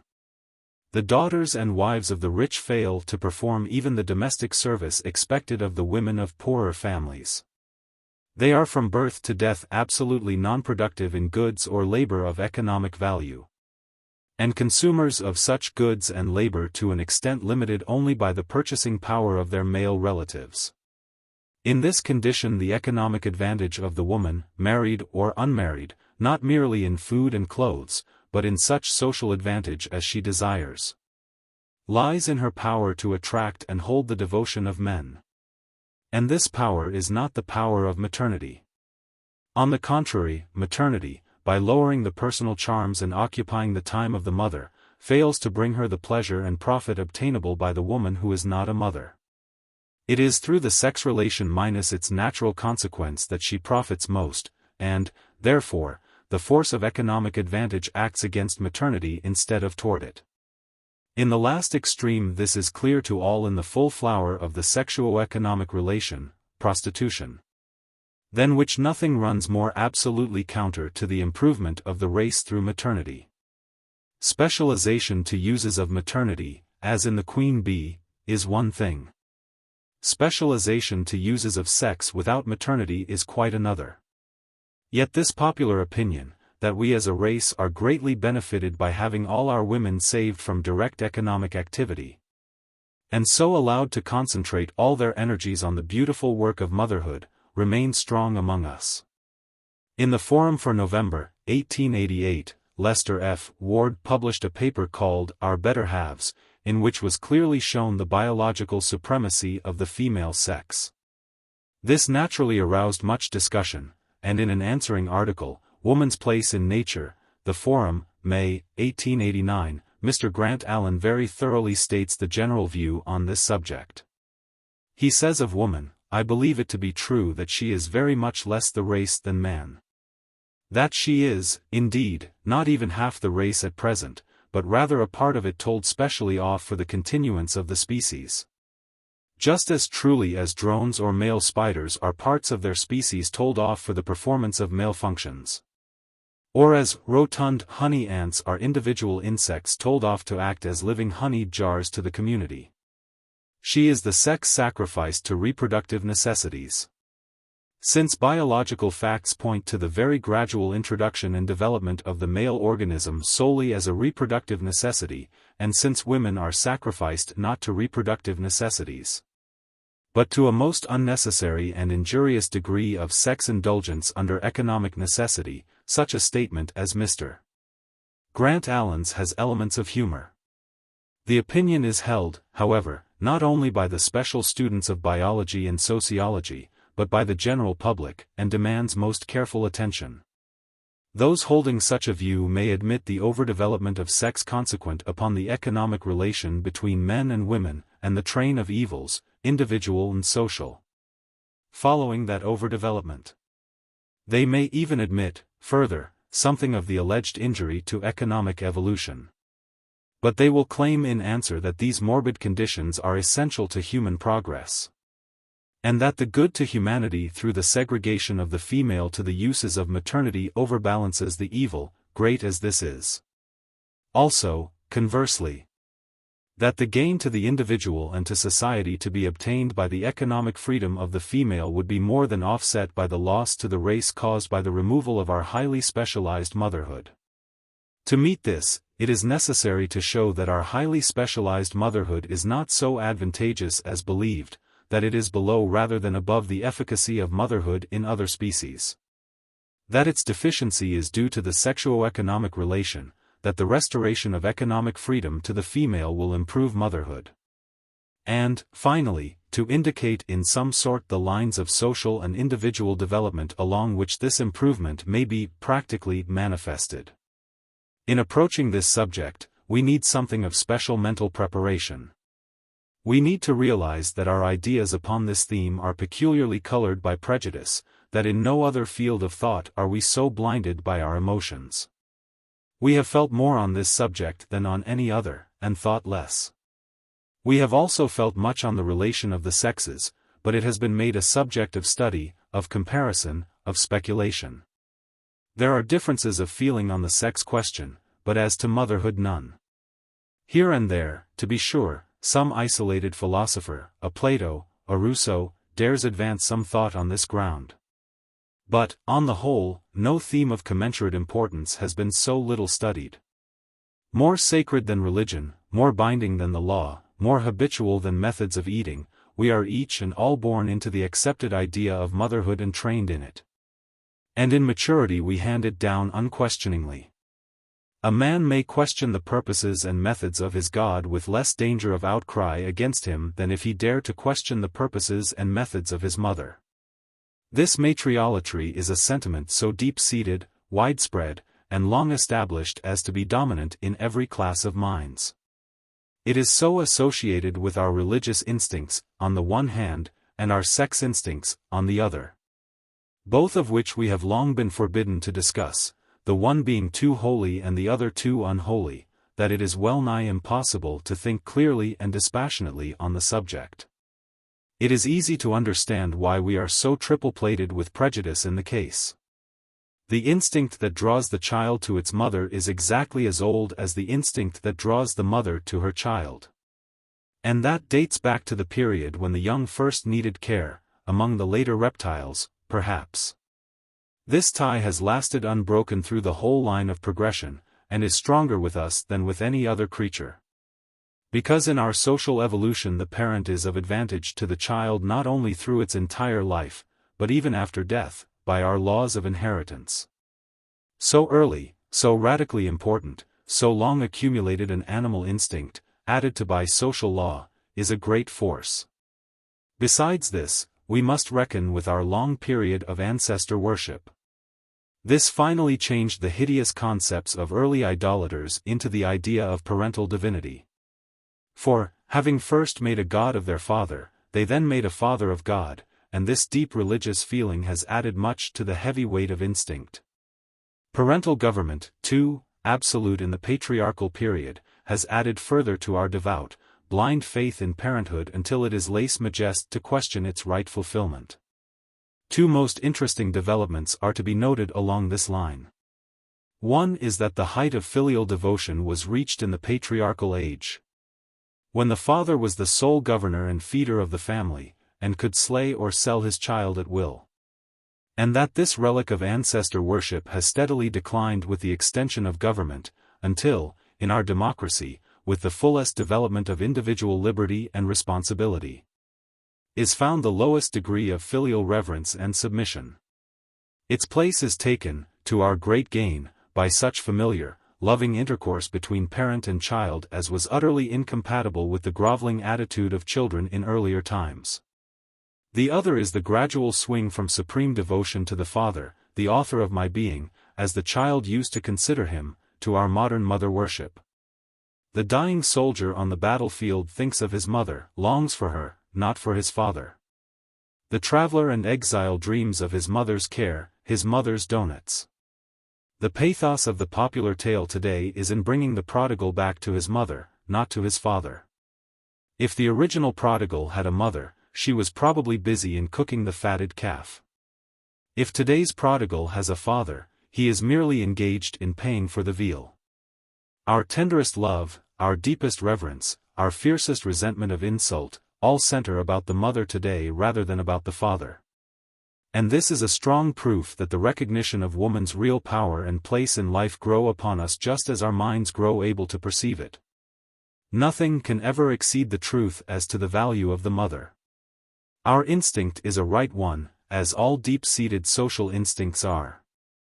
But about it has grown up a mass of falsehoods and absurdities such as always tend to confuse and impede the progress of great truths. As the main agent in reproduction, the mother is most to be venerated on basic physiological grounds. As the main agent in developing love, the great human condition, she is the fountain of all our growth. As the beginner of industry, she is again a source of progress. As the first and final educator, she outwardly molds what she has inwardly made. And, as she is the visible, tangible, lovable, living type of all this, the being in whose person is expressed the very sum of good to the individual, it is no wonder that our strongest, deepest, tenderest feelings cluster about the great word, mother. Fully recognizing all this, it yet remains open to us to turn the light of science and the honest labor of thought upon this phase of human life as upon any other. To lay aside our feelings, and use our reason, to discover if even here we are justified in leaving the most important work of individual life to the methods of primitive instinct. Motherhood is but a process of life, and open to study as all processes of life are open. Among unconscious, early forms it fulfills its mission by a simple instinct. In the consciousness and complexity of human life it demands far more numerous and varied forces for its right fulfillment. It is with us a conscious process, a process rife with consequences for good or evil. With this voluntary power come new responsibility and a need for new methods, a need not merely to consider whether or not we will enter upon the duties of maternity, but how best we can fulfill them. Motherhood, like every other natural process, is to be measured by its results. It is good or evil as it serves its purpose. Human motherhood must be judged as it serves its purpose to the human race. Primarily, its purpose is to reproduce the race by reproducing the individual. Secondarily, to improve the race by improving the individual. The mere office of reproduction is as well performed by the laying of eggs to be posthumously hatched as by many years of exquisite devotion. But in the improvement of the species we come to other requirements. The functions of motherhood have been evolved as naturally as the functions of nutrition, and each stage of development has brought new duties to the mother. The mother bird must brood her young, the mother cow must suckle them, the mother cat must hunt for them. And, in every varied service which the mother gives, its value is to be measured by its effect upon the young. To perform that which is most good for the young of the species is the measure of right motherhood. And that which is most good for the young is what will help them to a better maturity than that of their parents. To leave in the world a creature better than its parent, this is the purpose of right motherhood.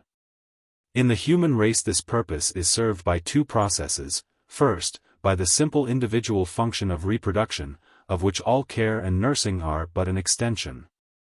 And, second, by the complex social function of education. This was primarily a maternal process, and therefore individual. But it has long since become a racial rather than an individual function, and bears no relation to sex or other personal limitation. The young of the human race require for their best development not only the love and care of the mother, but the care and instruction of many besides their mother. So largely is this true that it may be said in extreme terms that it would be better for a child today to be left absolutely without mother or family of any sort, in the city of Boston, for instance, than to be supplied with a large and affectionate family and be planted with them in darkest Africa. Human functions are race functions, social functions, and education is one of them. The duty of the human mother, and the measure of its right or wrong fulfillment, are to be judged along these two main lines, reproduction and education. As we have no species above us with which to compare our motherhood, we must measure by those below us. We must show improvement upon them in this function which we all hold in common. Does the human mother succeed better than others of her order, Mammalia, in the reproduction of the species? Does she bring forth and rear her young more perfectly than lower mothers? They, being less conscious, act simply under instinct, mating in their season, bringing forth young in their season, nursing, guarding, defending as best they may. And they leave in the world behind them creatures as good, or better, than their mothers.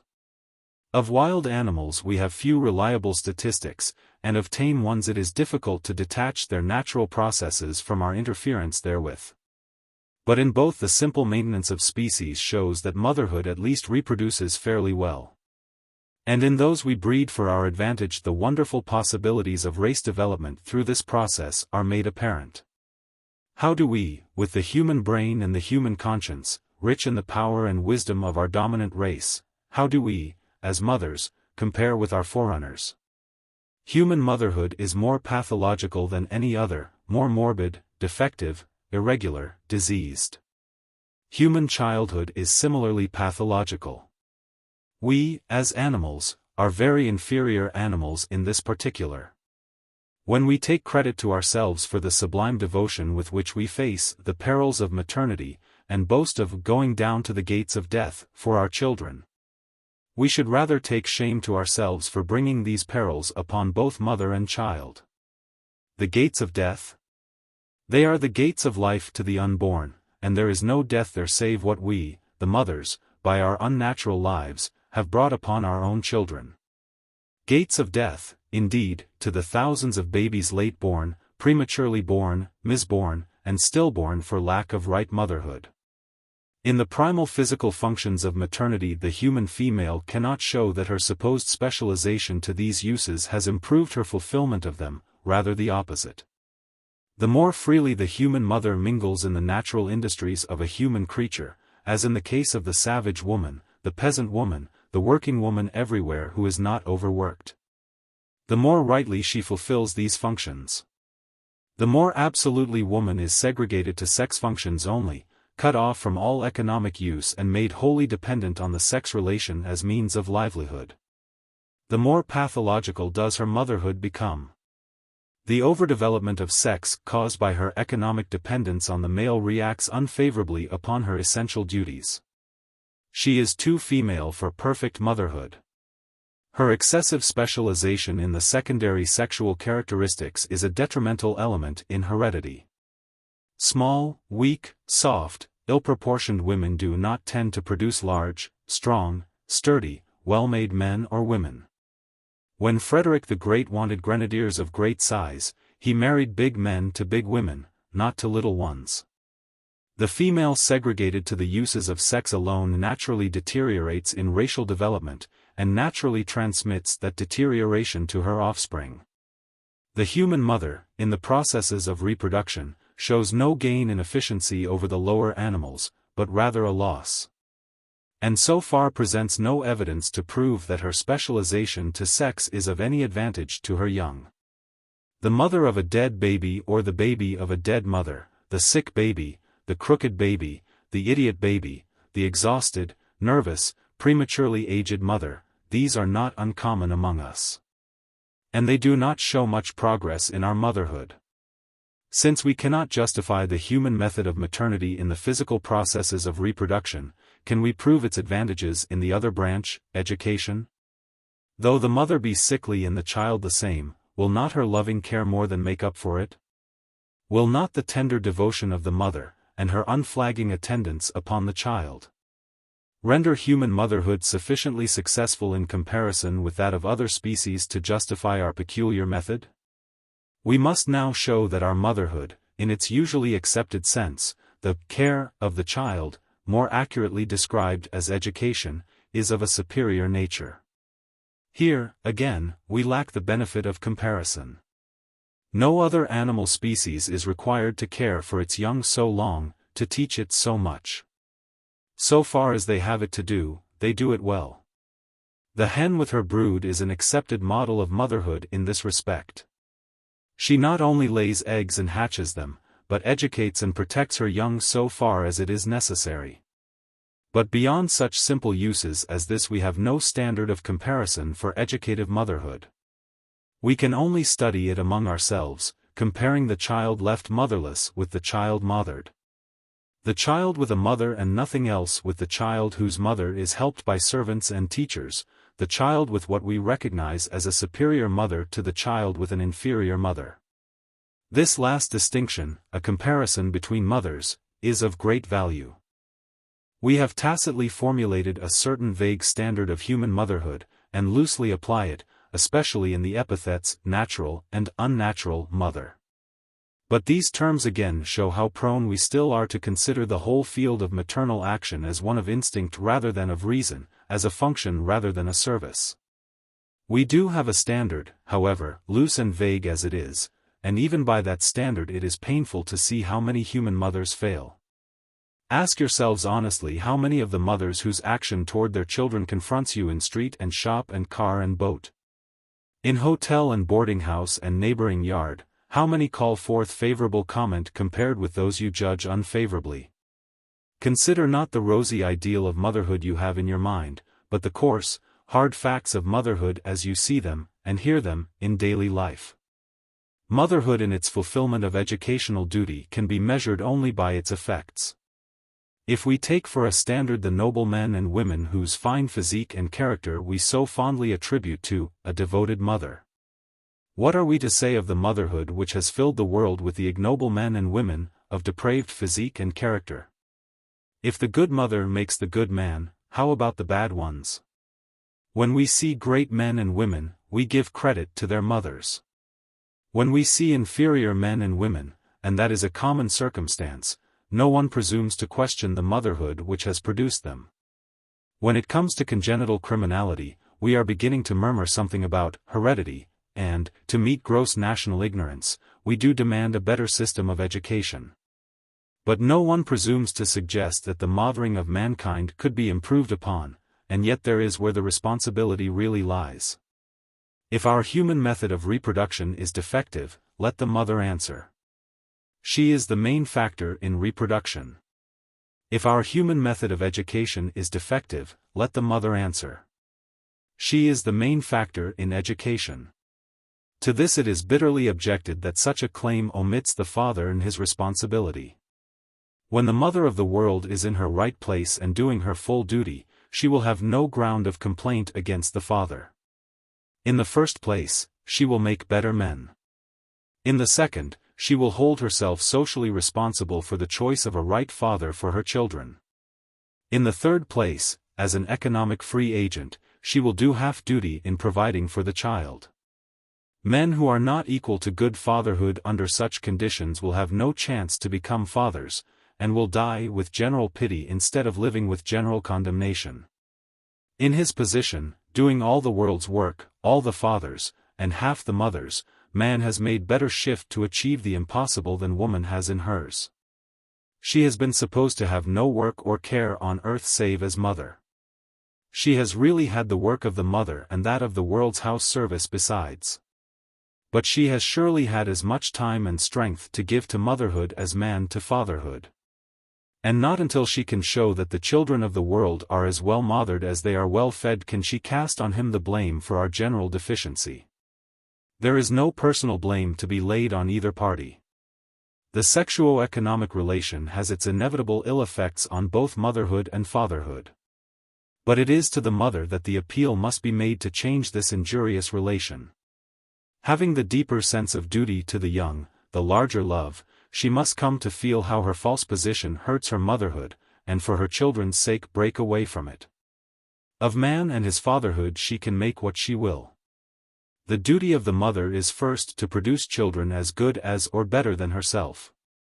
To hand down the constitution and character of those behind her the better for her stewardship, to build up and improve the human race through her enormous power as mother, to make better people.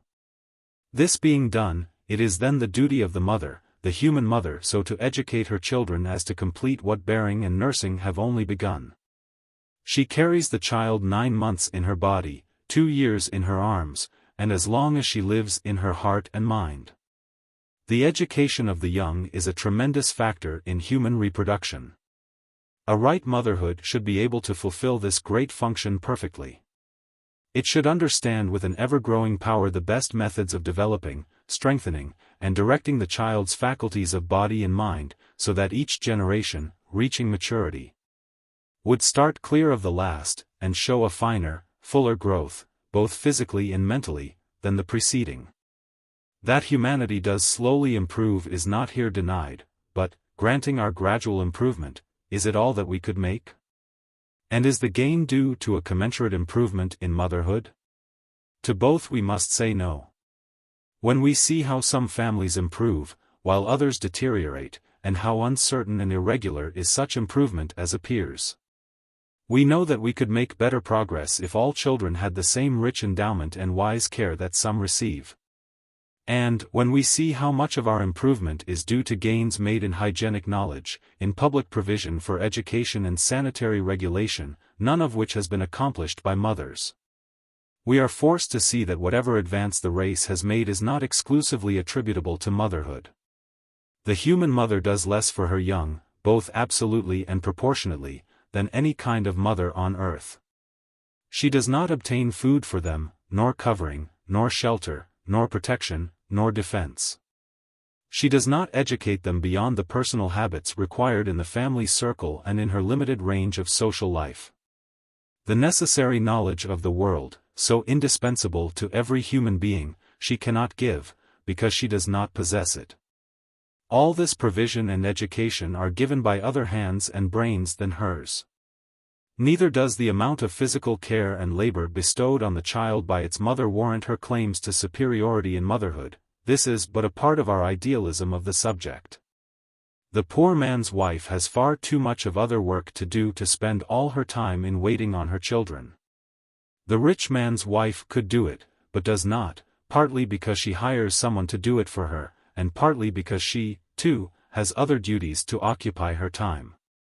Only in isolated cases do we find a mother deputing all other service to others, and concentrating her energies on feeding, clothing, washing, dressing, and, as far as may be, educating her own child. When such cases are found, it remains to be shown that the child so reared is proportionately benefited by this unremittent devotion of its mother. On the contrary, the best service and education a child can receive involve the accumulated knowledge and exchanged activities of thousands upon thousands besides his mother, the fathers of the race. There does not appear, in the care and education of the child as given by the mother, any special superiority in human maternity. Measuring woman first in direct comparison of her reproductive processes with those of other animals, she does not fulfill this function so easily or so well as they. Measuring her educative processes by interpersonal comparison, the few admittedly able mothers with the many painfully unable ones, she seems more lacking, if possible, than in the other branch. The gain in human education thus far has not been acquired or distributed through the mother, but through men and single women. And there is nothing in the achievements of human motherhood to prove that it is for the advantage of the race to have women give all their time to it. Giving all their time to it does not improve it either in quantity or quality. The woman who works is usually a better reproducer than the woman who does not. And the woman who does not work is not proportionately a better educator. An extraterrestrial sociologist, studying human life and hearing for the first time of our so-called maternal sacrifice as a means of benefiting the species, might be touched and impressed by the idea. How beautiful, he would say. How exquisitely pathetic and tender. One half of humanity surrendering all other human interests and activities to concentrate its time, strength, and devotion upon the functions of maternity. To bear and rear the majestic race to which they can never fully belong. To live vicariously forever, through their sons, the daughters being only another vicarious link. What a supreme and magnificent martyrdom! And he would direct his researches toward discovering what system was used to develop and perfect this sublime consecration of half the race to the perpetuation of the other half. He would view with intense and pathetic interest the endless procession of girls, born human as their brothers were, but marked down at once as female, abortive type, only used to produce males. He would expect to see this sex sacrifice to reproductive necessities, yet gifted with human consciousness and intelligence, rise grandly to the occasion, and strive to fit itself in every way for its high office. He would expect to find society commiserating the sacrifice, and honoring above all the glorious creature whose life was to be sunk utterly in the lives of others, and using every force properly to rear and fully to fit these functionaries for their noble office. Alas for the extraterrestrial sociologist and his natural expectations! After exhaustive study, finding nothing of these things, he would return to Mars or Saturn or wherever he came from, marveling within himself at the vastness of the human paradox. If the position of woman is to be justified by the doctrine of maternal sacrifice, surely society, or the individual, or both, would make some preparation for it. No such preparation is made. Society recognizes no such function. Premiums have been sometimes paid for large numbers of children, but they were paid to the fathers of them. The elaborate social machinery which constitutes our universal marriage market has no department to assist or advance motherhood. On the contrary, it is directly inimical to it, so that in our society life motherhood means direct loss, and is avoided by the social devotee. And the individual? Surely here right provision will be made. Young women, glorying in their prospective duties, their sacred and inalienable office, their great sex martyrdom to race advantage, will be found solemnly preparing for this work. What do we find? We find our young women reared in an attitude which is absolutely unconscious of and often injurious to their coming motherhood, an irresponsible, indifferent, ignorant class of beings. So far as motherhood is concerned, they are fitted to attract the other sex for economic uses or, at most, for mutual gratification, but not for motherhood. They are reared in unbroken ignorance of their supposed principal duties, knowing nothing of these duties till they enter upon them. This is as though all men were to be soldiers with the fate of nations in their hands, and no man told or taught a word of war or military service until he entered the battlefield. The education of young women has no department of maternity. It is considered indelicate to give this consecrated functionary any previous knowledge of her sacred duties. This most important and wonderful of human functions is left from age to age in the hands of absolutely untaught women. It is tacitly supposed to be fulfilled by the mysterious working of what we call the divine instinct of maternity. Maternal instinct is a very respectable and useful instinct common to most animals. It is divine and holy only as all the laws of nature are divine and holy. And it is such only when it works to the right fulfillment of its use.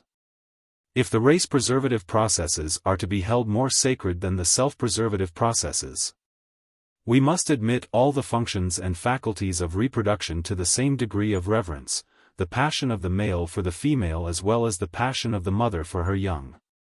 And if, still further, we are to honor the race-preservative processes most in their highest and latest development, which is the only comparison to be made on a natural basis, we should place the great, disinterested, social function of education far above the second selfishness of individual maternal functions.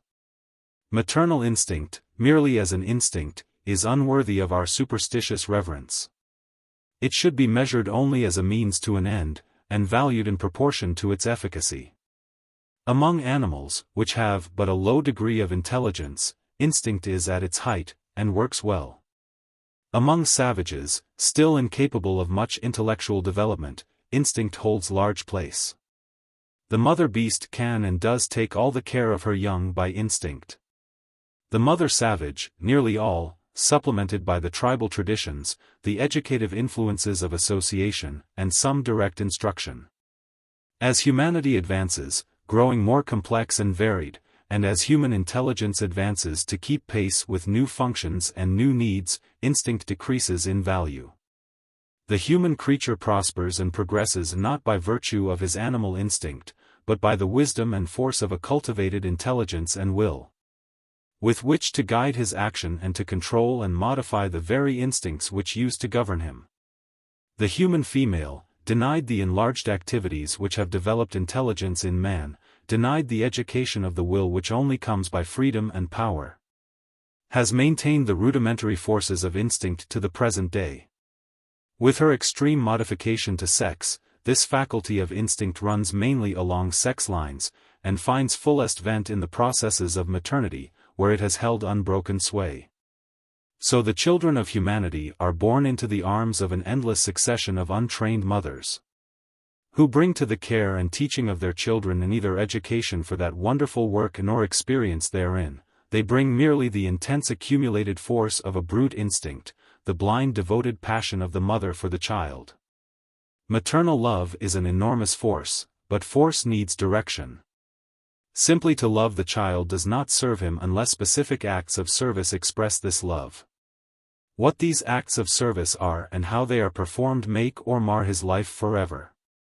Observe the futility of unaided maternal love and instinct in the simple act of feeding the child.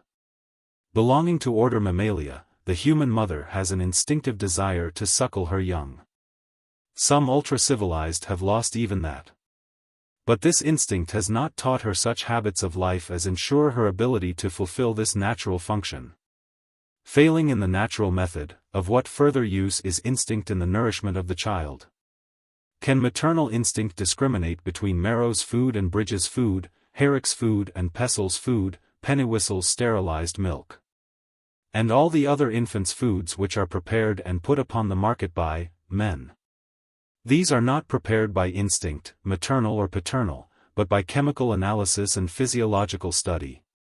And their effect is observed and the diet varied by physicians, who do not do their work by instinct either. If the bottle baby survive the loss of mother's milk, when he comes to the table, does maternal instinct suffice then to administer a proper diet for young children? Let the doctor and the undertaker answer. The wide and varied field of masculine activity in the interests of little children, from the peculiar human phenomenon of masculine assistance in parturition, there is one animal. The obstetric frog, where it also appears, to the manufacture of articles for feeding, clothing, protecting, amusing, and educating the baby, goes to show the utter inadequacy of maternal instinct in the human female. Another thing it shows also, the criminal failure of that human female to supply by intelligent effort what instinct can no longer accomplish. For a reasoning, conscious being deliberately to undertake the responsibility of maintaining human life without making due preparation for the task is more than carelessness. Before a man enters a trade, art, or profession, he studies it. He qualifies himself for the duties he is to undertake. He would be held a presuming impostor if he engaged in work he was not fitted to do, and his failure would mark him instantly with ridicule and reproach. In the more important professions, especially in those dealing with what we call matters of life and death, the shipmaster or pilot, doctor or druggist, is required not only to study his business, but to pass an examination under those who have already become past masters, and obtain a certificate or a diploma or some credential to show that he is fit to be entrusted with the direct responsibility for human life. Women enter a position which gives into their hands direct responsibility for the life or death of the whole human race with neither study nor experience, with no shadow of preparation or guarantee of capability. So far as they give it a thought, they fondly imagine that this mysterious, maternal instinct will see them through. Instruction, if needed, they will pick up when the time comes, experience they will acquire as the children appear. "I guess I know how to bring up children," cried the resentful old lady who was being advised. "I've buried 7. The record of untrained instinct as a maternal faculty in the human race is to be read on the rows and rows of little gravestones which crowd our cemeteries. The experience gained by practicing on the child is frequently buried with it. No, the maternal sacrifice theory will not bear examination. As a sex specialized to reproduction, giving up all personal activity, all honest independence, all useful and progressive economic service for her glorious consecration to the uses of maternity, the human female has little to show in the way of results which can justify her position. Neither the enormous percentage of children lost by death nor the low average health of those who survive, neither physical nor mental progress, give any proof of race advantage from the maternal sacrifice. Chapter 10. Although the superior maternity of the human female is so difficult to prove, so open to heavy charges of inadequacy, so erratic and pathological, there remain intact our devout belief in it, our reverence, our unshaken conviction that it is the one perfect thing. The facts as to our carelessness and ignorance in the fulfillment of this function are undeniable. The rate of infant mortality and children's diseases, those classed by physicians as preventable diseases. Namely, these mortal errors and failures confront us everywhere. But we ignore them all, or attribute them to any and every reason save deficient motherhood. One of the most frequent excuses, among those who have gone far enough to admit that excuse is needed, is that the father is to blame for these conditions. His vices, it is alleged, weaken the constitution of the race. His failure to provide prevents the mother from giving the proper care. He is held responsible for what evil we see in our children. And still we worship the mother for the physical process of bearing a child, now considered an act of heroism, and for the devotion with which she clings to it afterward, irrespective of the wisdom or effectiveness of this devotion.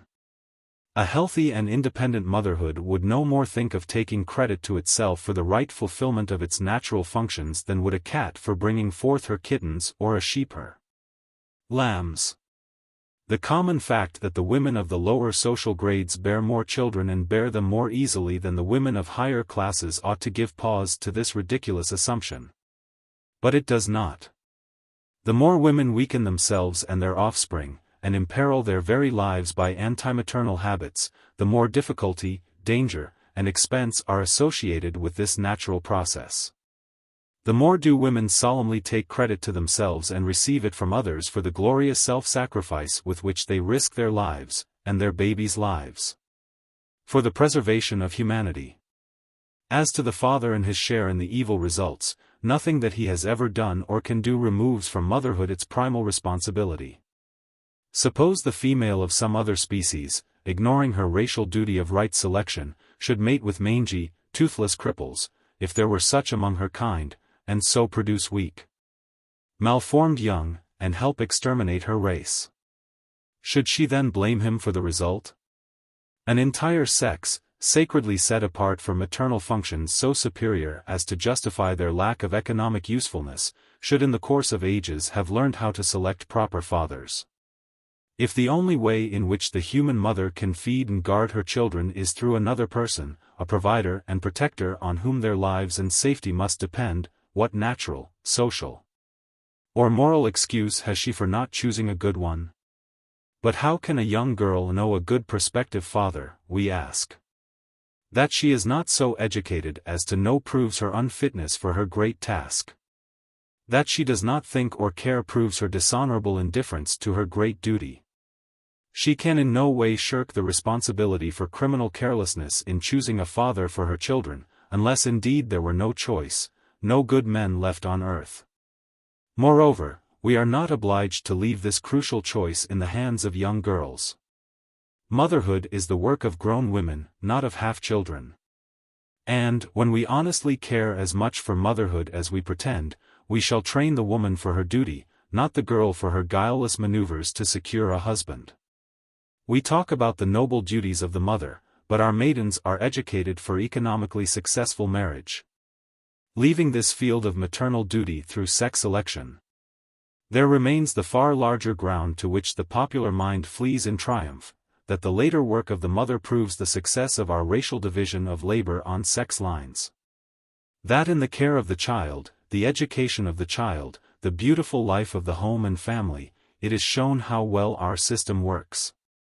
This is the last stronghold. Solidly entrenched herein sits popular thought, safe in the sacred precincts of the home.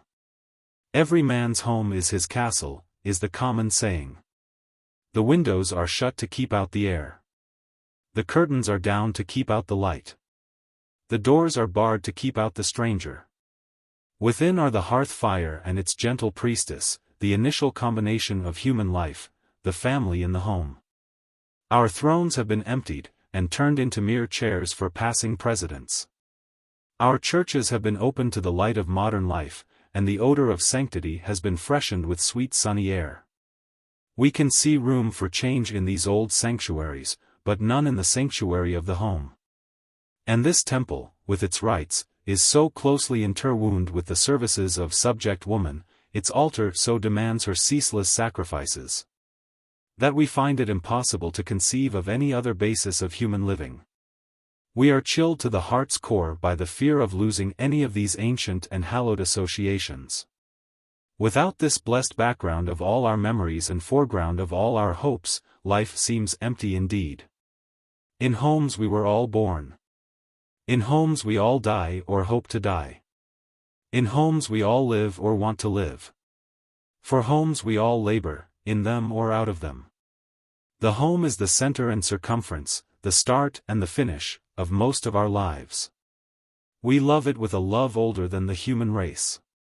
We reverence it with the blind obeisance of those crouching centuries when its cult began. We cling to it with the tenacity of every inmost, oldest instinct of our animal natures. And with the enthusiasm of every latest word in the unbroken chant of adoration which we have sung to it since first we learned to praise.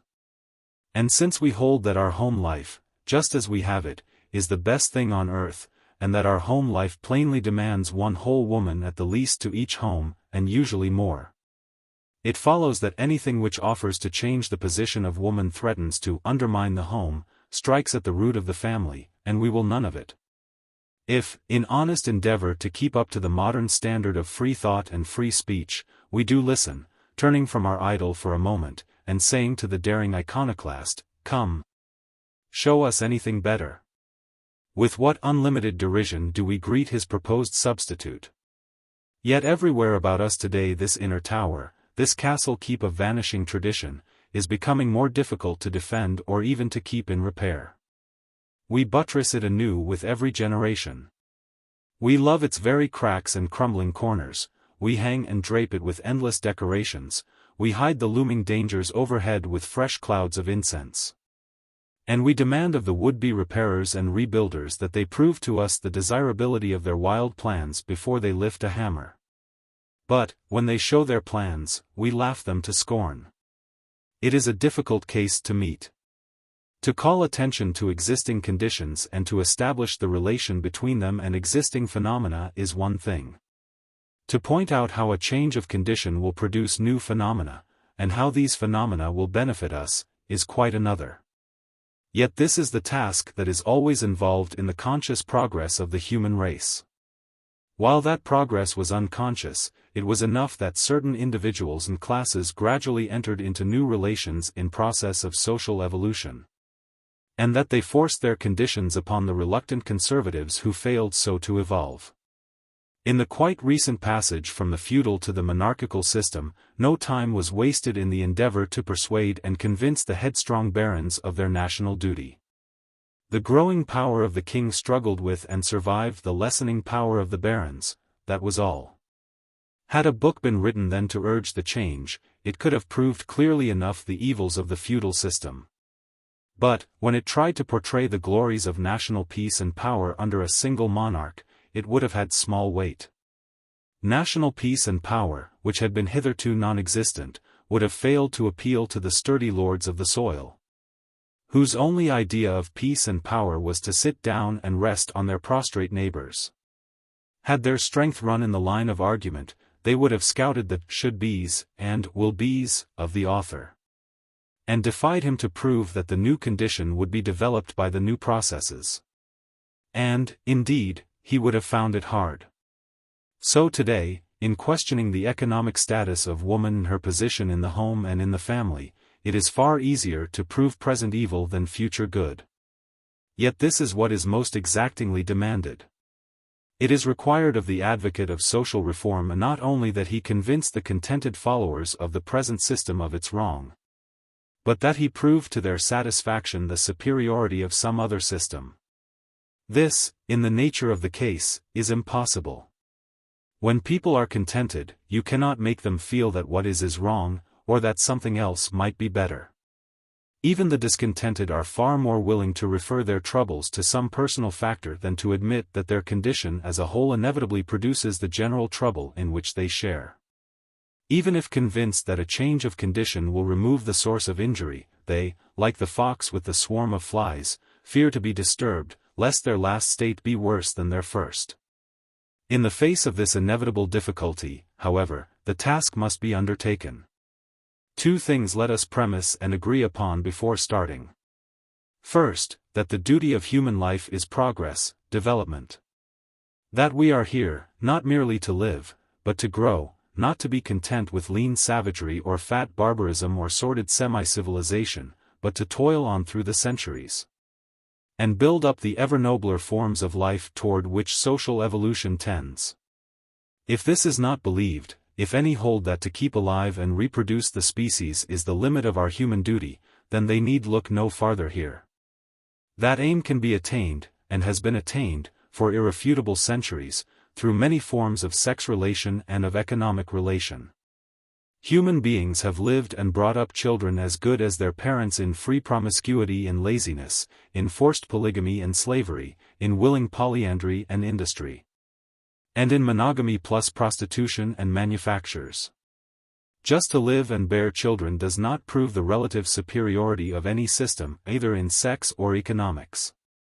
But, when we believe that life means progress, then each succeeding form of sex relation or economic relation is to be measured by its effect on that progress. It may be necessary here to agree on a definition of human progress. According to the general law of organic evolution, it may be defined as follows: such progress in the individual and in his social relations as shall maintain him in health and happiness and increase the organic development of society. If we accept such a definition of human progress, if we agree that progress is the duty of society, and that all social institutions are to be measured by it, we may proceed to our second premise. This is not to be ranked with the first in importance, it should be too commonly understood and accepted to be dragged into such a prominent position. But it is not commonly understood and accepted. In fact, it is misunderstood and denied to so general a degree that no apology is needed for insisting on it here. The second premise is this: our enjoyment of a thing does not prove that it is right. Even our love, admiration, and reverence for a thing does not prove that it is right. And, even from an evolutionary point of view, our belief that a thing is natural does not prove that it is right. A thing may be right in one stage of evolution which becomes wrong in another.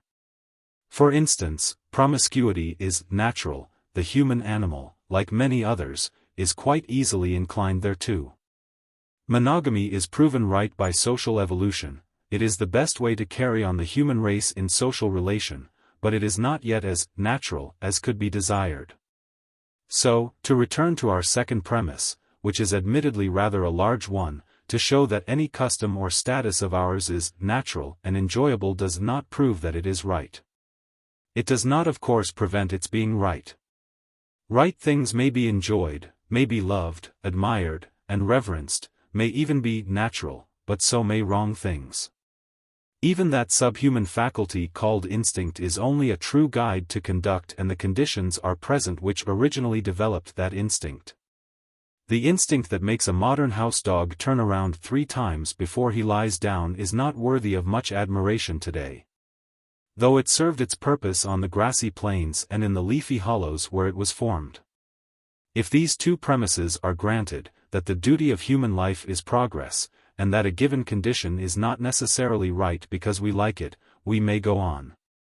Is our present method of home life, based on the economic dependence of woman in the sex relation, the best calculated to maintain the individual in health and happiness? And develop in him the higher social faculties? The individual is not maintained in health and happiness, that is visible to all. And how little he is developed in social relation is shown in the jarring irregularity and wastefulness of our present economic system. Economic independence for women necessarily involves a change in the home and family relation. But, if that change is for the advantage of individual and race, we need not fear it. It does not involve a change in the marriage relation except in withdrawing the element of economic dependence, nor in the relation of mother to child save to improve it.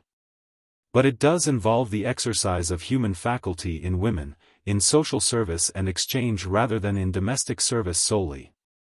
This will of course require the introduction of some other form of living than that which now obtains. It will render impossible the present method of feeding the world by means of millions of private servants, and bringing up children by the same hand. It is a melancholy fact that the vast majority of our children are reared and trained by domestic servants, generally their mothers, to be sure, but domestic servants by trade. To become a producer, a factor in the economic activities of the world, must perforce interfere with woman's present status as a private servant. House mistress she may still be, in the sense of owning and ordering her home, but housekeeper or house servant she may not be, and be anything else. Her position as mother will alter, too. Mother in the sense of bearer and rearer of noble children she will be, as the closest and dearest, the one most honored and best loved. But mother in the sense of exclusive individual nursery maid and nursery governess she may not be, and be anything else. It is precisely here that the world calls a halt. Nothing, it says, can be better than our homes with their fair priestesses. Nothing can be better for children than the hourly care of their own mothers. It is the position of the feudal baron over again. We can perhaps be made to see the evils of existing conditions, we cannot be made to see any possibility of improving on them. Nevertheless, it may be tried. Let us deliberately set ourselves to imagine, by sheer muscular effort as it were, a better kind of motherhood than that of the private nursery governess. A better way to feed and clean and clothe the world than by the private house servant. Here is felt the need of our second premise, for we enjoy things as they are, that is, some of us do, sometimes, and the rest of us think that we do. We love, admire, and reverence them. And it is natural to have them so. If it can be shown that human progress is better served by other methods, then other methods will be proven right. And we must grow to enjoy and honor them as fast as we can, and in due course of time we shall find them natural. If it can be shown that our babies would be better off if part of their time was passed in other care than their mothers, then such other care would be right. And it would be the duty of motherhood to provide it. If it can be shown that we could all be better provided for in our personal needs of nutrition, cleanliness, warmth, shelter, privacy, by some other method than that which requires the labor of one woman or more to each family, then it would be the duty of womanhood to find such method and to practice it. Perhaps it is worthwhile to examine the nature of our feeling toward that social institution called the family, and the probable effect upon it of the change in woman's economic status. Marriage and the family are two institutions, not one, as is commonly supposed. We confuse the natural result of marriage in children, common to all forms of sex union, with the family, a purely social phenomenon. Marriage is a form of sex union recognized and sanctioned by society. It is a relation between two or more persons, according to the custom of the country, and involves mutual obligations. Although made by us an economic relation, it is not essentially so, and will exist in much higher fulfillment after the economic phase is outgrown. The family is a social group, an entity, a little state. It holds an important place in the evolution of society quite aside from its connection with marriage. There was a time when the family was the highest form of social relation, indeed, the only form of social relation, when to the minds of pastoral, patriarchal tribes there was no conception so large as my country, no state, no nation. There was only a great land spotted with families, each family its own little world, of which grandpa was priest and king. The family was a social unit. Its interests were common to its members, and inimical to those of other families. It moved over the earth, following its food supply, and fighting occasionally with stranger families for the grass or water on which it depended. Indissoluble common interests are what make organic union, and those interests long rested on blood relationship. While the human individual was best fed and guarded by the family, and so required the prompt, correlative action of all the members of that family, naturally the family must have a head. And that form of government known as the patriarchal was produced. The natural family relation, as seen in parents and young of other species, or in ourselves in later forms, involves no such governmental development, that is a feature of the family as a social entity alone. One of the essentials of the patriarchal family life was polygamy, and not only polygamy, but open concubinage, and a woman slavery which was almost the same thing. The highest period of the family as a social institution was a very low period for marriage as a social institution, a period, in fact, when marriage was but partially evolved from the early promiscuity of the primitive savage. The family seems indeed to be a gradually disappearing survival of the still looser unit of the horde, which again is more closely allied to the band or pack of gregarious carnivora than to an organic social relation.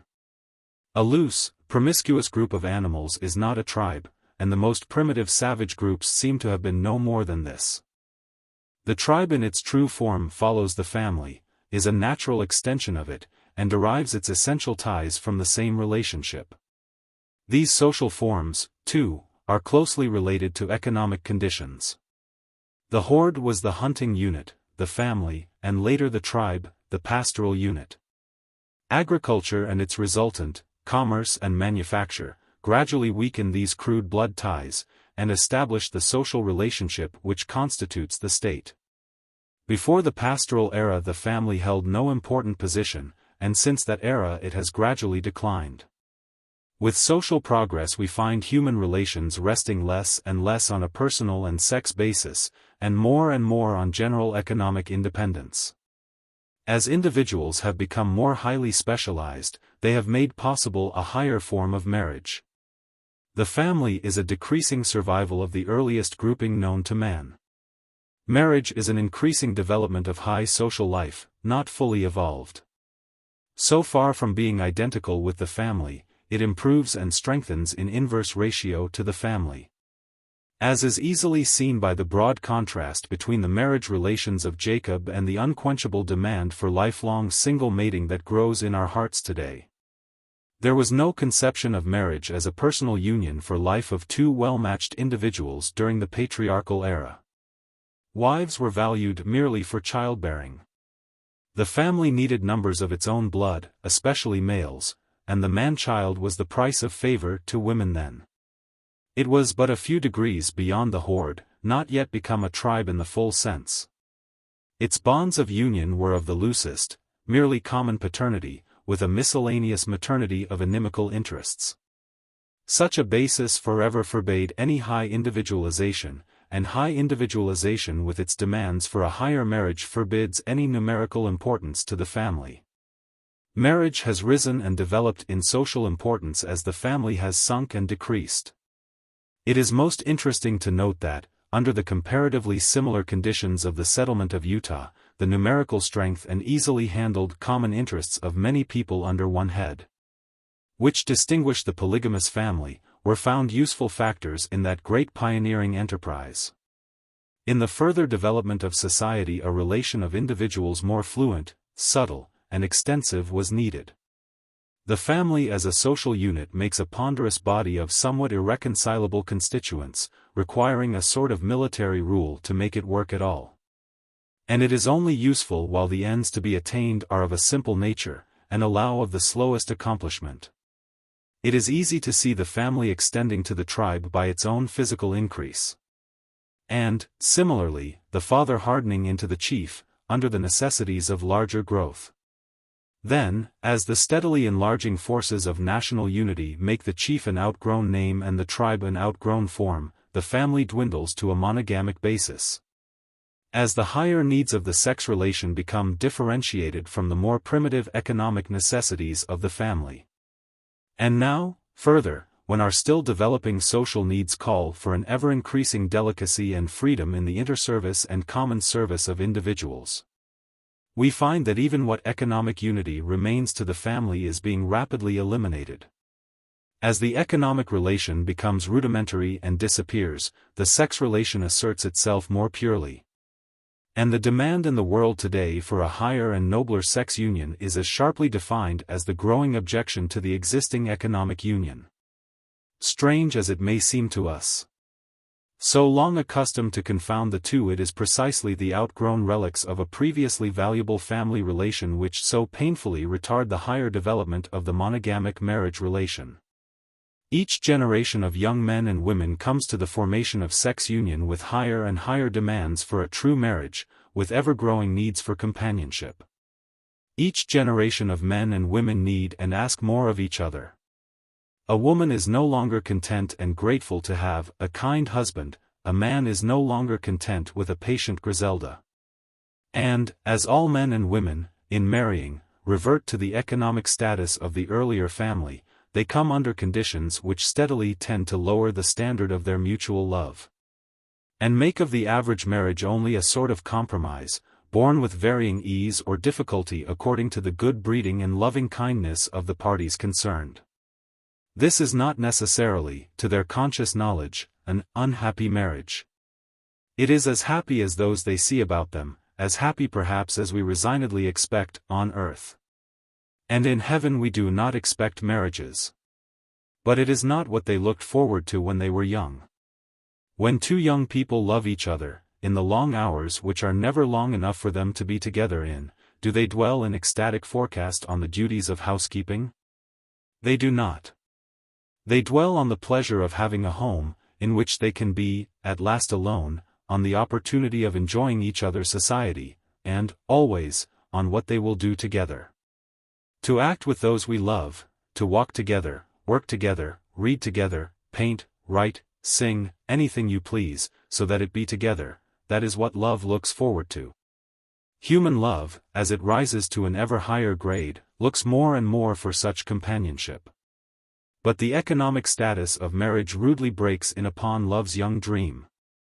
On the economic side, apart from all the sweetness and truth of the sex relation, the woman in marrying becomes the house servant, or at least the housekeeper, of the man. Of the world we may say that the intimate personal necessities of the human animal are ministered to by woman. Married lovers do not work together. They may, if they have time, rest together, they may, if they can, play together, but they do not make beds and sweep and cook together, and they do not go downtown to the office together. They are economically on entirely different social planes, and these constitute a bar to any higher, truer union than such as we see about us. Marriage is not perfect unless it is between class equals. There is no equality in class between those who do their share in the world's work in the largest, newest, highest ways and those who do theirs in the smallest, oldest, lowest ways. Granting squarely that it is the business of women to make the home life of the world true, healthful, and beautiful, the economically dependent woman does not do this, and never can. The economically independent woman can and will. As the family is by no means identical with marriage, so is the home by no means identical with either.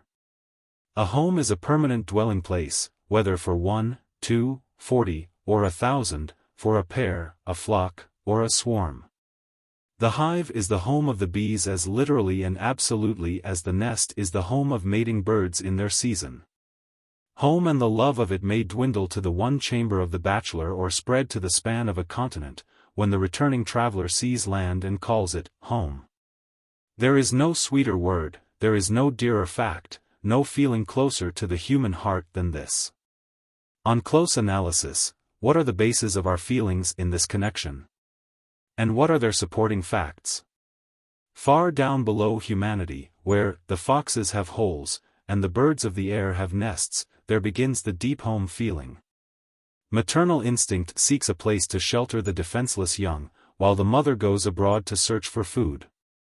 The first sharp impressions of infancy are associated with the sheltering walls of home, be it the swinging cradle in the branches, the soft dark hollow in the trunk of a tree, or the cave with its hidden lair.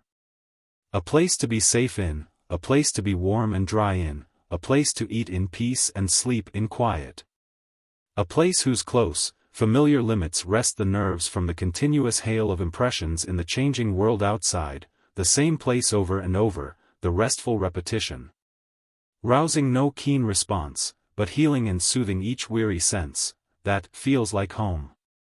All this from our first consciousness. All this for millions and millions of years. No wonder we love it.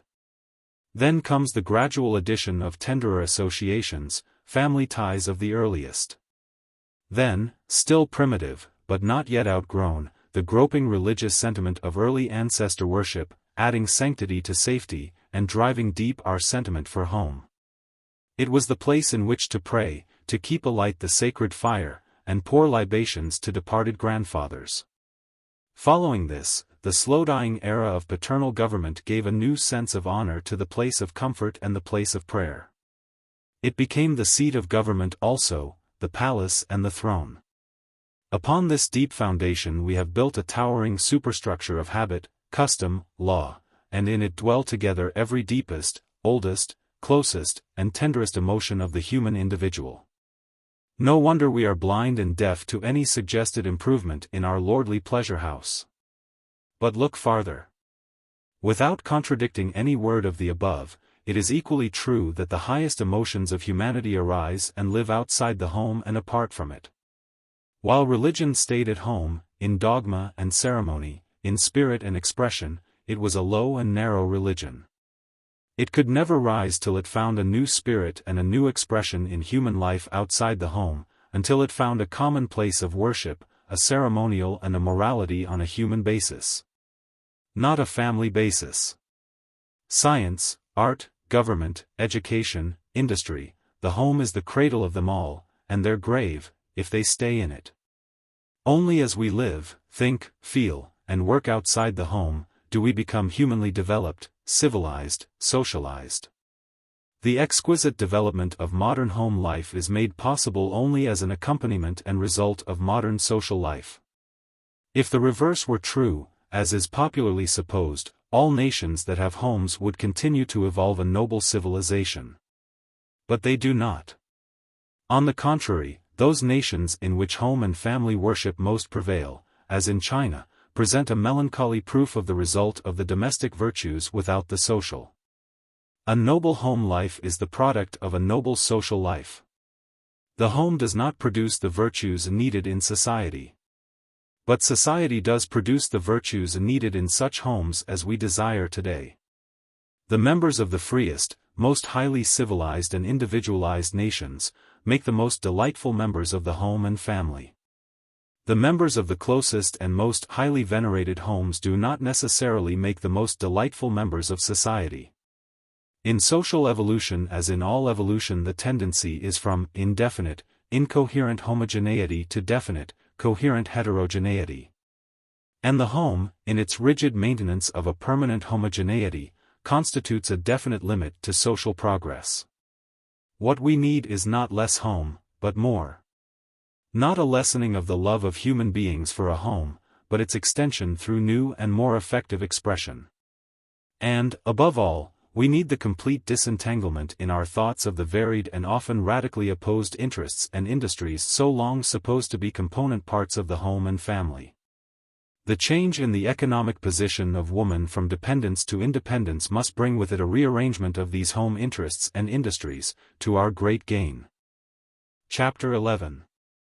As a natural consequence of our division of labor on sex lines, giving to woman the home and to man the world in which to work, we have come to have a dense prejudice in favor of the essential womanliness of the home duties, as opposed to the essential manliness of every other kind of work. We have assumed that the preparation and serving of food and the removal of dirt, the nutritive and excretive processes of the family, are feminine functions. And we have also assumed that these processes must go on in what we call the home, which is the external expression of the family. In the home the human individual is fed, cleaned, warmed, and generally cared for, while not engaged in working in the world. Human nutrition is a long process. There's many a ship, twixt the cup and the lip, to paraphrase an old proverb. Food is produced by the human race collectively, not by individuals for their own consumption, but by interrelated groups of individuals, all over the world, for the world's consumption. This collectively produced food circulates over the Earth's surface through elaborate processes of transportation, exchange, and preparation, before it reaches the mouths of the consumers. And the final processes of selection and preparation are in the hands of woman. She is the final purchaser, she is the final handler in that process of human nutrition known as cooking, which is a sort of extra-organic digestion proven advantageous to our species. This department of human digestion has become a sex function, supposed to pertain to women by nature. If it is to the advantage of the human race that its food supply should be thus handled by a special sex, this advantage should be shown in superior health and purity of habit. But no such advantage is visible. In spite of all our power and skill in the production and preparation of food, we remain the sickest beast alive, in the matter of eating. Our impotent outcries against adulteration prove that part of the trouble is in the food products as offered for purchase. The pathetic reiteration of our numerous cookbooks proves that part of the trouble is in the preparation of those products. And the futile exhortations of physicians and mothers prove that part of the trouble is in our morbid tastes and appetites. It would really seem as if the human race after all its long centuries had not learned how to prepare good food, nor how to cook it, nor how to eat it, which is painfully true. This great function of human nutrition is confounded with the sex relation, and is considered a sex function. It is in the helpless hands of that amiable but abortive agent, the economically dependent women. And the essential incapacity of such an agent is not hard to show. In her position as private house steward, she is the last purchaser of the food of the world, and here we reach the governing factor in our incredible adulteration of food products. All kinds of deceit and imposition in human service are due to that desire to get without giving, which, as has been shown in previous chapters, is largely due to the training of women as non-productive consumers. But the particular form of deceit and imposition practiced by a given dealer is governed by the intelligence and power of the buyer. The dilution and adulteration of food products is a particularly easy path to profit, because the ultimate purchaser has almost no power and very little intelligence. The individual housewife must buy at short intervals and in small quantities. This operates to her pecuniary disadvantage, as is well known. But its effect on the quality of her purchases is not so commonly observed. Not unless she becomes the head of a wealthy household, and so purchases in quantity for family, servants, and guests, is her trade of sufficient value to have force in the market. The dealer who sells to 100 poor women can and does sell a much lower quality of food than he who sells an equal amount to one purchaser. Therefore, the home, as a food agency, holds an essentially and permanently unfavorable position as a purchaser. And it is thereby the principal factor in maintaining the low standard of food products against which we struggle with the cumbrous machinery of legislation. Most housekeepers will innocently prove their ignorance of these matters by denying that the standard of food products is so low. Let such offended ladies but examine the statutes and ordinances of their own cities, of any civilized city, and see how the bread, the milk, the meat, the fruit, are under a steady legislative inspection which endeavors to protect the ignorance and helplessness of the individual purchaser. If the private housekeeper had the technical intelligence as purchaser which is needed to discriminate in the selection of foods, if she were prepared to test her milk, to detect the foreign substance in her coffee and spices, rightly to estimate the quality of her meat and the age of her fruit and vegetables, she would then be able at least to protest against her supply, and to seek, as far as time, distance, and funds allowed, a better market. This technical intelligence, however, is only to be obtained by special study and experience. And its attainment only involves added misery and difficulty to the private purchaser, unless accompanied by the power to enforce what the intelligence demands. As it is, woman brings to her selection from the world's food only the empirical experience gained by practicing upon her helpless family. And this during the very time when her growing children need the wise care which she is only able to give them in later years. This experience, with its pitiful limitation and its practical check by the personal taste and pecuniary standing of the family, is lost where it was found. Each mother slowly acquires some knowledge of her business by practicing it upon the lives and health of her family and by observing its effect on the survivors. And each daughter begins again as ignorant as her mother was before her. This rule of thumb is not transmissible.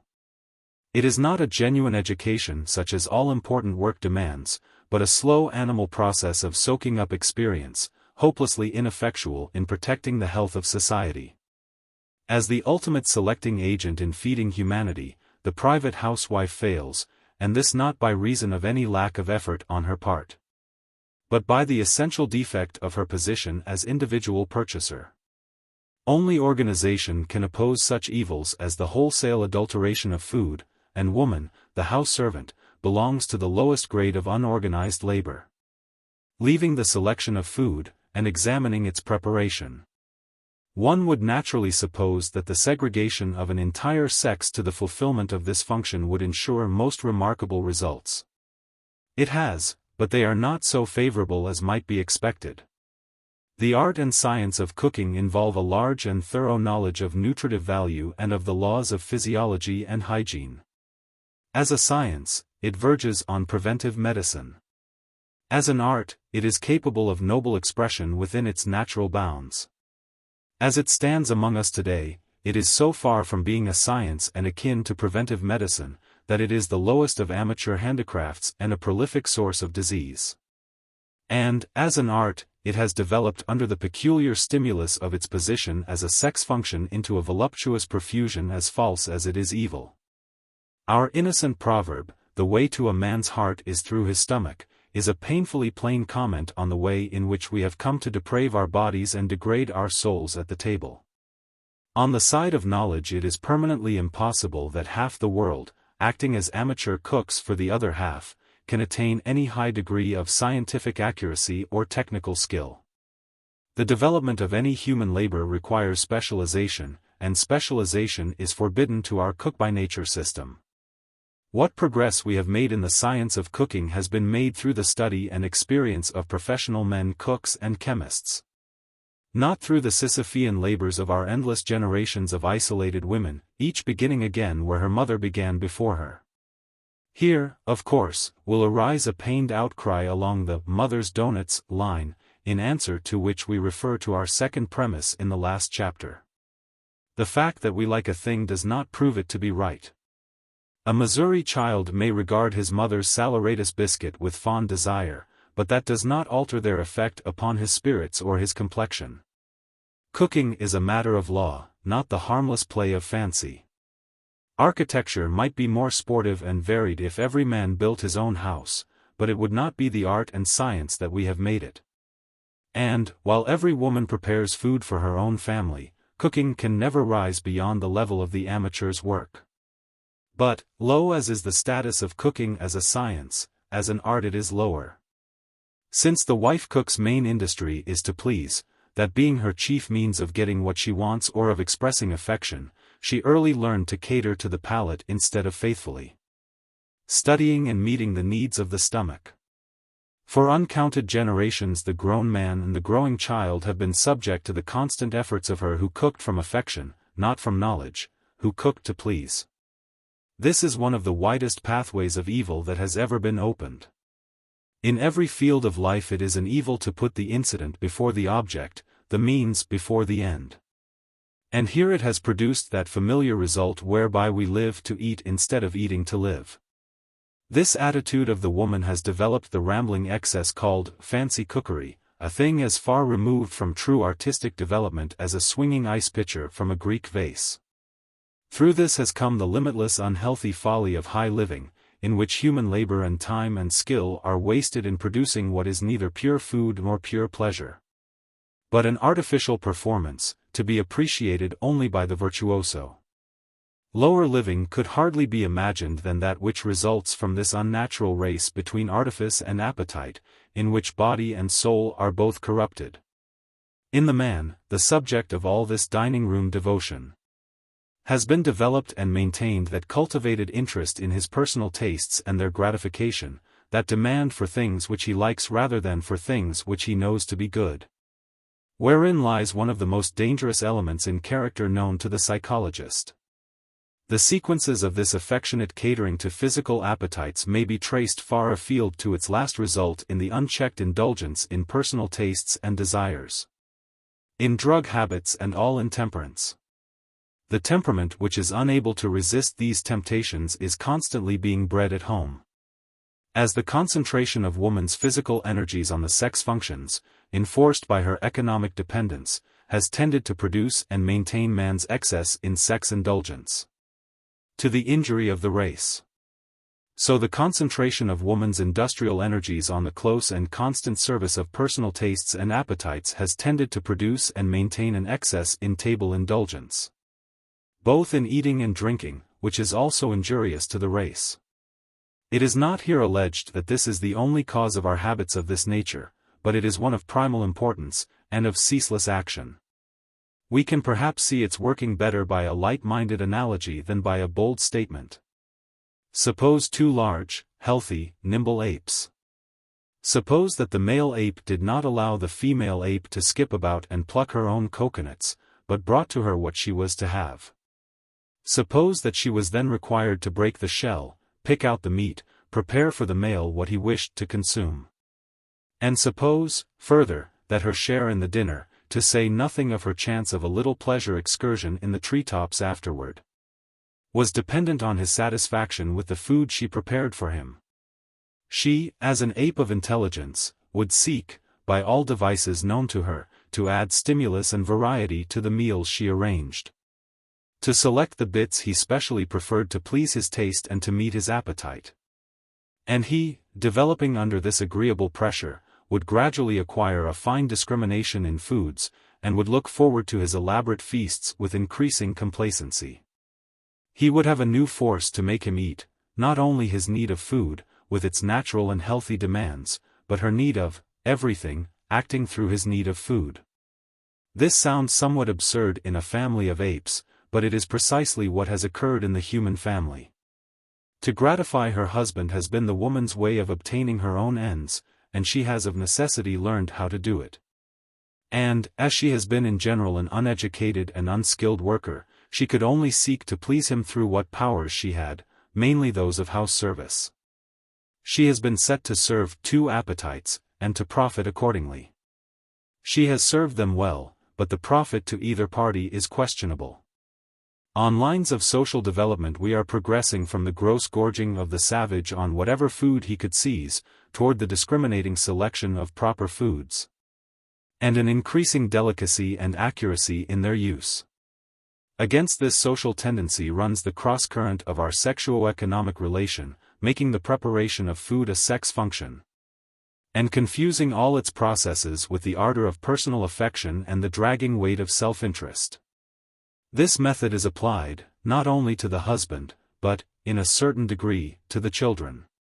For, where maternal love and maternal energy are forced to express themselves mainly in the preparation of food, the desire properly to feed the child becomes confounded with an unwise desire to please. And the mother degrades her high estate by catering steadily to the lower tastes of humanity instead of to the higher. Our general notion is that we have lifted and ennobled our eating and drinking by combining them with love. On the contrary, we have lowered and degraded our love by combining it with eating and drinking, and, what is more, we have lowered these habits also. Some progress has been made, socially. But this unhappy mingling of sex interest and self-interest with normal appetites, this Cupid in the kitchen arrangement, has gravely impeded that progress. Professional cooking has taught us much. Commerce and manufacture have added to our range of supplies.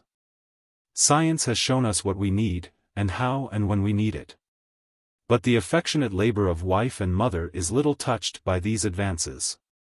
If she goes to the cooking school, it is to learn how to make the rich delicacies that will please rather than to study the nutritive value of food in order to guard the health of the household.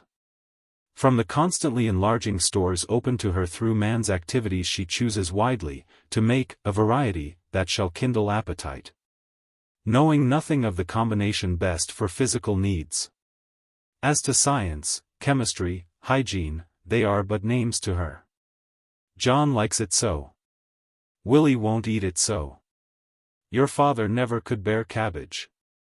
She must consider what he likes, not only because she loves to please him or because she profits by pleasing him, but because he pays for the dinner, and she is a private servant. Is it not time that the way to a man's heart through his stomach should be relinquished for some higher avenue?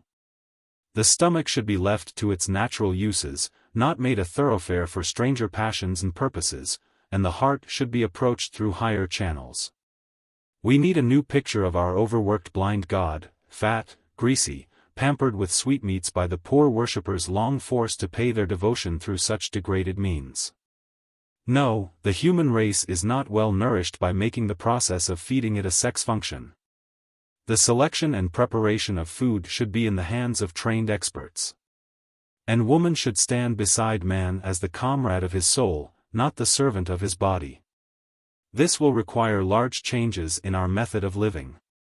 To feed the world by expert service, bringing to that great function the skill and experience of the trained specialist, the power of science, and the beauty of art, is impossible in the sexuo-economic relation.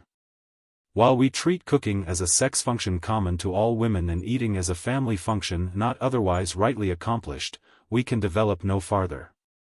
We are spending much earnest study in hard labor today on the problem of teaching and training women in the art of cooking, both the wife and the servant. For, with our usual habit of considering voluntary individual conduct as the cause of conditions, we seek to modify conditions by changing individual conduct. What we must recognize is that, while the conditions remain, the conduct cannot be altered. Any trade or profession, the development of which depended upon the labor of isolated individuals, assisted only by hired servants more ignorant than themselves, would remain at a similarly low level. So far as health can be promoted by public means, we are steadily improving by sanitary regulations and medical inspection, by professionally prepared health foods, and by the literature of hygiene, by special legislation as to contagious diseases and dangerous trades. But the health that lies in the hands of the housewife is not reached by these measures. The 9/10 of our women who do their own work cannot be turned into proficient purchasers and cooks any more than 9/10 of our men could be turned into proficient tailors with no better training or opportunity than would be furnished by clothing their own families. The alternative remaining to the women who comprise the other 10th is that peculiar survival of earlier labor methods known as domestic service. As a method of feeding humanity, hired domestic service is inferior even to the service of the wife and mother, and brings to the art of cooking an even lower degree of training and a narrower experience. The majority of domestic servants are young girls who leave this form of service for marriage as soon as they are able. And we thus entrust the physical health of human beings, so far as cooking affects it, to the hands of untrained, immature women, of the lowest social grade, who are actuated by no higher impulse than that of pecuniary necessity. The love of the wife and mother stimulates at least her desire to feed her family well. The servant has no such motive. The only cases in which domestic cooking reaches anything like proficiency are those in which the wife and mother is a natural-born cook, and regales her family with the products of genius. Or those in which the households of the rich are able to command the service of professionals. There was a time when kings and lords retained their private poets to praise and entertain them, but the poet is not truly great until he sings for the world. So the art of cooking can never be lifted to its true place as a human need and a social function by private service. Such an arrangement of our lives and of our houses as will allow cooking to become a profession is the only way in which to free this great art from its present limitations. It should be a reputable, well-paid profession, wherein those women or those men who were adapted to this form of labor could become cooks, as they would become composers or carpenters. Natural distinctions would be developed between the mere craftsman and the artist. And we should have large, new avenues of lucrative and honorable industry, and a new basis for human health and happiness. This does not involve what is known as cooperation. Cooperation, in the usual sense, is the union of families for the better performance of their supposed functions. The process fails because the principle is wrong. Cooking and cleaning are not family functions. We do not have a family mouth, a family stomach, a family face to be washed. Individuals require to be fed and cleaned from birth to death, quite irrespective of their family relations. The orphan, the bachelor, the childless widower, have as much need of these nutritive and excretive processes as any patriarchal parent. Eating is an individual function. Cooking is a social function. Neither is in the faintest degree a family function. That we have found it convenient in early stages of civilization to do our cooking at home proves no more than the allied fact that we have also found it convenient in such stages to do our weaving and spinning at home. Our soap and candle making, our butchering and pickling, our baking and washing. As society develops, its functions specialize. And the reason why this great race function of cooking has been so retarded in its natural growth is that the economic dependence of women has kept them back from their share in human progress. When women stand free as economic agents, they will lift and free their arrested functions to the much better fulfillment of their duties as wives and mothers and to the vast improvement in health and happiness of the human race. Cooperation is not what is required for this, but trained professional service and such arrangement of our methods of living as shall allow us to benefit by such service. When numbers of people patronize the same tailor or baker or confectioner, they do not cooperate. Neither would they cooperate in patronizing the same cook. The change must come from the side of the cook, not from the side of the family. It must come through natural functional development in society, and it is so coming. Woman, recognizing that her duty as feeder and cleaner is a social duty, not a sexual one, must face the requirements of the situation, and prepare herself to meet them. 100 years ago this could not have been done. Now it is being done, because the time is ripe for it. If there should be built and opened in any of our large cities today a commodious and well-served apartment house for professional women with families, it would be filled at once. The apartments would be without kitchens, but there would be a kitchen belonging to the house from which meals could be served to the families in their rooms or in a common dining room, as preferred. It would be a home where the cleaning was done by efficient workers, not hired separately by the families, but engaged by the manager of the establishment. And a roof garden, day nursery, and kindergarten, under well-trained professional nurses and teachers, would ensure proper care of the children. The demand for such provision is increasing daily, and must soon be met, not by a boarding house or a lodging house, a hotel, a restaurant, or any makeshift patching together of these, but by a permanent provision for the needs of women and children, of family privacy with collective advantage. This must be offered on a business basis to prove a substantial business success. And it will so prove, for it is a growing social need. There are hundreds of thousands of women in New York City alone who are wage earners, and who also have families, and the number increases. This is true not only among the poor and unskilled, but more and more among business women, professional women, scientific, artistic, literary women. Our school teachers, who form a numerous class, are not entirely without relatives. To board does not satisfy the needs of a human soul. These women want homes, but they do not want the clumsy tangle of rudimentary industries that are supposed to accompany the home. The strain under which such women labor is no longer necessary. The privacy of the home could be as well maintained in such a building as described as in any house in a block, any room, flat, or apartment, under present methods. The food would be better, and would cost less, and this would be true of the service and of all common necessities. In suburban homes this purpose could be accomplished much better by a grouping of adjacent houses, each distinct and having its own yard, but all kitchenless, and connected by covered ways with the eating house. No detailed prophecy can be made of the precise forms which would ultimately prove most useful and pleasant.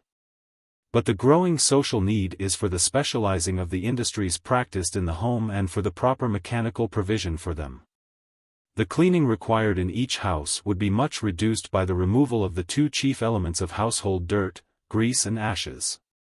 Meals could of course be served in the house as long as desired. But, when people become accustomed to pure, clean homes, where no steaming industry is carried on, they will gradually prefer to go to their food instead of having it brought to them. It is a perfectly natural process, and a healthful one, to go to one's food. And, after all, the changes between living in one room, and so having the cooking most absolutely convenient. Going as far as the limits of a large house permit, to one's own dining room, and going a little further to a dining room not in one's own house, but nearby, these differ but in degree. Families could go to eat together, just as they can go to bathe together or to listen to music together. But, if it fell out that different individuals presumed to develop an appetite at different hours, they could meet it without interfering with other people's comfort or sacrificing their own. Any housewife knows the difficulty of always getting a family together at meals. Why try? Then arises sentiment, and asserts that family affection, family unity, the very existence of the family, depend on their being together at meals. A family unity which is only bound together with a tablecloth is of questionable value. There are several professions involved in our clumsy method of housekeeping. A good cook is not necessarily a good manager, nor a good manager an accurate and thorough cleaner, nor a good cleaner a wise purchaser. Under the free development of these branches a woman could choose her position, train for it, and become a most valuable functionary in her special branch, all the while living in her own home. That is, she would live in it as a man lives in his home, spending certain hours of the day at work and others at home. This division of the labor of housekeeping would require the service of fewer women for fewer hours a day. Where now 20 women in 20 homes work all the time, and insufficiently accomplish their varied duties, the same work in the hands of specialists could be done in less time by fewer people. And the others would be left free to do other work for which they were better fitted, thus increasing the productive power of the world. Attempts at cooperation so far have endeavored to lessen the existing labors of women without recognizing their need for other occupation, and this is one reason for their repeated failure. It seems almost unnecessary to suggest that women as economic producers will naturally choose those professions which are compatible with motherhood. And there are many professions much more in harmony with that function than the household service. Motherhood is not a remote contingency, but the common duty and the common glory of womanhood. If women did choose professions unsuitable to maternity, nature would quietly extinguish them by her unvarying process. Those mothers who persisted in being acrobats, horsebreakers, or sailors before the mast, would probably not produce vigorous and numerous children. If they did, it would simply prove that such work did not hurt them. There is no fear to be wasted on the danger of women's choosing wrong professions, when they are free to choose. Many women would continue to prefer the very kinds of work which they are doing now, in the new and higher methods of execution. Even cleaning, rightly understood and practiced, is a useful, and therefore honorable, profession. It has been amusing heretofore to see how this least desirable of labors has been so innocently held to be woman's natural duty. It is woman, the dainty, the beautiful, the beloved wife and revered mother, who has by common consent been expected to do the chamber work and scullery work of the world. All that is basest and foulest she in the last instance must handle and remove. Grease, ashes, dust, foul linen, and sooty ironware, among these her days must pass. As we socialize our functions, this passes from her hands into those of man. The city's cleaning is his work. And even in our houses the professional cleaner is more and more frequently a man. The organization of household industries will simplify and centralize its cleaning processes, allowing of many mechanical conveniences and the application of scientific skill and thoroughness. We shall be cleaner than we ever were before. There will be less work to do, and far better means of doing it. The daily needs of a well-plumbed house could be met easily by each individual in his or her own room or by one who liked to do such work. And the labor less frequently required would be furnished by an expert, who would clean one home after another with the swift skill of training and experience. The home would cease to be to us a workshop or a museum, and would become far more the personal expression of its occupants, the place of peace and rest, of love and privacy, than it can be in its present condition of arrested industrial development. And woman will fill her place in those industries with far better results than are now provided by her ceaseless struggles, her conscientious devotion, her pathetic ignorance and inefficiency. Chapter 12. As self-conscious creatures, to whom is always open the easy error of mistaking feeling for fact, to whose consciousness indeed the feeling is the fact, a further process of reasoning being required to infer the fact from the feeling, we are not greatly to be blamed for laying such stress on sentiment and emotion. We may perhaps admit, in the light of cold reasoning, that the home is not the best place in which to do so much work in, nor the wife and mother the best person to do it. But this intellectual conviction by no means alters our feeling on the subject. Feeling, deep, long established, and overstimulated, lies thick over the whole field of home life. Not what we think about it, for we never have thought about it very much, but what we feel about it, constitutes the sum of our opinion. Many of our feelings are true, right, legitimate. Some are fatuous absurdities, mere dangling relics of outgrown tradition, slowly molting from us as we grow. Consider, for instance, that long-standing popular myth known as the privacy of the home. There is something repugnant in the idea of food cooked outside the home, even though served within it. Still more in the going out of the family to eat, and more yet in the going out of separate individuals to eat. The limitless personal taste developed by home cooking fears that it will lose its own particular shade of brown on the bacon, its own hottest of hot cakes, its own corner biscuit. This objection must be honestly faced, and admitted in some degree. A menu, however liberally planned by professional cooks, would not allow so much play for personal idiosyncrasy as do those prepared by the numerous individual cooks now serving us. There would be a far larger range of choice in materials, but not so much in methods of preparation and service.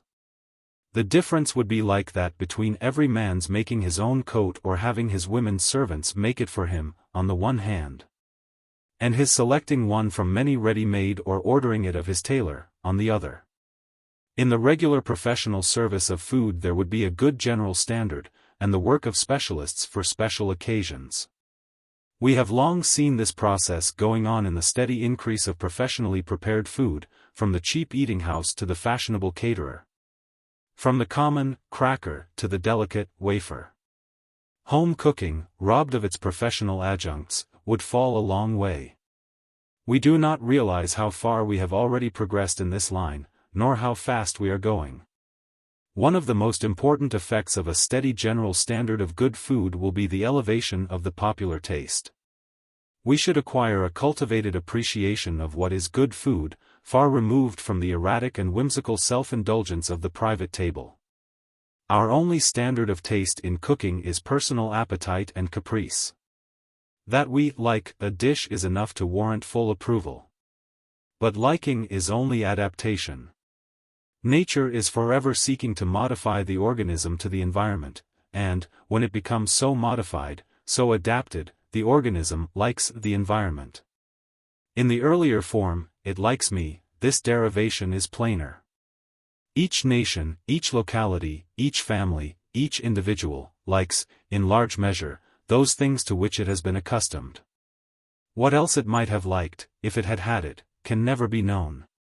But the slow penetration of new tastes and habits, the reluctant adoption of the potato, the tomato, maize, and other new vegetables by old countries, show that it is quite possible to change a liking. In the narrow range of family capacity to supply and of family ability to prepare our food, and in our exaggerated intensity of personal preference, we have grown very rigid in our little field of choice. We insist on the superiority of our own methods, and despise the methods of our neighbors, with a sublime ignorance of any higher standard of criticism than our own uneducated tastes. When we become accustomed from childhood to scientifically and artistically prepared foods, we shall grow to know what is good and to enjoy it, as we learn to know good music by hearing it. As we learn to appreciate a wider and higher range of cooking, we shall also learn to care for simplicity in this art. Neither is attainable under our present system by the average person. As cooking becomes dissociated from the home, we shall gradually cease to attach emotions to it, and we shall learn to judge it impersonally upon a scientific and artistic basis. This will not, of course, prevent some persons having peculiar tastes, but these will know that they are peculiar, and so will their neighbors. It will not prevent, either, the woman who has a dilettante fondness for some branch of cookery, wherewith she loves to delight herself and her friends, from keeping a small cooking plant within reach, as she might a sewing machine or a turning lathe. In regard to the eating of food we are still more opposed by the privacy of the home idea, and a marked, indeed, a pained, disinclination to dissociate that function from family life. To eat together does, of course, form a temporary bond. To establish a medium of communication between dissimilar persons, some common ground must be found, some right, some game, some entertainment, something that they can do together. And, if the persons desiring to associate have no other common ground than this physical function, which is so common, indeed, that it includes not only all humanity, but all the animal kingdom, then by all means let them seek that. On occasions of general social rejoicing to celebrate some event of universal importance, the feast will always be a natural and satisfying institution. To the primitive husband with fighting for his industry, the primitive wife with domestic service for hers, the primitive children with no relation to their parents but the physical, to such a common table was the only common tie. And the simplicity of their food furnished a medium that hurt no one. But in the higher individualization of modern life the process of eating is by no means the only common interest among members of a family, and by no means the best.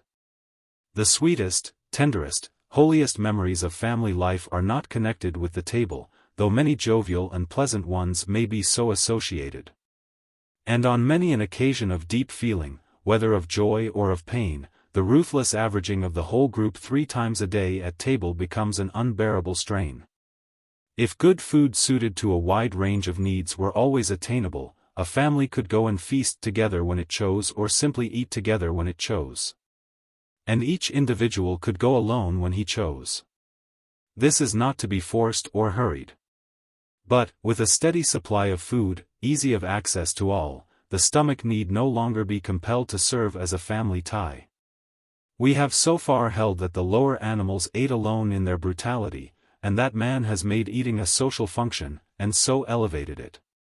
The elevation is the difficult part to prove, when we look at humanity's gross habits, morbid tastes, and deadly diseases, its artifice, and its unutterable depravity of gluttony and intemperance. The animals may be lower than we in their simple habit of eating what is good for them when they are hungry, but it serves their purpose well. One result of our making eating a social function is that, the more elaborately we socialize it, The more we require at our feasts the service of a number of strangers absolutely shut out from social intercourse, functionaries who do not eat with us, who do not talk with us, who must not by the twinkling of an eyelash show any interest in this performance, save to minister to the grosser needs of the occasion on a strictly commercial basis. Such extraneous presence must and does keep the conversation at one level. In the family without a servant both mother and father are too hard work to make the meal a social success. And, as soon as servants are introduced, a limit is set to the range of conversation. The effect of our social eating, either in families or in larger groups, is not wholly good. It is well open to question whether we cannot, in this particular, improve our system of living. When the cooking of the world is open to full development by those whose natural talent and patient study lead them to learn how better and better to meet the needs of the body by delicate and delicious combinations of the elements of nutrition, we shall begin to understand what food means to us, and how to build up the human body in sweet health and full vigor. A world of pure, strong, beautiful men and women, knowing what they ought to eat and drink, and taking it when they need it, will be capable of much higher and subtler forms of association than this much prized common table furnishes. The contented grossness of today, the persistent self-indulgence of otherwise intelligent adults, the fatness and leanness and feebleness, the whole train of food-made disorders, together with all drug habits, these morbid phenomena are largely traceable to the abnormal attention given to both eating and cooking, which must accompany them as family functions. When we detach them from this false position by untangling the knot of our sexuo-economic relation, we shall give natural forces a chance to work their own pure way in us, and make us better. Our domestic privacy is held to be further threatened by the invasion of professional cleaners. We should see that a kitchenless home will require far less cleaning than is now needed, and that the daily ordering of one's own room could be easily accomplished by the individual, when desired. Many would so desire, keeping their own rooms, their personal inner chambers, inviolate from other presence than that of their nearest and dearest. Such an ideal of privacy may seem ridiculous to those who accept contentedly the gross publicity of our present method. Of all popular paradoxes, none is more nakedly absurd than to hear us prate of privacy in a place where we cheerfully admit to our table talk and to our door service, yes, and to the making of our beds and to the handling of our clothing, a complete stranger. A stranger not only by reason of new acquaintance and of the false view inevitable to new eyes let in upon our secrets, but a stranger by birth, almost always an alien in race, and, more hopeless still, a stranger by breeding, one who can never truly understand. This stranger all of us who can afford it summon to our homes, one or more at once, and many in succession. If, like barbaric kings of old or bloody pirates of the main, we cut their tongues out that they might not tell, it would still remain an irreconcilable intrusion. But, as it is, with eyes to see, ears to hear, and tongues to speak, with no other interests to occupy their minds, and with the retaliatory fling that follows the enforced silence of those who must not answer back, with this observing and repeating army lodged in the very bosom of the family, may we not smile a little bitterly at our fond ideal of the privacy of the home? The swift progress of professional sweepers, dusters, and scrubbers, through rooms where they were wanted, and when they were wanted, would be at least no more injurious to privacy than the present method. Indeed, the exclusion of the domestic servant, and the entrance of woman on a plane of interest at once more social and more personal, would bring into the world a new conception of the sacredness of privacy, a feeling for the rights of the individual as yet unknown. Closely connected with the question of cleaning is that of household decoration and furnishing. The economically dependent woman, spending the accumulating energies of the race in her small cage, has thrown out a tangled mass of expression, as a large plant throws out roots in a small pot. She has crowded her limited habitat with unlimited things, things useful and unuseful, ornamental and unornamental, comfortable and uncomfortable. And the labor of her life is to wait upon these things, and keep them clean. The free woman, having room for full individual expression in her economic activities and in her social relation, will not be forced so to pour out her soul in tidies and photograph holders. The home will be her place of rest, not of uneasy activity, and she will learn to love simplicity at last. This will mean better sanitary conditions in the home, more beauty and less work. And the trend of the new conditions, enhancing the value of real privacy and developing the sense of beauty, will be toward a delicate loveliness in the interiors of our houses, which the owners can keep in order without undue exertion. Besides these comparatively external conditions, there are psychic effects produced upon the family by the sexuo-economic relation not altogether favorable to our best growth. One is the leveling effect of the group upon its members, under pressure of this relation. Such privacy as we do have in our homes is family privacy, an aggregate privacy. And this does not ensure, indeed, it prevents, individual privacy. This is another of the lingering rudiments of methods of living belonging to ages long since outgrown, and maintained among us by the careful preservation of primitive customs in the unchanged position of women. In very early times a crude and undifferentiated people could flock in family groups in one small tent without serious inconvenience or injury. The effects of such grouping on modern people is known in the tenement districts of large cities, where families live in single rooms, and these effects are of a distinctly degrading nature. The progressive individuation of human beings requires a personal home, one room at least for each person. This need forces some recognition for itself in family life, and is met so far as private purses in private houses can meet it. But for the vast majority of the population no such provision is possible. To women, especially, a private room is the luxury of the rich alone. Even where a partial provision for personal needs is made under pressure of social development, the other pressure of undeveloped family life is constantly against it. The home is the one place on earth where no one of the component individuals can have any privacy. A family is a crude aggregate of persons of different ages, sizes, sexes, and temperaments, held together by sex ties and economic necessity.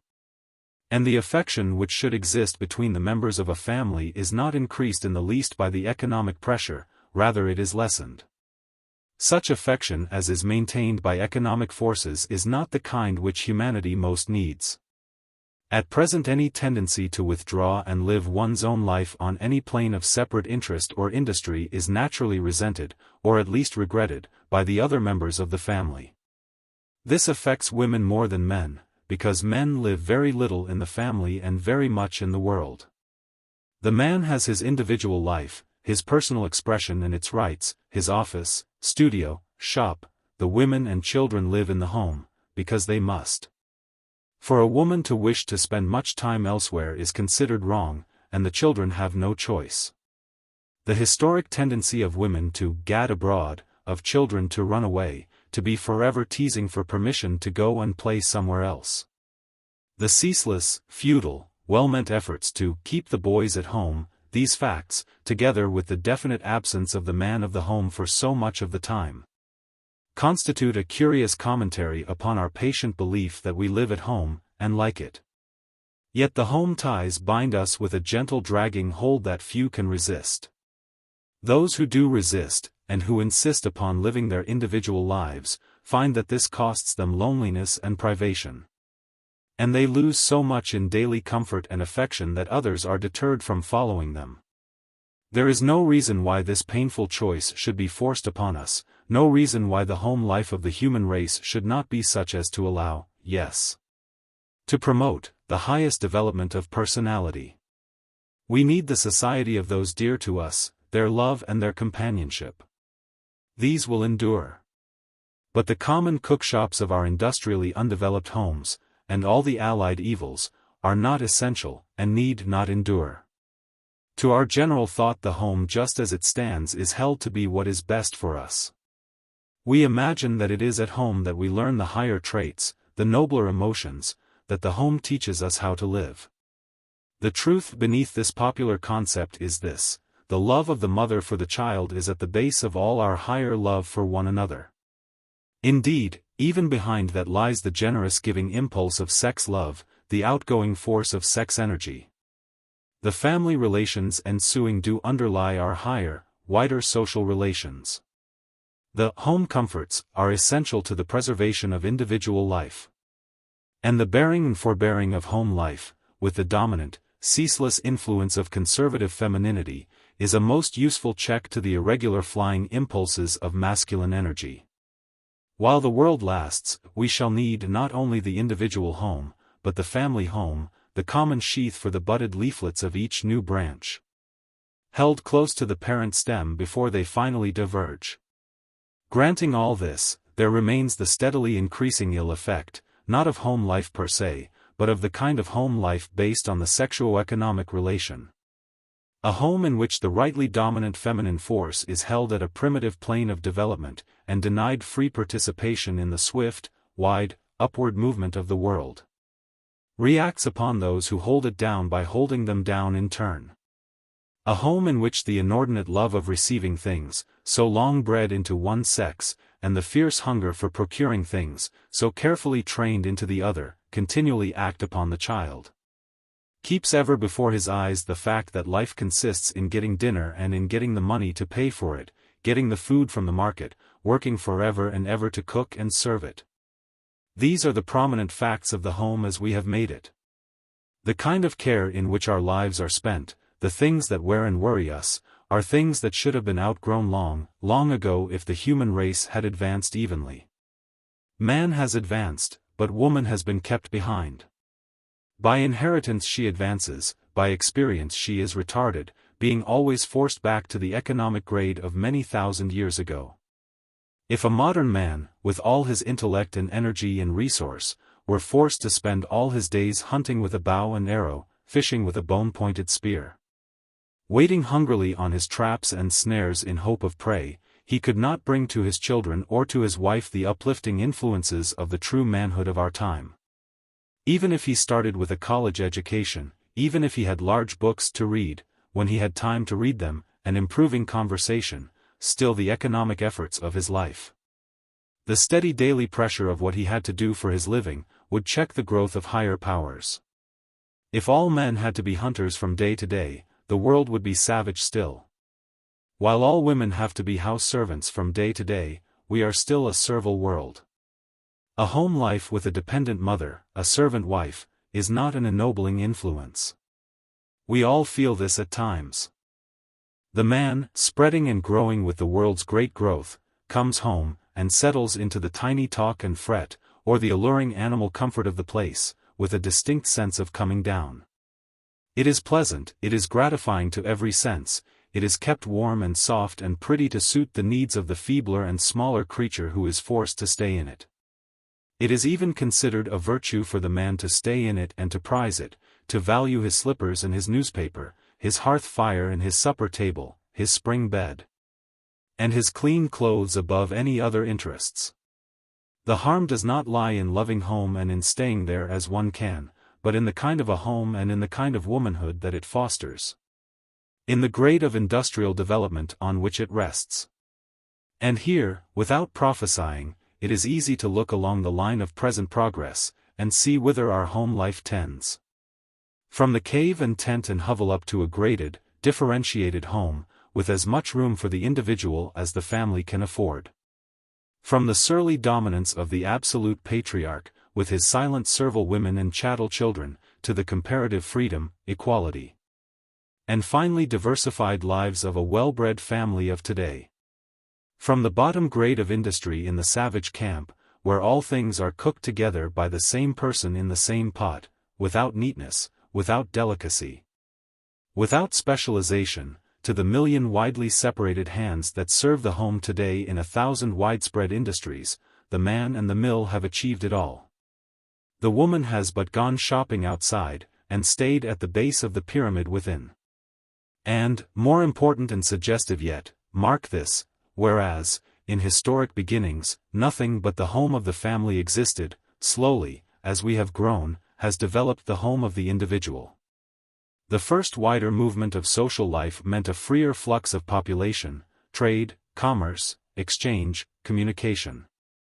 Along river courses and sea margins, from canoe to steamship, along paths and roads as they made them, from Shank's mare to the iron horse, faster and freer, wider and oftener.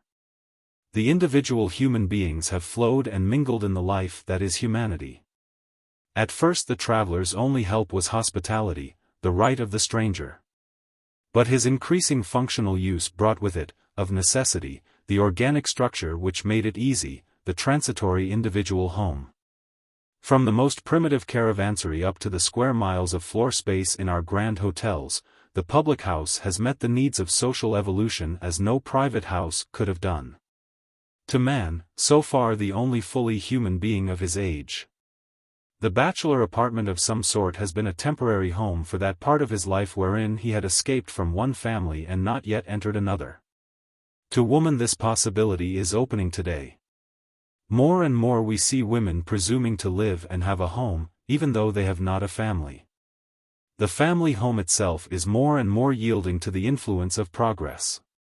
Once it was stationary and permanent, occupied from generation to generation. Now we move, even in families, move with reluctance and painful objection and with bitter sacrifice of household goods, but move we must under the increasing irritation of irreconcilable conditions. And so has sprung up and grown to vast proportions that startling portent of our times, the family hotel. Consider it. Here is the inn, once a mere makeshift stopping place for weary travelers. Yet even so the weary traveler long since noted the difference between his individual freedom there and his home restrictions, and cheerfully remarked, "I take mine ease in mine inn." Here is this temporary stopping place for single men become a permanent dwelling place for families. Not from financial necessity. These are inhabited by people who could well afford to keep house. But they do not want to keep house. They are tired of keeping house. It is so difficult to keep house, the servant problem is so trying. The health of their wives is not equal to keeping house. These are the things they say. But under these vague perceptions and expressions is heaving and stirring a slow, uprising social tide. The primitive home, based on the economic dependence of woman, with its unorganized industries, its servile labors, its smothering drag on individual development, is becoming increasingly unsuitable to the men and women of today. Of course, they hark back to it, of necessity, so long as marriage and childbearing are supposed to require it, so long as our fondest sentiments and our earliest memories so closely cling to it. But in its practical results, as shown by the ever-rising draft upon the man's purse and the woman's strength, it is fast wearing out. We have watched the approach of this condition, and have laid it to every cause but the real one. We have blamed men for not staying at home as they once did. We have blamed women for not being as good housekeepers as they once were. We have blamed the children for their discontent, the servants for their inefficiency, the very brick and mortar for their poor construction. But we have never thought to blame the institution itself, and see whether it could not be improved upon. On wide western prairies, or anywhere in lonely farm-houses, the women of today, confined absolutely to this strangling cradle of the race, go mad by scores and hundreds. Our asylums show a greater proportion of insane women among farmers' wives than in any other class. In the cities, where there is less home life, people seem to stand it better. There are more distractions, the men say, and seek them. There is more excitement, amusement, variety, the women say, and seek them. What is really felt is the larger social interests and the pressure of forces newer than those of the home circle. Many fear this movement, and vainly strive to check it. There is no cause for alarm. We are not going to lose our homes nor our families, nor any of the sweetness and happiness that go with them. But we are going to lose our kitchens, as we have lost our laundries and bakeries. The cookstove will follow the loom and wheel, the wool carder and shears. We shall have homes that are places to live in and love in, to rest in and play in, to be alone in and to be together in.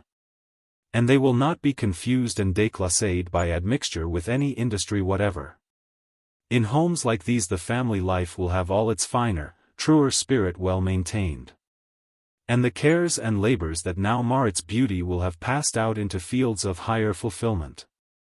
The relation of wife to husband and mother to child is changing for the better with this outward alteration. All the personal relations of the family will be open to a far purer and fuller growth. Nothing in the exquisite pathos of woman's long subjection goes deeper to the heart than the degradation of motherhood by the very conditions we supposed were essential to it. To see the mother's heart and mind longing to go with the child, to help it all the way, and yet to see it year by year pass farther from her, learn things she never was allowed to know, do things she never was allowed to do, go out into the world, their world, not hers, alone, and to bear, to nurse, to rear, to love, and then to lose.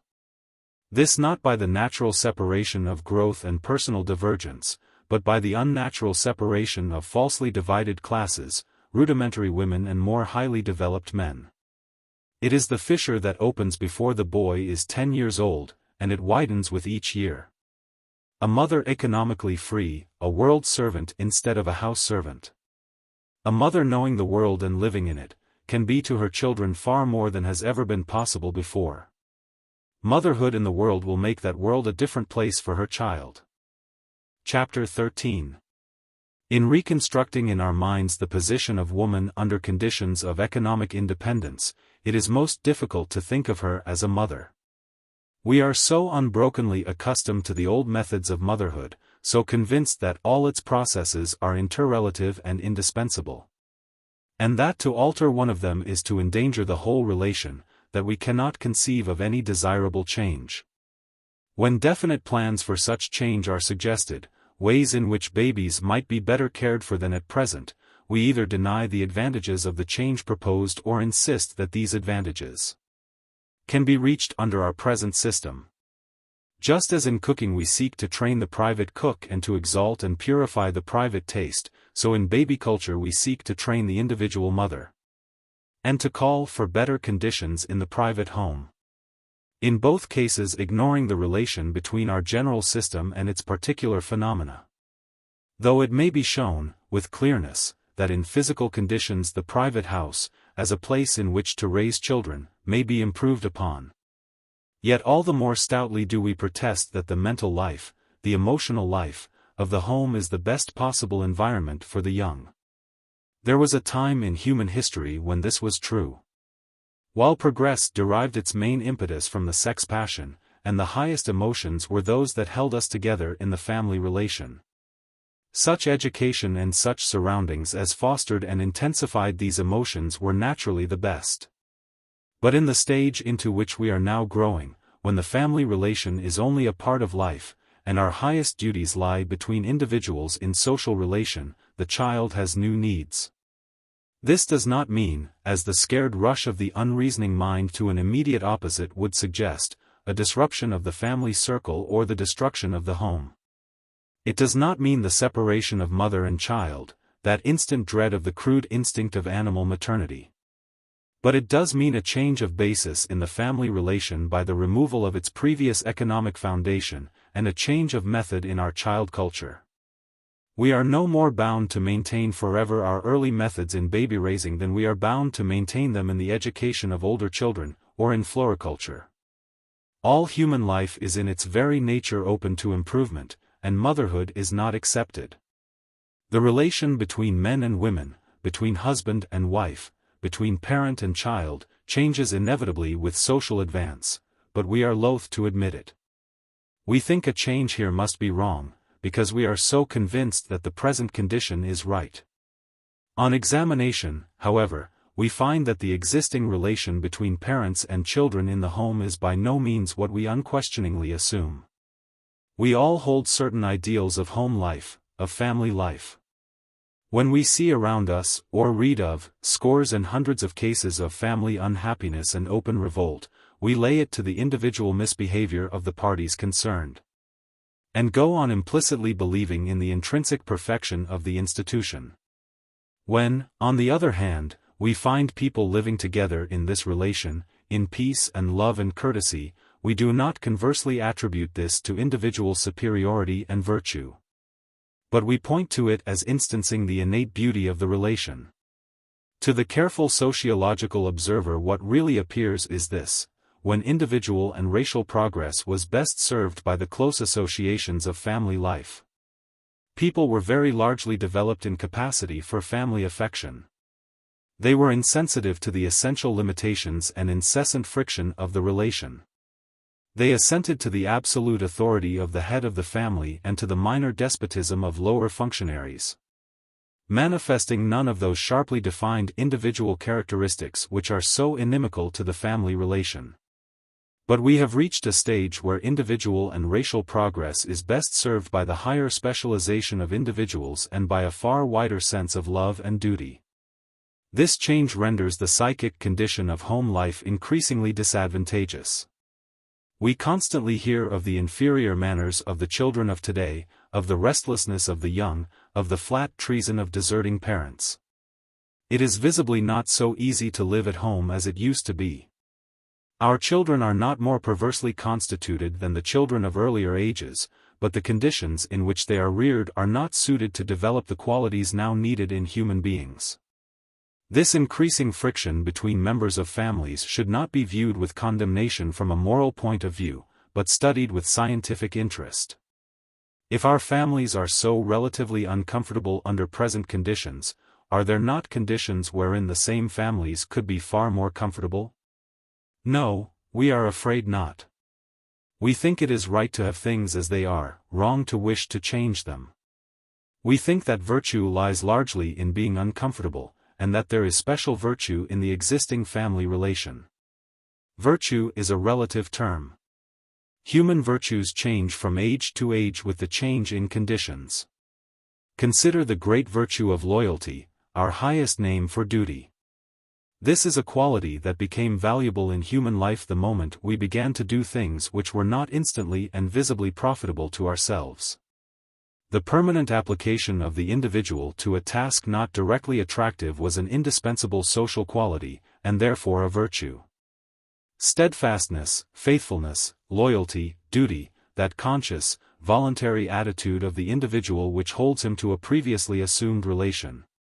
Even to his extreme personal injury, to death itself, from this results the cohesion of the social body. It is a first principle of social existence.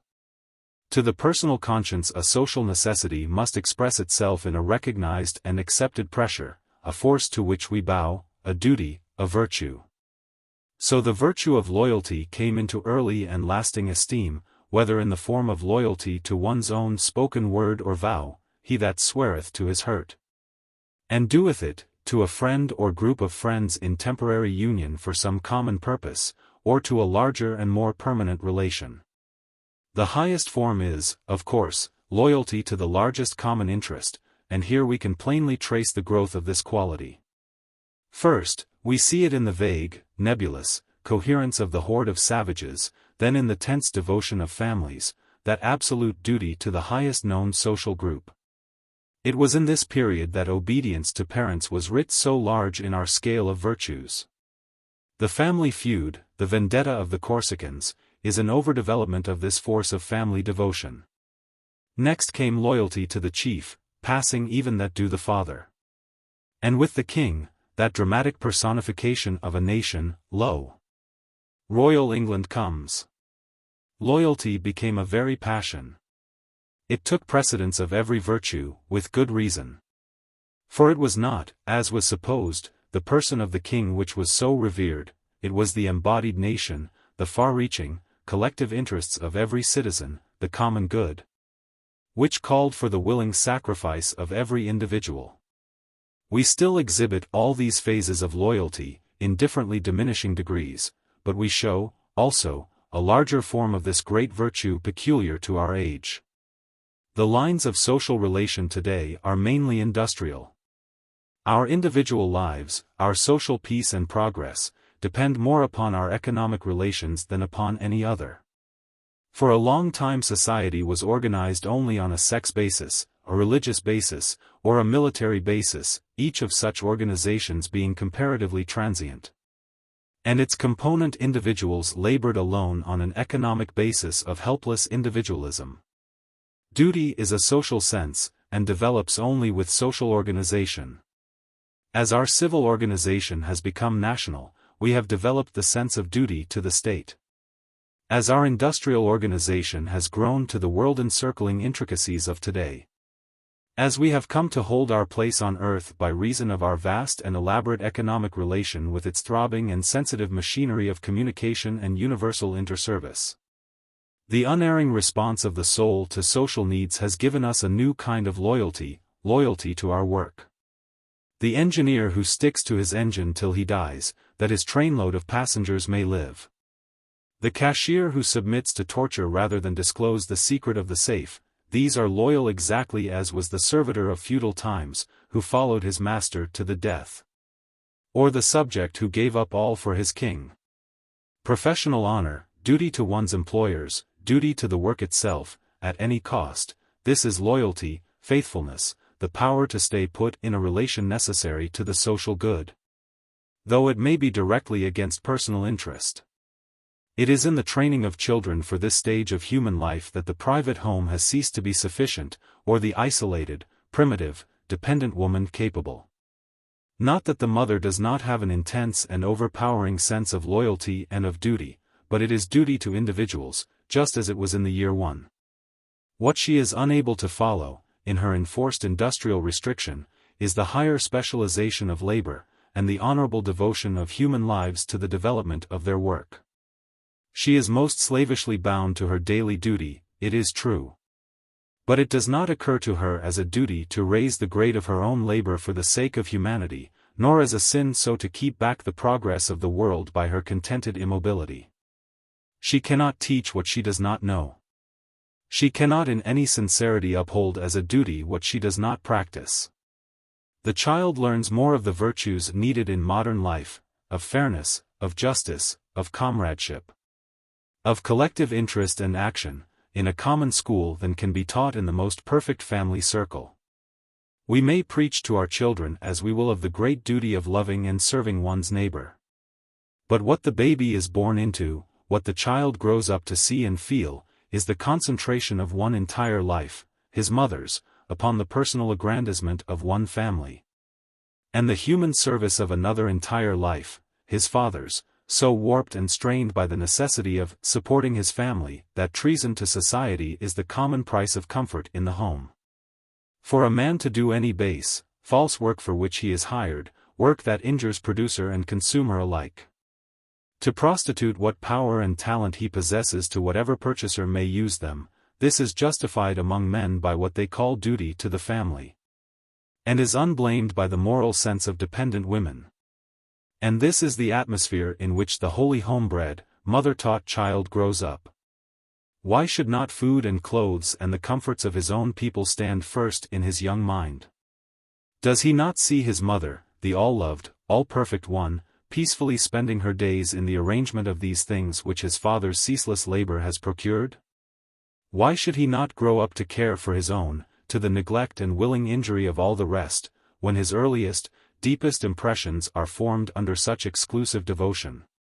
It is not the home as a place of family life and love that injures the child, but as the center of a tangled heap of industries, low in their ungraded condition, and lower still because they are wholly personal. Work the object of which is merely to serve one's self is the lowest. Work the object of which is merely to serve one's family is the next lowest.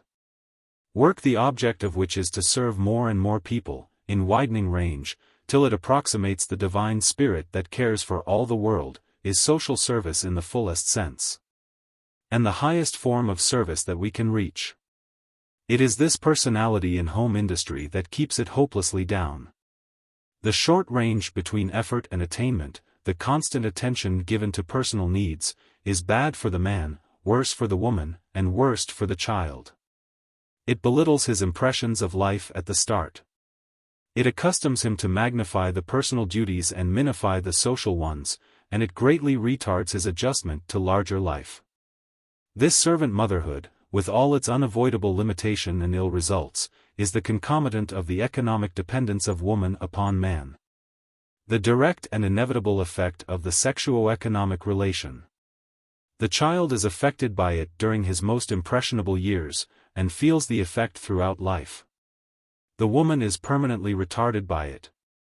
The man, less so, because of his normal social activities, wherein he is under more developing influence. But he is injured in great degree, and our whole civilization is checked and perverted. We suffer also, our lives long, from an intense self-consciousness, from a sensitiveness beyond all need. We demand measureless personal attention and devotion, because we have been born and reared in a very hotbed of these qualities. A baby who spent certain hours of every day among other babies, being cared for because he was a baby, and not because he was my baby, would grow to have a very different opinion of himself from that which is forced upon each new soul that comes among us by the ceaseless adoration of his own immediate family. What he needs to learn at once and for all, to learn softly and easily, but inexorably, is that he is one of many. We all dimly recognize this in our praise of large families, and in our saying that an only child is apt to be selfish. So is an only family.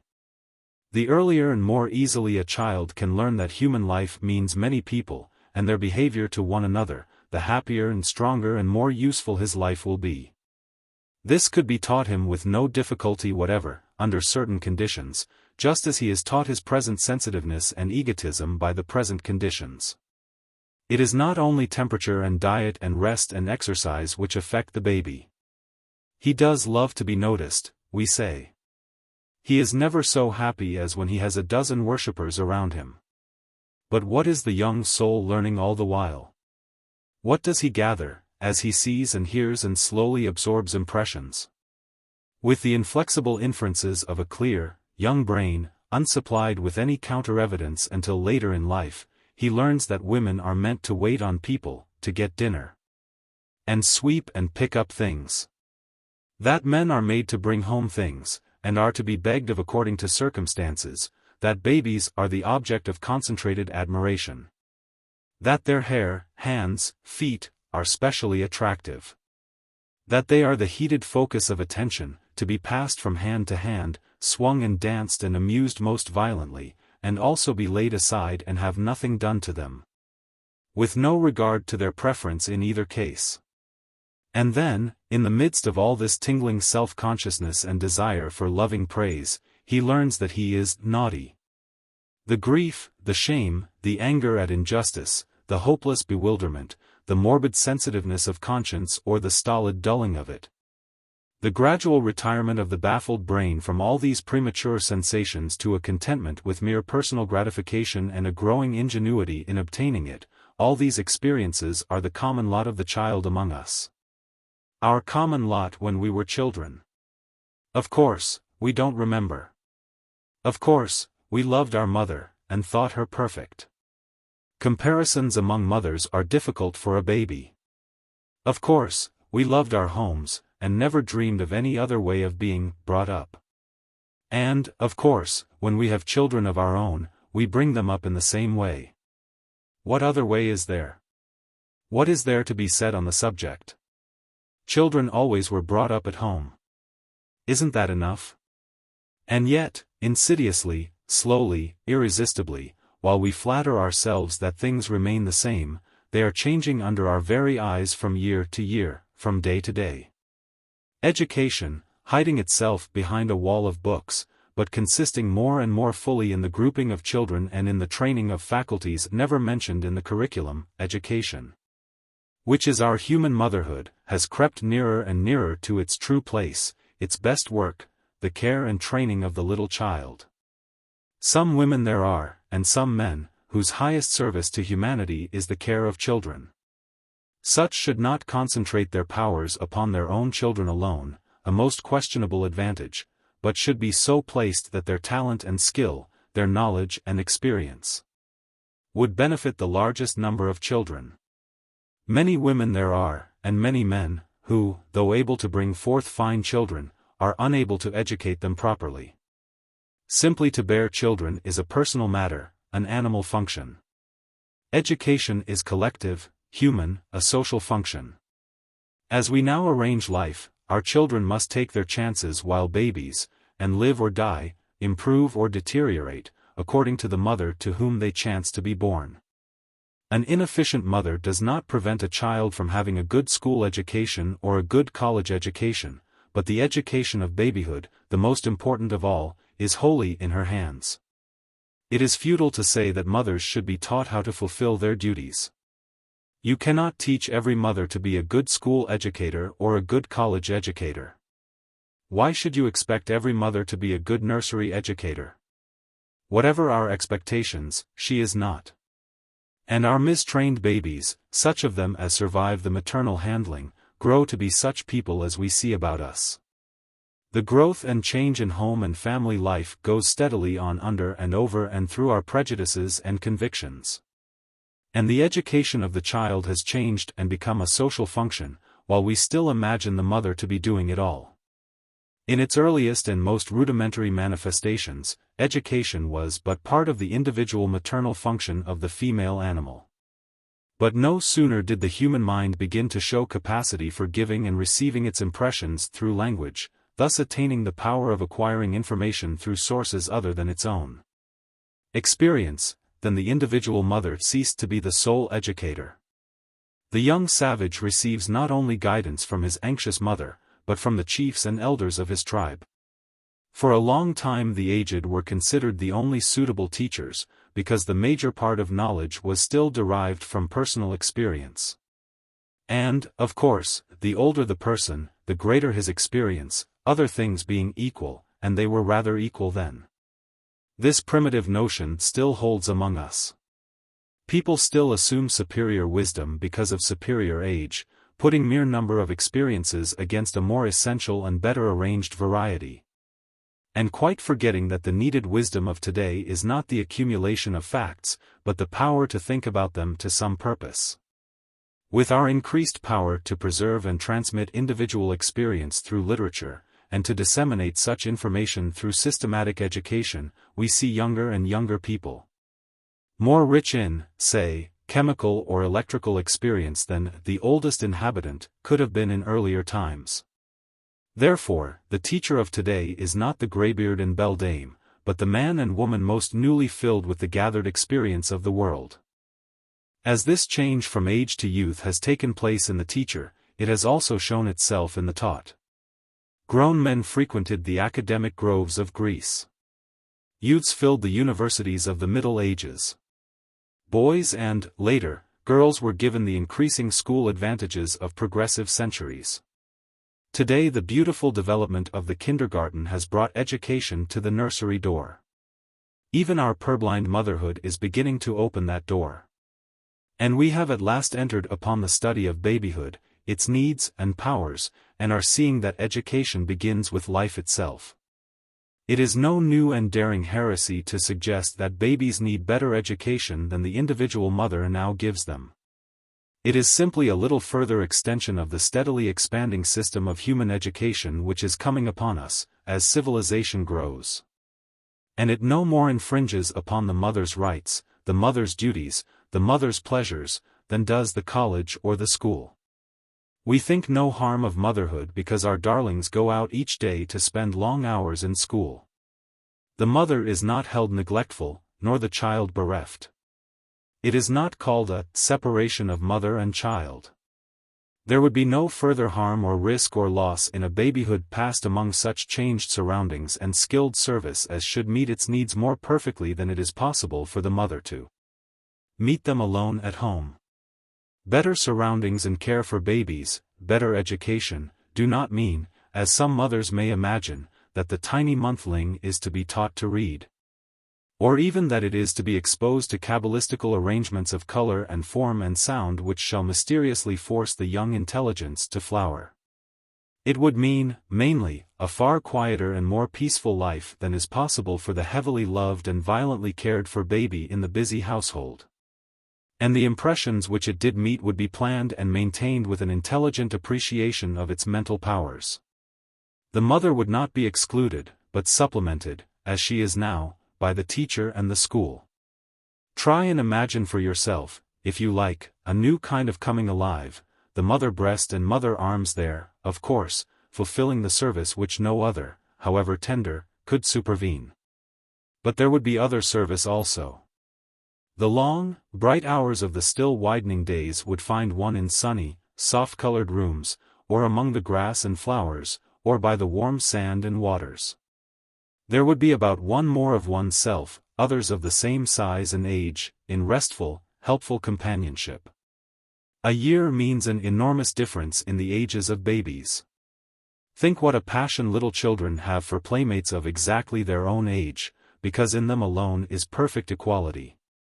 And then think that the home-kept baby never has such companionship, unless, indeed, there are twins. In this larger grouping, in full companionship, the child would unconsciously absorb the knowledge that we were humanity, that we were creatures to be so fed, so watched, so laid to sleep, so kissed and cuddled and set free to roll and play. The mother hours would be sweetest of all, perhaps. Here would be something wholly one's own, and the better appreciated for the contrast. But the long, steady days would bring their peaceful lessons of equality and common interest instead of the feverish personality of the isolated one-baby household.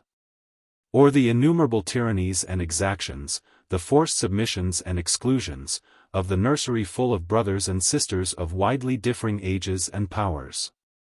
Mothers accustomed to consider many babies besides their own would begin, on the one hand, to learn something of mere general babiness, and so understand that stage of life far better, and, on the other, to outgrow the pathetic idolatry of the fabled crow, to recognize a difference in babies, and so to learn a new ideal in their great work of motherhood. This alone is reason good for a wider maternity. As long as each mother dotes and gloats upon her own children, knowing no others, so long this animal passion overestimates or underestimates real human qualities in the child. So long as this endures, we must grow up with the false, unbalanced opinion of ourselves forced upon us in our infancy. We may think too well of ourselves or we may think too ill of ourselves. But we think always too much of ourselves, because of this untrained and unmodified concentration of maternal feeling. Our whole attitude toward the child is too intensely personal. Through all our aching later life we labor to outgrow the false perspective taught by primitive motherhood. A baby, brought up with other babies, would never have that labor or that pain. However much his mother might love him, and he might enjoy her love, he would still find that for most of the time he was treated precisely like other people of the same age.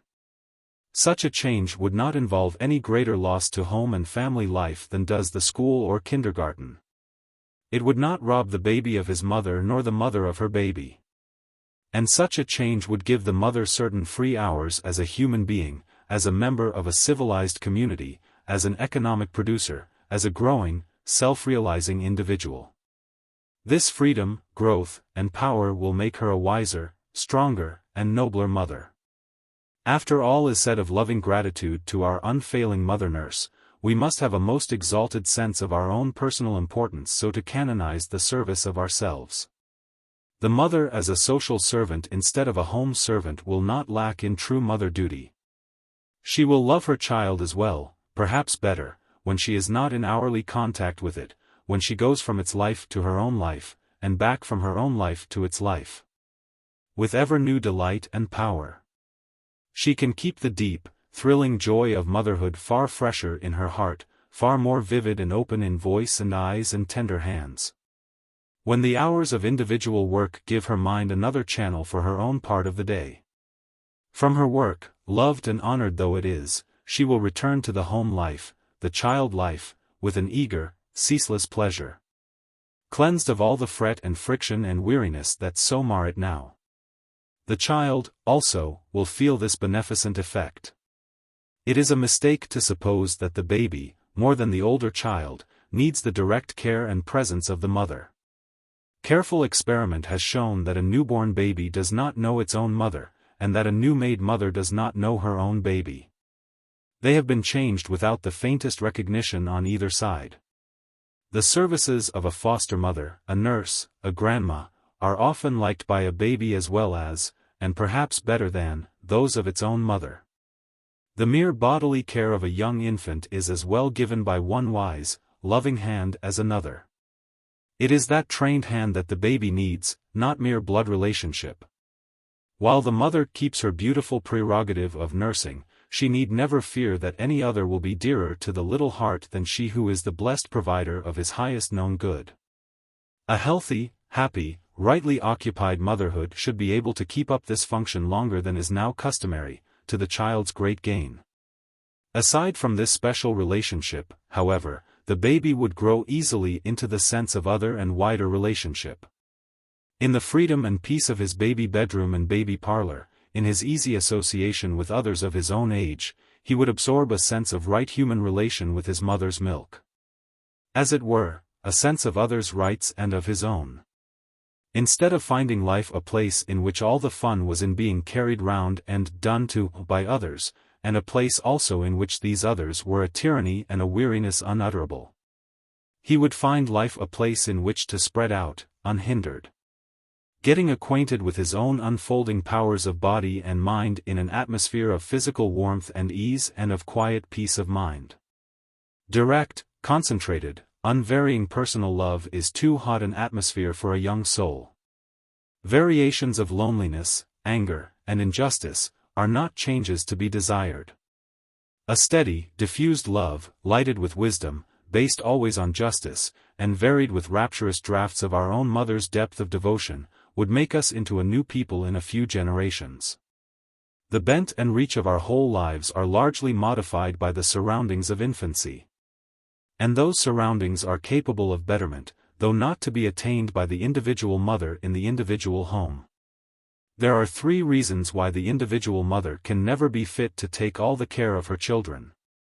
The first 2 are so commonly true as to have much weight, the last so absolutely and finally true as to be sufficient in itself alone.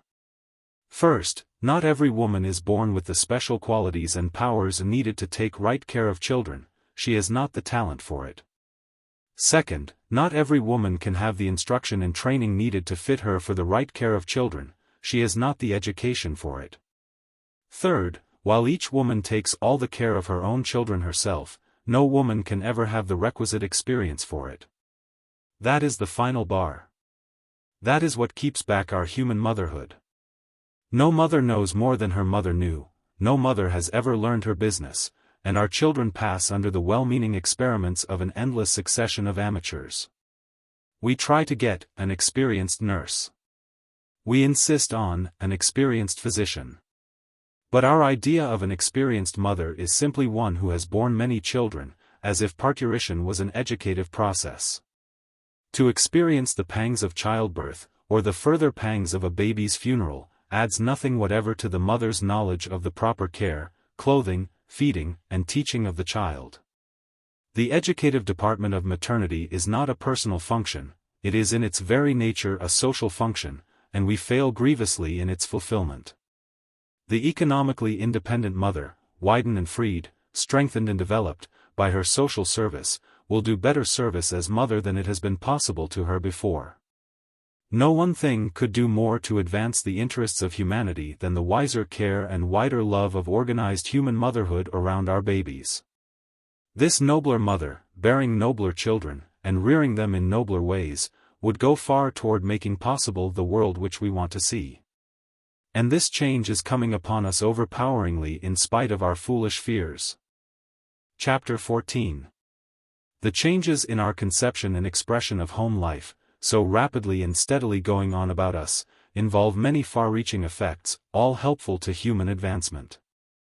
Not the least of these is the improvement in our machinery of social intercourse.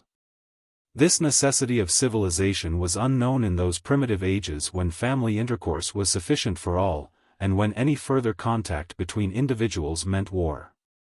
Trade and its travel, the specialization of labor and the distribution of its products, with their ensuing development, have produced a wider, freer, and more frequent movement and interchange among the innumerable individuals whose interaction makes society. Only recently, and as yet but partially, have women as individuals come to their share of this fluent social intercourse which is the essential condition of civilization. It is not merely a pleasure or an indulgence, it is the human necessity.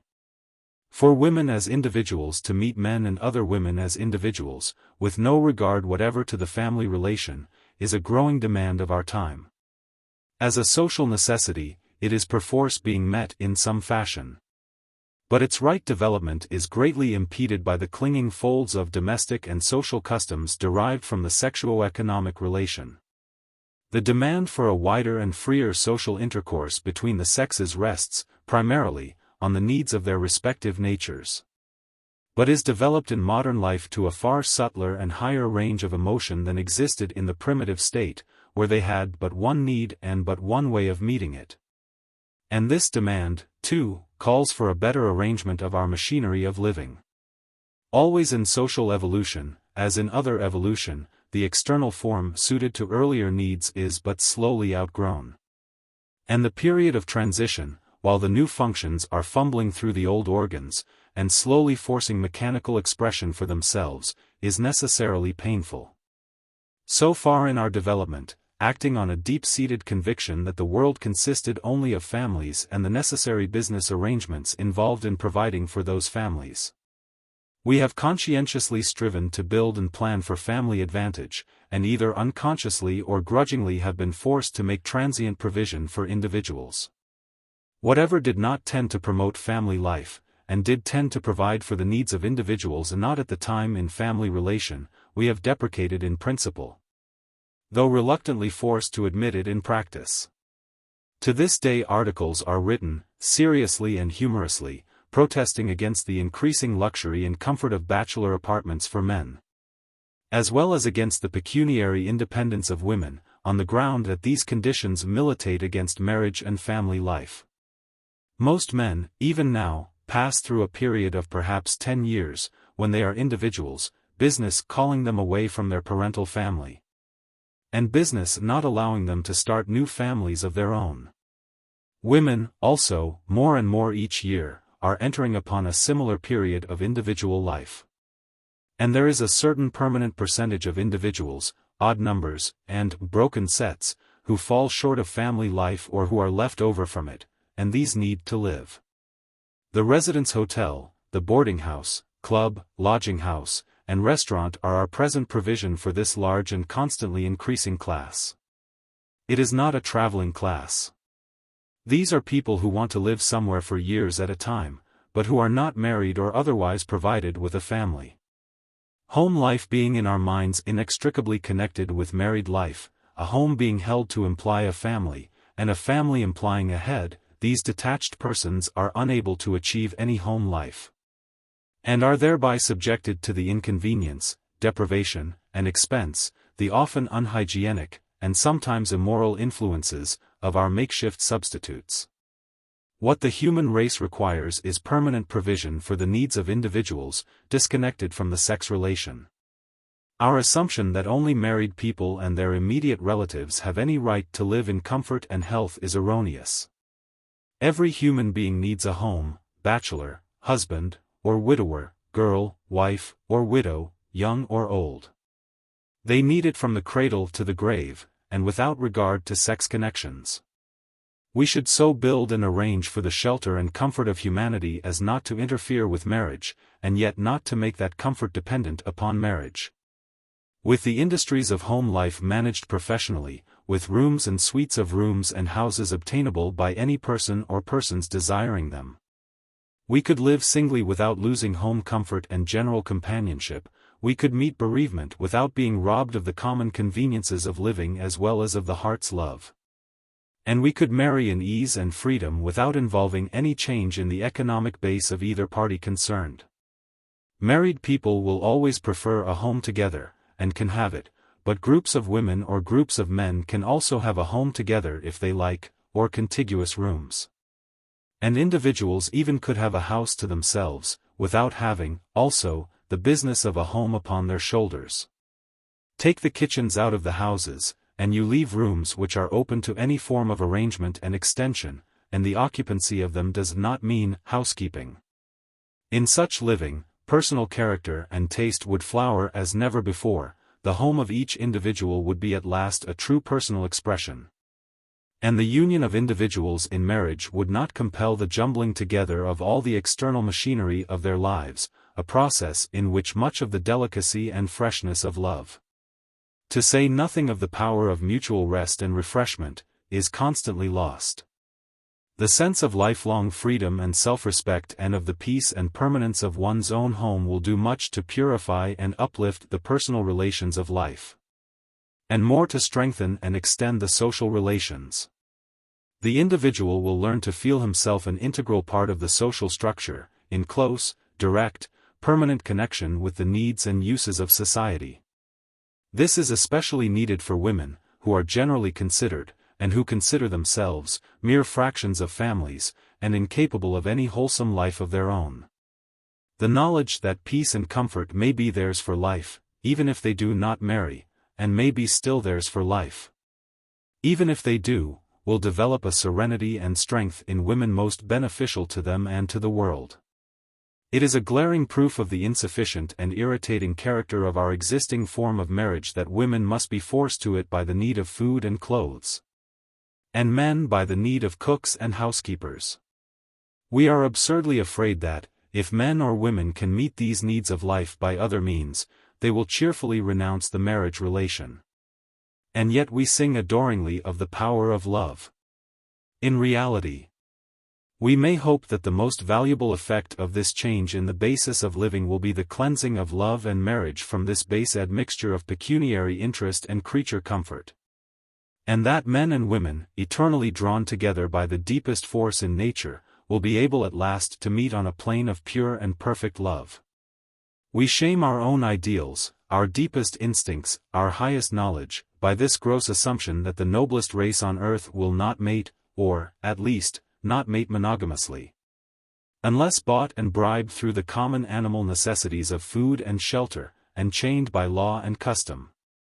The depth and purity and permanence of the marriage relation rest on the necessity for the prolonged care of children by both parents, a law of racial development which we can never escape. When parents are less occupied in getting food and cooking it, in getting furniture and dusting it, they may find time to give new thought and new effort to the care of their children. The necessities of the child are far deeper than for bread and bed, those are his mere racial needs, held in common with all his kind. What he needs far more and receives far less is the companionship, the association, the personal touch, of his father and mother. When the common labors of life are removed from the home, we shall have the time, and perhaps the inclination, to make the personal acquaintance of our children. They will seem to us not so much creatures to be waited on as people to be understood. As the civil and military protection of society has long since superseded the tooth-and-claw defense of the fierce parent, without in the least endangering the truth and intensity of the family relation, so the economic provision of society will in time supersede the bringing home of prey by the parent, without evil effects to the love or prosperity of the family. These primitive needs and primitive methods of meeting them are unquestionably at the base of the family relation. But we have long passed them by, and the ties between parent and child are not weakened, but strengthened, by the change. The more we grow away from these basic conditions, the more fully we realize the deeper and higher forms of relation which are the strength and the delight of human life. Full and permanent provision for individual life and comfort will not cut off the forces that draw men and women together or hold children to their parents. But it will purify and intensify these relations to a degree which we can somewhat foretell by observing the effect of such changes as are already accomplished in this direction. And, in freeing the individual, old and young, from enforced association on family lines, and allowing this emergence into free association on social lines, we shall healthfully assist the development of true social intercourse. The present economic basis of family life holds our friendly and familiar intercourse in narrow grooves. Such visiting and mingling as is possible to us is between families rather than between individuals. And the growing specialization of individuals renders it increasingly unlikely that all the members of a given family shall please a given visitor or he please them. This, on our present basis, either checks the intercourse or painfully strains the family relation. The change of economic relation in families from a sex basis to a social basis will make possible wide individual intercourse without this accompanying strain on the family ties. This outgoing impulse among members of families, their growing desire for general and personal social intercourse, has been considered as a mere thirst for amusement, and deprecated by the moralist. He has so far maintained that the highest form of association was association with one's own family, and that a desire for a wider and more fluent relationship was distinctly unworthy. He is a good family man, we say admiringly of him who asks only for his newspaper and slippers in the evening. And for the woman who dares admit that she wishes further society than that of her husband we have but one name. With the children, too, our constant effort is to keep the boys at home, to make home attractive, so that our ancient ideal, the patriarchal ideal, of a world of families and nothing else, may be maintained. But this is a world of persons as well as of families. We are persons as soon as we are born, though born into families. We are persons when we step out of families, and persons still, even when we step into new families of our own. As persons, we need more and more, in each generation, to associate with other persons. It is most interesting to watch this need making itself felt, and getting itself supplied, by fair means or foul, through all these stupid centuries. In our besotted exaggeration of the sex relation, we have crudely supposed that a wish for wider human relationship was a wish for wider sex relationship, and was therefore to be discouraged. As in Spain it was held unwise to teach women to write, lest they become better able to communicate with their lovers, and so shake the foundations of society. But, when our sex relation is made pure and orderly by the economic independence of women, when sex attraction is no longer a consuming fever, forever convulsing the social surface, under all its bars and chains, we shall not be content to sit down forever with half a dozen blood relations for our whole social arena. We shall need each other more, not less, and shall recognize that social need of one another as the highest faculty of this the highest race on earth. The force which draws friends together is a higher one than that which draws the sexes together, higher in the sense of belonging to a later race development. Passing the love of women is no unmeaning phrase. Children need one another, young people need one another. Middle-aged people need one another, old people need one another. We all need one another, much and often. Just as every human creature needs a place to be alone in, a sacred, private, home, of his own, so all human creatures need a place to be together in. From the two who can show each other their souls uninterruptedly, to the largest throng that can throb and stir in unison. Humanity means being together, and our unutterably outgrown way of living keeps us apart. How many people, if they dare face the fact, have often hopelessly longed for some better way of seeing their friends, their own true friends, relatives by soul, if not by body. Acting always under the heated misconceptions of our oversexed minds, we have pictured mankind as a race of beasts whose only desire to be together was based on one great, overworked passion, and who were only kept from universal orgies of promiscuity by being confined in homes. This is not true. It is not true even now in our oversexed condition. It will be still less true when we are released from the artificial pressure of the sexuo-economic relation and grow natural again. Men, women, and children need freedom to mingle on a human basis. And that means to mingle in their daily lives and occupations, not to go laboriously to see each other, with no common purpose. We all know the pleasant acquaintance and deep friendship that springs up when people are thrown together naturally, at school, at college, on shipboard, in the cars, in a camping trip, in business. The social need of one another rests at bottom on a common, functional development, and the common, functional service is its natural opportunity. The reason why friendship means more to men than to women, and why they associate so much more easily and freely, is that they are further developed in race functions, and that they work together. In the natural association of common effort and common relaxation is the true opening for human companionship. Just to put a number of human beings in the same room, to relate their bodies as to cubic space, does not relate their souls. Our present methods of association, especially for women, are most unsatisfactory. They arise, and go to call on one another. They solemnly return these calls. They prepare much food, and invite many people to come and eat it, or some dance, music, or entertainment is made the temporary ground of union. But these people do not really meet one another. They pass whole lifetimes in going through the steps of these elaborate games, and never become acquainted. There is a constant thirst among us for fuller and truer social intercourse. But our social machinery provides no means for quenching it. Men have satisfied this desire in large measure, but between women, or between men and women, it is yet far from accomplishment. Men meet one another freely in their work, while women work alone. But the difference is sharpest in their play. Girls don't have any fun, say boys, scornfully, and they don't have very much. What they do have must come, like their bread and butter, on lines of sex. Some man must give them what amusement they have, as he must give them everything else. Men have filled the world with games and sports, from the noble contests of the Olympic plane to the brain and body training sports of today, good, bad, and indifferent. Through all the ages the men have played, and the women have looked on, when they were asked. Even the amusing occupation of seeing other people do things was denied them, unless they were invited by the real participants. The queen of the ballroom is but a wallflower, unless she is asked to dance by the real king. Even today, when athletics are fast opening to women, when tennis and golf and all the rest are possible to them, the two sexes are far from even in chances to play.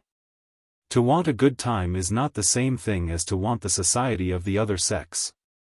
And to make a girl's desire for a good time hang so largely on her power of sex attraction is another of the grievous strains we put upon that faculty. That people want to see each other is construed by us to mean that he wants to see her, and she wants to see him. The fun and pleasure of the world are so interwound with the sex dependence of women upon men that women are forced to court attentions, when not really desirous of anything but amusement. And, as we force the association of the sexes on this plane, so we restrict it on a more wholesome one. Even our little children in their play are carefully trained to accentuate sex. And a line of conduct for boys, differing from that for girls, is constantly insisted upon long before either would think of a necessity for such difference. Girls and boys, as they associate, are so commented on and teased as to destroy all wholesome friendliness, and induce a premature sex consciousness. Young men and women are allowed to associate more or less freely, but always on a strictly sex basis, friendship between man and woman being a common laughingstock. Every healthy boy and girl resents this, and tries to hold free, natural relation, but such social pressure is hard to resist. She may have as many beaux as she can compass, he may pay attention to as many girls as he pleases, but that is their only way to meet. The general discontinuance of all friendly visiting, upon the engagement of either party, proves the nature of the bond. Having chosen the girl he is to marry, why care to call upon any others? Having chosen the man she is to marry, why receive attention from any others? These calls and attentions being all in the nature of tentative preliminaries to possible matrimony. And, after marriage, the wife is never supposed to wish to see any other man than her husband, or the husband any other woman than his wife. In some countries, we vary this arrangement by increasing the social freedom of married people. But the custom is accompanied by a commensurate lack of freedom before marriage, which causes questionable results, both in married life and in social life. In the higher classes of society there is always more freedom of social intercourse between the sexes after marriage. But, speaking generally of America, there is very little natural and serious acquaintance between men and women after the period of prematrimonial visiting. Even the friendship which may have existed between husband and wife before marriage is often destroyed by that relation and its economic complications. They have not time to talk about things as they used, they are too near together, and too deeply involved in the industrial and financial concern of their new business. This works steadily against the development of higher and purer relations between men and women, and tends to keep them forever to the one primitive bond of sex union. A young man goes to a city to live and work. He needs the society of women as well as of men. Formerly he had his mother, his sisters, and his sisters' friends, his schoolmates. Now he must face our constrained social conditions. He may visit two kinds of women, those whom we call good, and those whom we call bad. This classification rests on but one moral quality, and that a sexual one. He naturally prefers the good. The good are divided, again, into two kinds, married and single. If he visit a married woman frequently, it is remarked upon, it becomes unpleasant, he does not do it. If he visit an unmarried woman frequently, it is also remarked upon. And he is considered to have intentions. His best alternative is to visit a number of unmarried women, and distribute his attentions so cautiously that no one can claim them as personal. Here he enters on the first phase of our sexuo-economic relation. He cannot even visit girls freely without paying for it. Simply to see the girl by calling on her in the family circle is hardly what either wants of the other. One does not meet half a dozen people of various ages and of both sexes as one meets a friend alone. To seek to see her alone is an attention. To take her out costs money, and he cheerfully pays it. But he cannot do this too often, or he will become involved in what is naturally considered a serious affair. And every step of the acquaintance is watched and commented upon from a sexual point of view. There is no natural, simple medium of social intercourse between men and women. The young man can but learn that his popularity depends largely on his pocketbook. The money that he might be saving for marriage is wasted on these miscellaneous preliminaries. As he sees what women like and how much it costs to please them, his hope of marriage recedes farther and farther. The period during which he must live as an individual grows longer. And he becomes accustomed to superficial acquaintance with many women, on the shallowest side of life, with no opportunity for genuine association and true friendship. What wonder that the other kind of woman, who also costs money, it is true, but who does not involve permanent obligation, has come to be so steady a factor in our social life. The sexuo-economic relation promotes vice in more ways than one.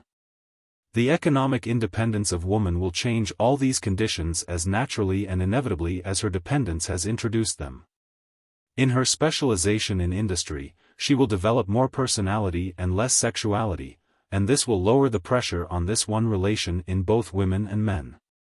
And, in our social intercourse, the new character and new method of living will allow of broad and beautiful developments in human association. As the private home becomes a private home indeed, and no longer the woman's social and industrial horizon. As the workshops of the world, woman's sphere as well as man's, become homelike and beautiful under her influence. And as men and women move freely together in the exercise of common racial functions, we shall have new channels for the flow of human life. We shall not move from the isolated home to the sordid shop and back again, in a world torn and dissevered by the selfish production of one sex and the selfish consumption of the other. But we shall live in a world of men and women humanly related, as well as sexually related, working together, as they were meant to do, for the common good of all. The home will be no longer an economic entity, with its cumbrous industrial machinery huddled vulgarly behind it, but a peaceful and permanent expression of personal life as withdrawn from social contact. And that social contact will be provided for by the many common meeting places necessitated by the organization of domestic industries. The assembling room is as deep a need of human life as the retiring room, not some ballroom or theater, to which one must be invited of set purpose, but great common libraries and parlors. Baths and gymnasia, workrooms and playrooms, to which both sexes have the same access for the same needs, and where they may mingle freely in common human expression. The kind of buildings essential to the carrying out of the organization of home industry will provide such places. There will be the separate rooms for individuals and the separate houses for families, but there will be, also, the common rooms for all. These must include a place for the children, planned and built for the happy occupancy of many children for many years, a home such as no children have ever had.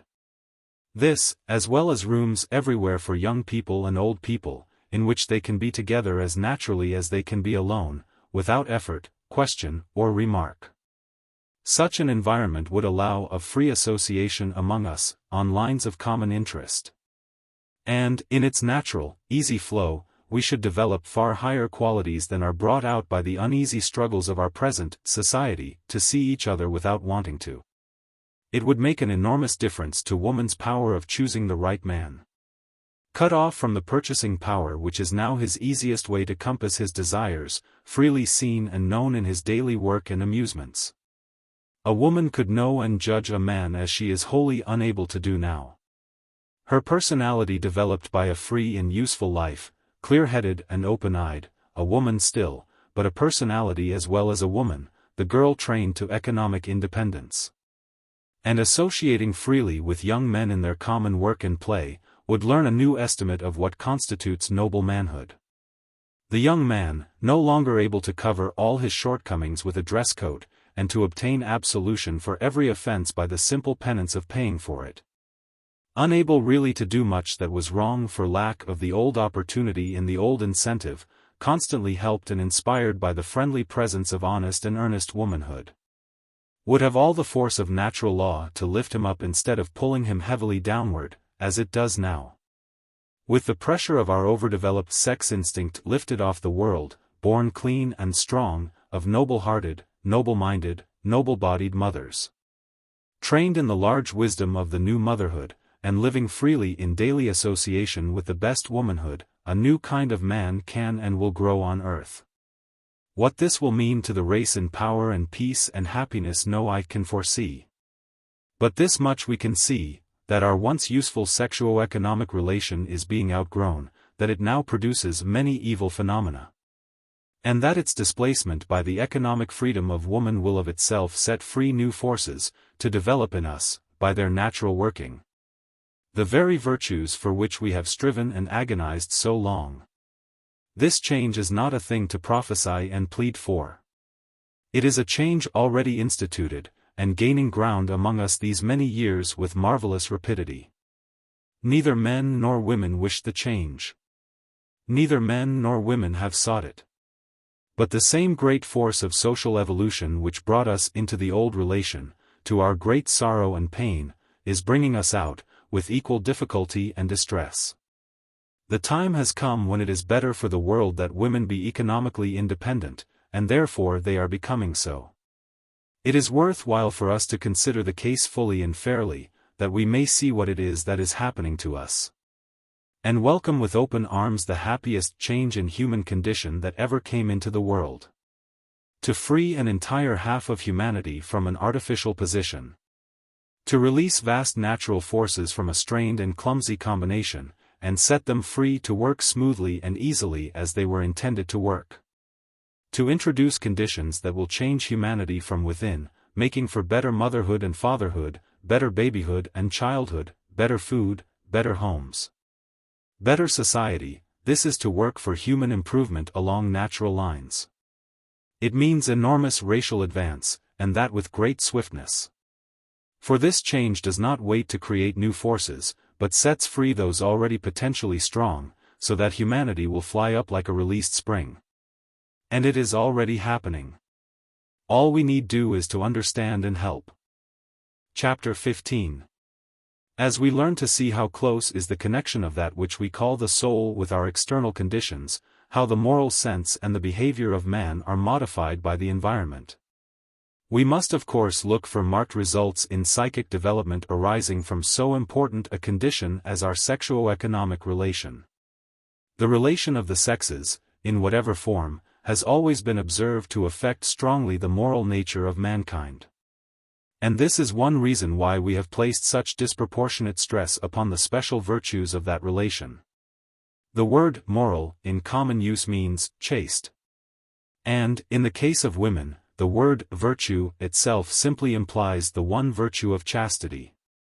Large, popular conceptions are never baseless.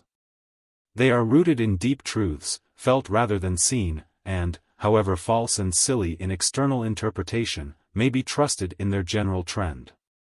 It is not that the virtue of chastity is so much more important to the race than the virtue of honesty, the virtue of courage, the virtues of cheerfulness, of courtesy, of kindness. But that upon the sex relation in which we live depends so much of the further development and arrangement of our whole moral nature. What we call the moral sense is an intellectual recognition of the relative importance of certain acts and their consequences. This appears vaguely and weakly among early savages, and was for long mainly applied to a few clearly defined and arbitrary rites and ceremonies, set rules in a game of priest and people. But the habit of associating a sense of worthiness with certain acts by which came praise and profit grew in the childish soul, and the range of moral deeds widened. It has been widening ever since, growing deeper and higher and far more subtle, developing with the other social qualities. No human distinction is more absolutely and exclusively social than the moral sense. Ethics is a social science. There is no ethics for the individual. Taken by himself, man is but an animal. And his conduct bears relation only to the needs of the animal, self-preservation and race preservation. Every virtue, and the power to see and strive for it, is a social quality. The highest virtues are those wherein we best serve the most people, and their development in us keeps pace with the development of society. It is the social relation which calls for our virtues, and which maintains them. A simple instance of this is in the prompt lapse to barbarism of a man cut off from his kind, and forced to live in conditions of savagery. Even a brief and partial change in condition changes conduct at once, as is shown by the behavior of the most pious New Englanders when in mining camps. It is shown, also, by the different scale of virtue in the different classes and industries. Every social relation has its ethics. And the general needs of society, as a whole, are the basis of ethics. In every age and race this may be studied, and a clear connection established always between the virtues and vices of a given people and their local conditions. The principal governing condition in the development of ethics is the economic environment. This may seem strange to one accustomed to consider moral laws as not of this world, and to see how often virtue costs its possessor dear. The relative behavior of a given number of people depends, first, upon the existence of those people. Such conduct as should tend to exterminate them would exterminate their ethics. Such conduct as should tend to preserve and increase them is the only conduct of which ethical value can be predicated. Ethics is, therefore, absolutely conditioned upon life and the maintenance thereof. From the lowest and narrowest view which calls an act right or wrong, according to its immediate effects upon one's present life, to the clear vision of ultimate results which calls a course of conduct right or wrong, according to its final effects upon one's eternal life, our ethics, small and great, is the science of human conduct measured by its results. It is inevitable, then, that in all races we should find those acts whereby men live considered right, and should see a high degree of approval awarded to him who best performs them. In the hunting and fighting period the best hunter and fighter was the best man, praised and honored by his tribe. The virtues cultivated were such as enabled the possessor to hunt and kill most successfully, to maintain himself and be a credit and a help to his friends. Savage virtues are the simple reflection of savage conditions. To be patient and self-controlled was an economic necessity to the hunter, to bear pain and arduous exertion easily was a necessity to the fighter. Therefore, the savage, by precept and example, cultivated these virtues. In the long agricultural and military periods we see the same thing. In the peasant the virtues of industry and patience were extolled. It takes industry and patience to raise corn. In the soldier the virtues of courage and obedience were extolled, and in everyone the virtue of faith was the prime requisite of the existing religion. It took a great deal of faith to accept the religions of those times. The importance of faith as a virtue declines as religion grows more intelligible and applicable to life. It requires no effort to believe what you can understand and do. Slowly the industrial era dawned and grew, from the weak, sporadic efforts of the cringing packman and craftsman, the common prey of the dominant fighting class, to our colossal industrial organization, in which the soldier is ruthlessly exploited to some financial interests. With this change in economic conditions has changed the scale of virtues. Physical courage has sunk, obedience, patience, faith, and the rest do not stand as they did. We praise and value today, as always, the virtues whereby we live.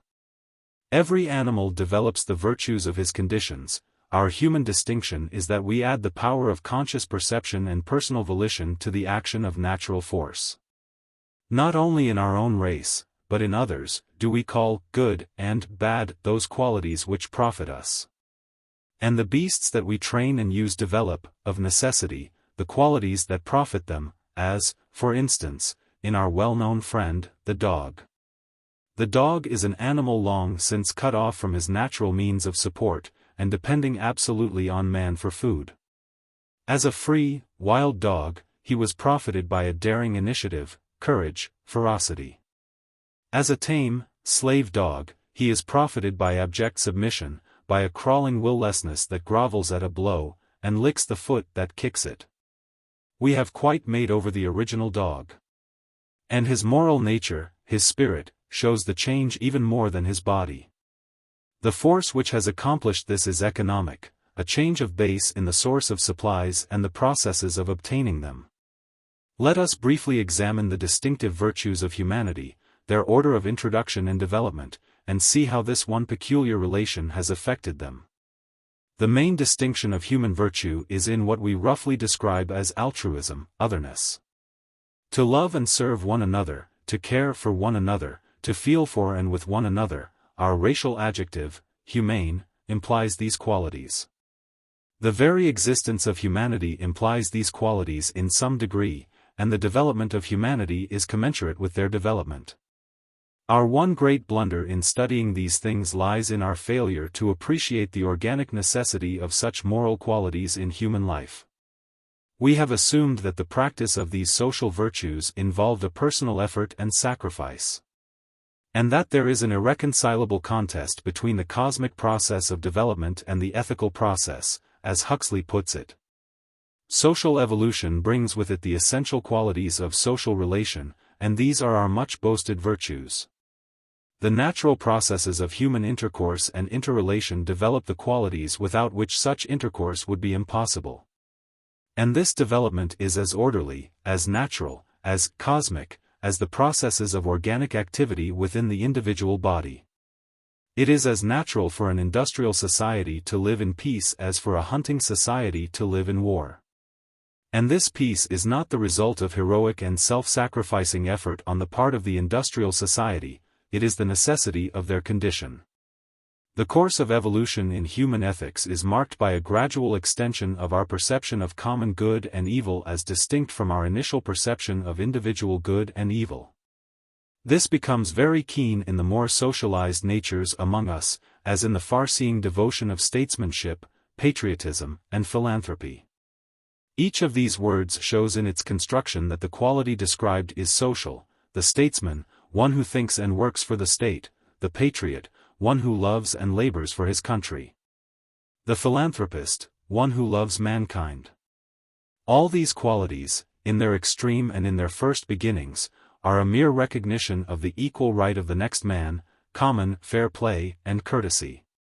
They are but the natural product of social conditions acting on the individual through primal laws of economic necessity.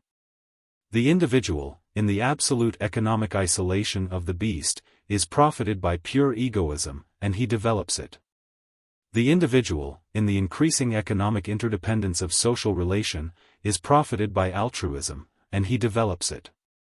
All our virtues can be so traced and accounted for.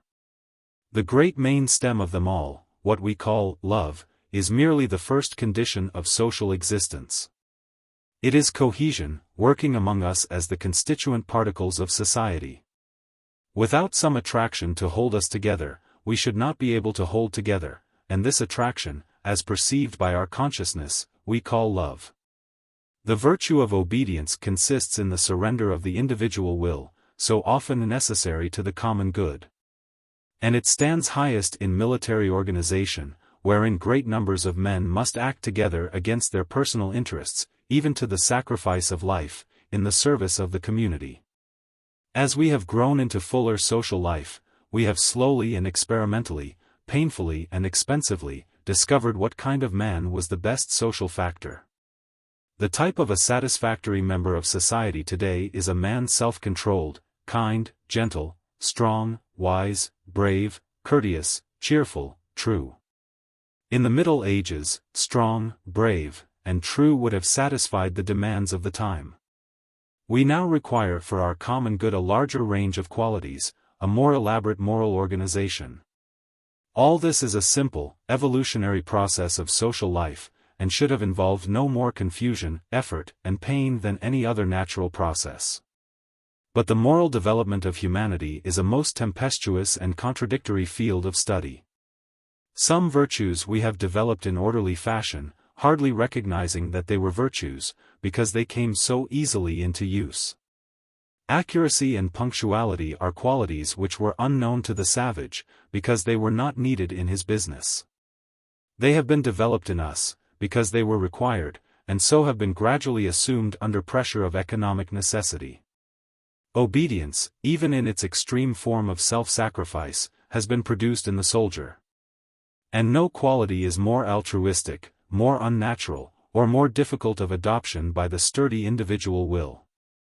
The common, law-abiding citizen does not consider himself a hero. Yet he is manifesting a high degree of social virtue, often at great personal sacrifice. But in other virtues we have not progressed so smoothly. In the ordinary economic relations of life, and in our sex relations, we are distinguished by peculiar and injurious qualities. Our condition may be described as consisting of a tenacious survival of qualities which we ought, on every ground of social good, to have long since outgrown. And an incessant struggle between these rudimentary survivals and the normal growth. This it is which has so forcibly assailed our consciousness since its awakening, and which we call the contest between good and evil. We have felt within ourselves the pull of diverse tendencies, the impulse to do what was immediately good for ourselves, but which our growing social sense knew was bad for the community, and therefore wrong. And the impulse to do what might be immediately bad for ourselves, but which the same social sense knew was good for the community, and therefore right. This we felt, and cast about in our minds for an explanation of the way we behaved. We knew it was peculiar. The human brain is an organ that must have an explanation, if it has to make one. We made one. The belated impulses of the individual beast, good in him because he needed them, bad in us because we were becoming human and had other needs, we lumped together, and, with our facile, dramatic, personifying tendency, called them the devil.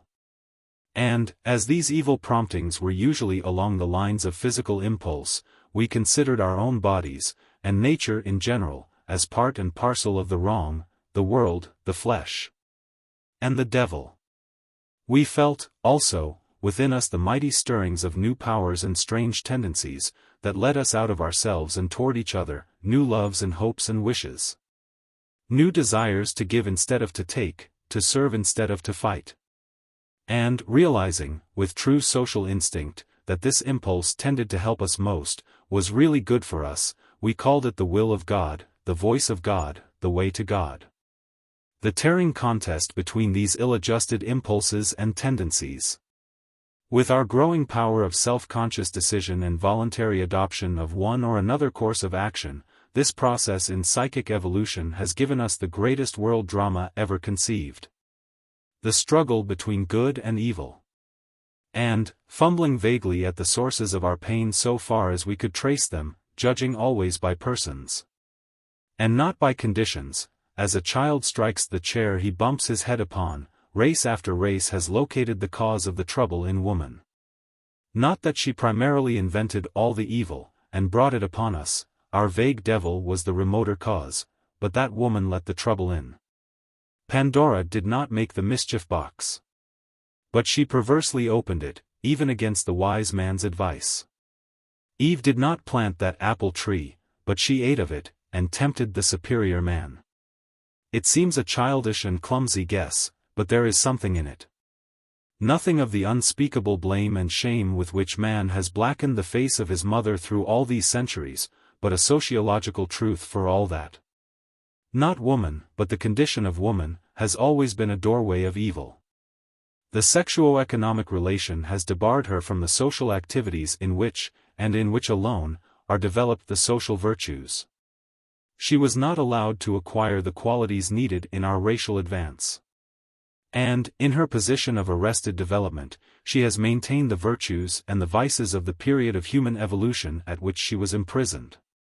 At a period of isolated economic activity, mere animal individualism, at a period when social ties ceased with the ties of blood, woman was cut off from personal activity in social economics, and confined to the functional activities of her sex. In keeping her on this primitive basis of economic life, we have kept half humanity tied to the starting post, while the other half ran. We have trained and bred one kind of qualities into one half the species, and another kind into the other half. And then we wonder at the contradictions of human nature. For instance, we have done all we could, in addition to natural forces, to make men brave. We have done all we could, in addition to natural forces, to make women cowards. And, since every human creature is born of two parents, it is not surprising that we are a little mixed. We have trained in men the large qualities of social usefulness which the pressure of their economic conditions was also developing. And we have done this by means of conscious praise and blame, reward and punishment, and with the aid of law and custom. We have trained in women, by the same means, the small qualities of personal usefulness which the pressure of their economic conditions was also developing. We have made a creature who is not homogeneous, whose life is fed by two currents of inheritance as dissimilar and opposed as could be well imagined. We have bred a race of psychic hybrids, and the moral qualities of hybrids are well known. Away back in that early beginning, by dividing the economic conditions of women and men, we have divided their psychic development, and built into the constitution of the race the irreconcilable elements of these diverse characters. The incongruous behavior of this crossbred product is the riddle of human life. We ourselves, by maintaining this artificial diversity between the sexes, have constantly kept before us the enigma which we found so hard to solve, and have preserved in our own characters the confusion and contradiction which is our greatest difficulty in life. The largest and most radical effect of restoring women to economic independence will be in its result in clarifying and harmonizing the human soul. With a homogeneous nature bred of two parents in the same degree of social development, we shall be able to feel simply, to see clearly, to agree with ourselves. To be one person and master of our own lives, instead of wrestling in such hopeless perplexity with what we have called man's dual nature. Marry a civilized man to a primitive savage, and their child will naturally have a dual nature. Marry an Anglo-Saxon to an African or Oriental, and their child has a dual nature. Marry any man of a highly developed nation, full of the specialized activities of his race and their accompanying moral qualities, to the carefully preserved, rudimentary female creature he has so religiously maintained by his side, and you have as result what we all know so well, the human soul in its pitiful, well-meaning efforts, its cross-eyed, purblind errors, its baby fits of passion, and its beautiful and ceaseless upward impulse through all this wavering. We are quite familiar with this result, but we have not so far accurately located the cause. We have had our glimmering perception that woman had something to do with it. And she has been treated accordingly, by many simple races, to her further injury, and to that of the whole people. What we need to see is that it is not woman as a sex who is responsible for this mismothered world, but the economic position of woman which makes her what she is. If men were so placed, it would have the same effect. Not the sex relation, but the economic relation of the sexes, has so tangled the skein of human life. Besides the essential evils of an unbalanced nature, many harmful qualities have been developed in human characters by these conditions. For countless centuries we have sought to develop, by selection and education, a timid submission in woman. When there did appear a cursed shrew, she was left unmarried. And her temper perished with her, or she was tamed by some Petruchio. The dependence of women on the personal favor of men has produced an exceeding cleverness in the adaptation of the dependent one to the source of her supplies. Under the necessity of pleasing, whether she wished or no, of interceding for a child's pardon or of suing for new pleasures for herself, The vices of the slave have been forever maintained in this housemaid of the world. Another discord introduced by the condition of servitude is that between will and action. A servant places his time and strength at the disposal of another will. He must hold himself in readiness to do what he is told. And the mere physical law of conservation of energy, to say nothing of his own conscious judgment, forbids wasting nerve force in planning and undertaking what he may not be able to accomplish. This produces a condition of inactivity, save under compulsion, and, on the other side, a perverse, capricious willfulness in little things, the reaction from a forced submission. A more insidious, disintegrating force to offset the evolution of human character could hardly be imagined than this steady training of the habits of servitude into half the human race, the mother of all of it. These results have been modified, of course, by the different education and environment of men, developing in them opposite qualities, and transmitting the contradictory traits to the children indiscriminately. Heredity has no Salic law.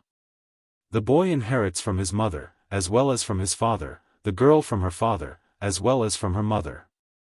This has prevented the full evil of the results that plight have ensued, but has also added to the personal difficulties of each of us, and retarded the general progress of the race. Worse than the check set upon the physical activities of women has been the restriction of their power to think and judge for themselves. The extended use of the human will and its decisions is conditioned upon free, voluntary action. In her rudimentary position, woman was denied the physical freedom which underlies all knowledge, she was denied the mental freedom which is the path to further wisdom. She was denied the moral freedom of being mistress of her own action and of learning by the merciful law of consequences what was right and what was wrong. And she has remained, perforce, undeveloped in the larger judgment of ethics. Her moral sense is large enough, morbidly large, because in this tutelage she is always being praised or blamed for her conduct. She lives in a forcing bed of sensitiveness to moral distinctions, but the broad judgment that alone can guide and govern this sensitiveness she has not. Her contribution to moral progress has added to the anguish of the world the fierce sense of sin and shame, the desperate desire to do right, the fear of wrong, without giving it the essential help of a practical wisdom and a regulated will. Inheriting with each generation the accumulating forces of our social nature, set back in each generation by the conditions of the primitive human female. Women have become vividly self-conscious centers of moral impulse, but poor guides as to the conduct which alone can make that impulse useful and build the habit of morality into the constitution of the race. Recognizing her intense feeling on moral lines, and seeing in her the rigidly preserved virtues of faith, submission, and self-sacrifice, qualities which in the Dark Ages were held to be the first of virtues, we have agreed of late years to call woman the moral superior of man. But the ceaseless growth of human life, social life, has developed in him new virtues, later, higher, more needful. And the moral nature of woman, as maintained in this rudimentary stage by her economic dependence, is a continual check to the progress of the human soul. The main feature of her life, the restriction of her range of duty to the love and service of her own immediate family, acts upon us continually as a retarding influence, hindering the expansion of the spirit of social love and service on which our very lives depend. It keeps the moral standard of the patriarchal era still before us, and blinds our eyes to the full duty of man. An intense self-consciousness, born of the ceaseless contact of close personal relation, an inordinate self-interest, bred by the constant personal attention and service of this relation. A feverish, torturing, moral sensitiveness, without the width and clarity of vision of a full-grown moral sense, a thwarted will, used to meek surrender, cunning evasion, or futile rebellion. A childish, wavering, short-range judgment, handicapped by emotion. A measureless devotion to one's own sex relatives, and a maternal passion swollen with the full strength of the great social heart, but denied social expression, such psychic qualities as these, born in us all, are the inevitable result of the sexuo-economic relation. It is not alone upon woman, and, through her, upon the race, that the ill effects may be observed. Man, as master, has suffered from his position also. The lust for power and conquest, natural to the male of any species, has been fostered in him to an enormous degree by this cheap and easy lordship. His dominance is not that of one chosen as best fitted to rule or of one ruling by successful competition with foemen worthy of his steel. But it is a sovereignty based on the accident of sex, and holding over such helpless and inferior dependents as could not question or oppose. The easy superiority that needs no striving to maintain it, the temptation to cruelty always begotten by irresponsible power. The pride and self-will which surely accompany it, these qualities have been bred into the souls of men by their side of the relation. When man's place was maintained by brute force, it made him more brutal. When his place was maintained by purchase, by the power of economic necessity, then he grew into the merciless use of such power as distinguishes him today. Another giant evil engendered by this relation is what we call selfishness. Social life tends to reduce this feeling, which is but a belated individualism. But the sexuo-economic relation fosters and develops it. To have a whole human creature consecrated to his direct personal service, to pleasing and satisfying him in every way possible, this has kept man selfish beyond the degree incidental to our stage of social growth. Even in our artificial society life men are more forbearing and considerate, more polite and kind, than they are at home. Pride, cruelty, and selfishness are the vices of the master. And these have been kept strong in the bosom of the family through the false position of woman. And every human soul is born, an impressionable child, into the close presence of these conditions. Our men must live in the ethics of a civilized, free, industrial, democratic age, but they are born and trained in the moral atmosphere of a primitive patriarchate. No wonder that we are all somewhat slow to rise to the full powers and privileges of democracy, to feel full social honor and social duty. While every soul of us is reared in this stronghold of ancient and outgrown emotions, the economically related family. So we may trace from the sexuo-economic relation of our species not only definite evils in psychic development, bred severally in men and women, and transmitted indifferently to their offspring, but the innate perversion of character resultant from the moral miscegenation of two so diverse souls, the unfailing shadow and distortion which has darkened and twisted the spirit of man from its beginnings. We have been injured in body and in mind by the two dissimilar traits inherited from our widely separated parents. But nowhere is the injury more apparent than in its ill effects upon the moral nature of the race. Yet here, as in the other evil results of the sexuo-economic relation, we can see the accompanying good that made the condition necessary in its time. And we can follow the beautiful results of our present changes with comforting assurance. A healthy, normal moral sense will be ours, freed from its exaggerations and contradictions. And, with that clear perception, we shall no longer conceive of the ethical process as something outside of and against nature, but as the most natural thing in the world. Where now we strive and agonize after impossible virtues, we shall then grow naturally and easily into those very qualities, and we shall not even think of them as especially commendable. Where our progress hitherto has been warped and hindered by the retarding influence of surviving rudimentary forces, it will flow on smoothly and rapidly when both men and women stand equal in economic relation. When the mother of the race is free, we shall have a better world, by the easy right of birth and by the calm, slow, friendly forces of social evolution.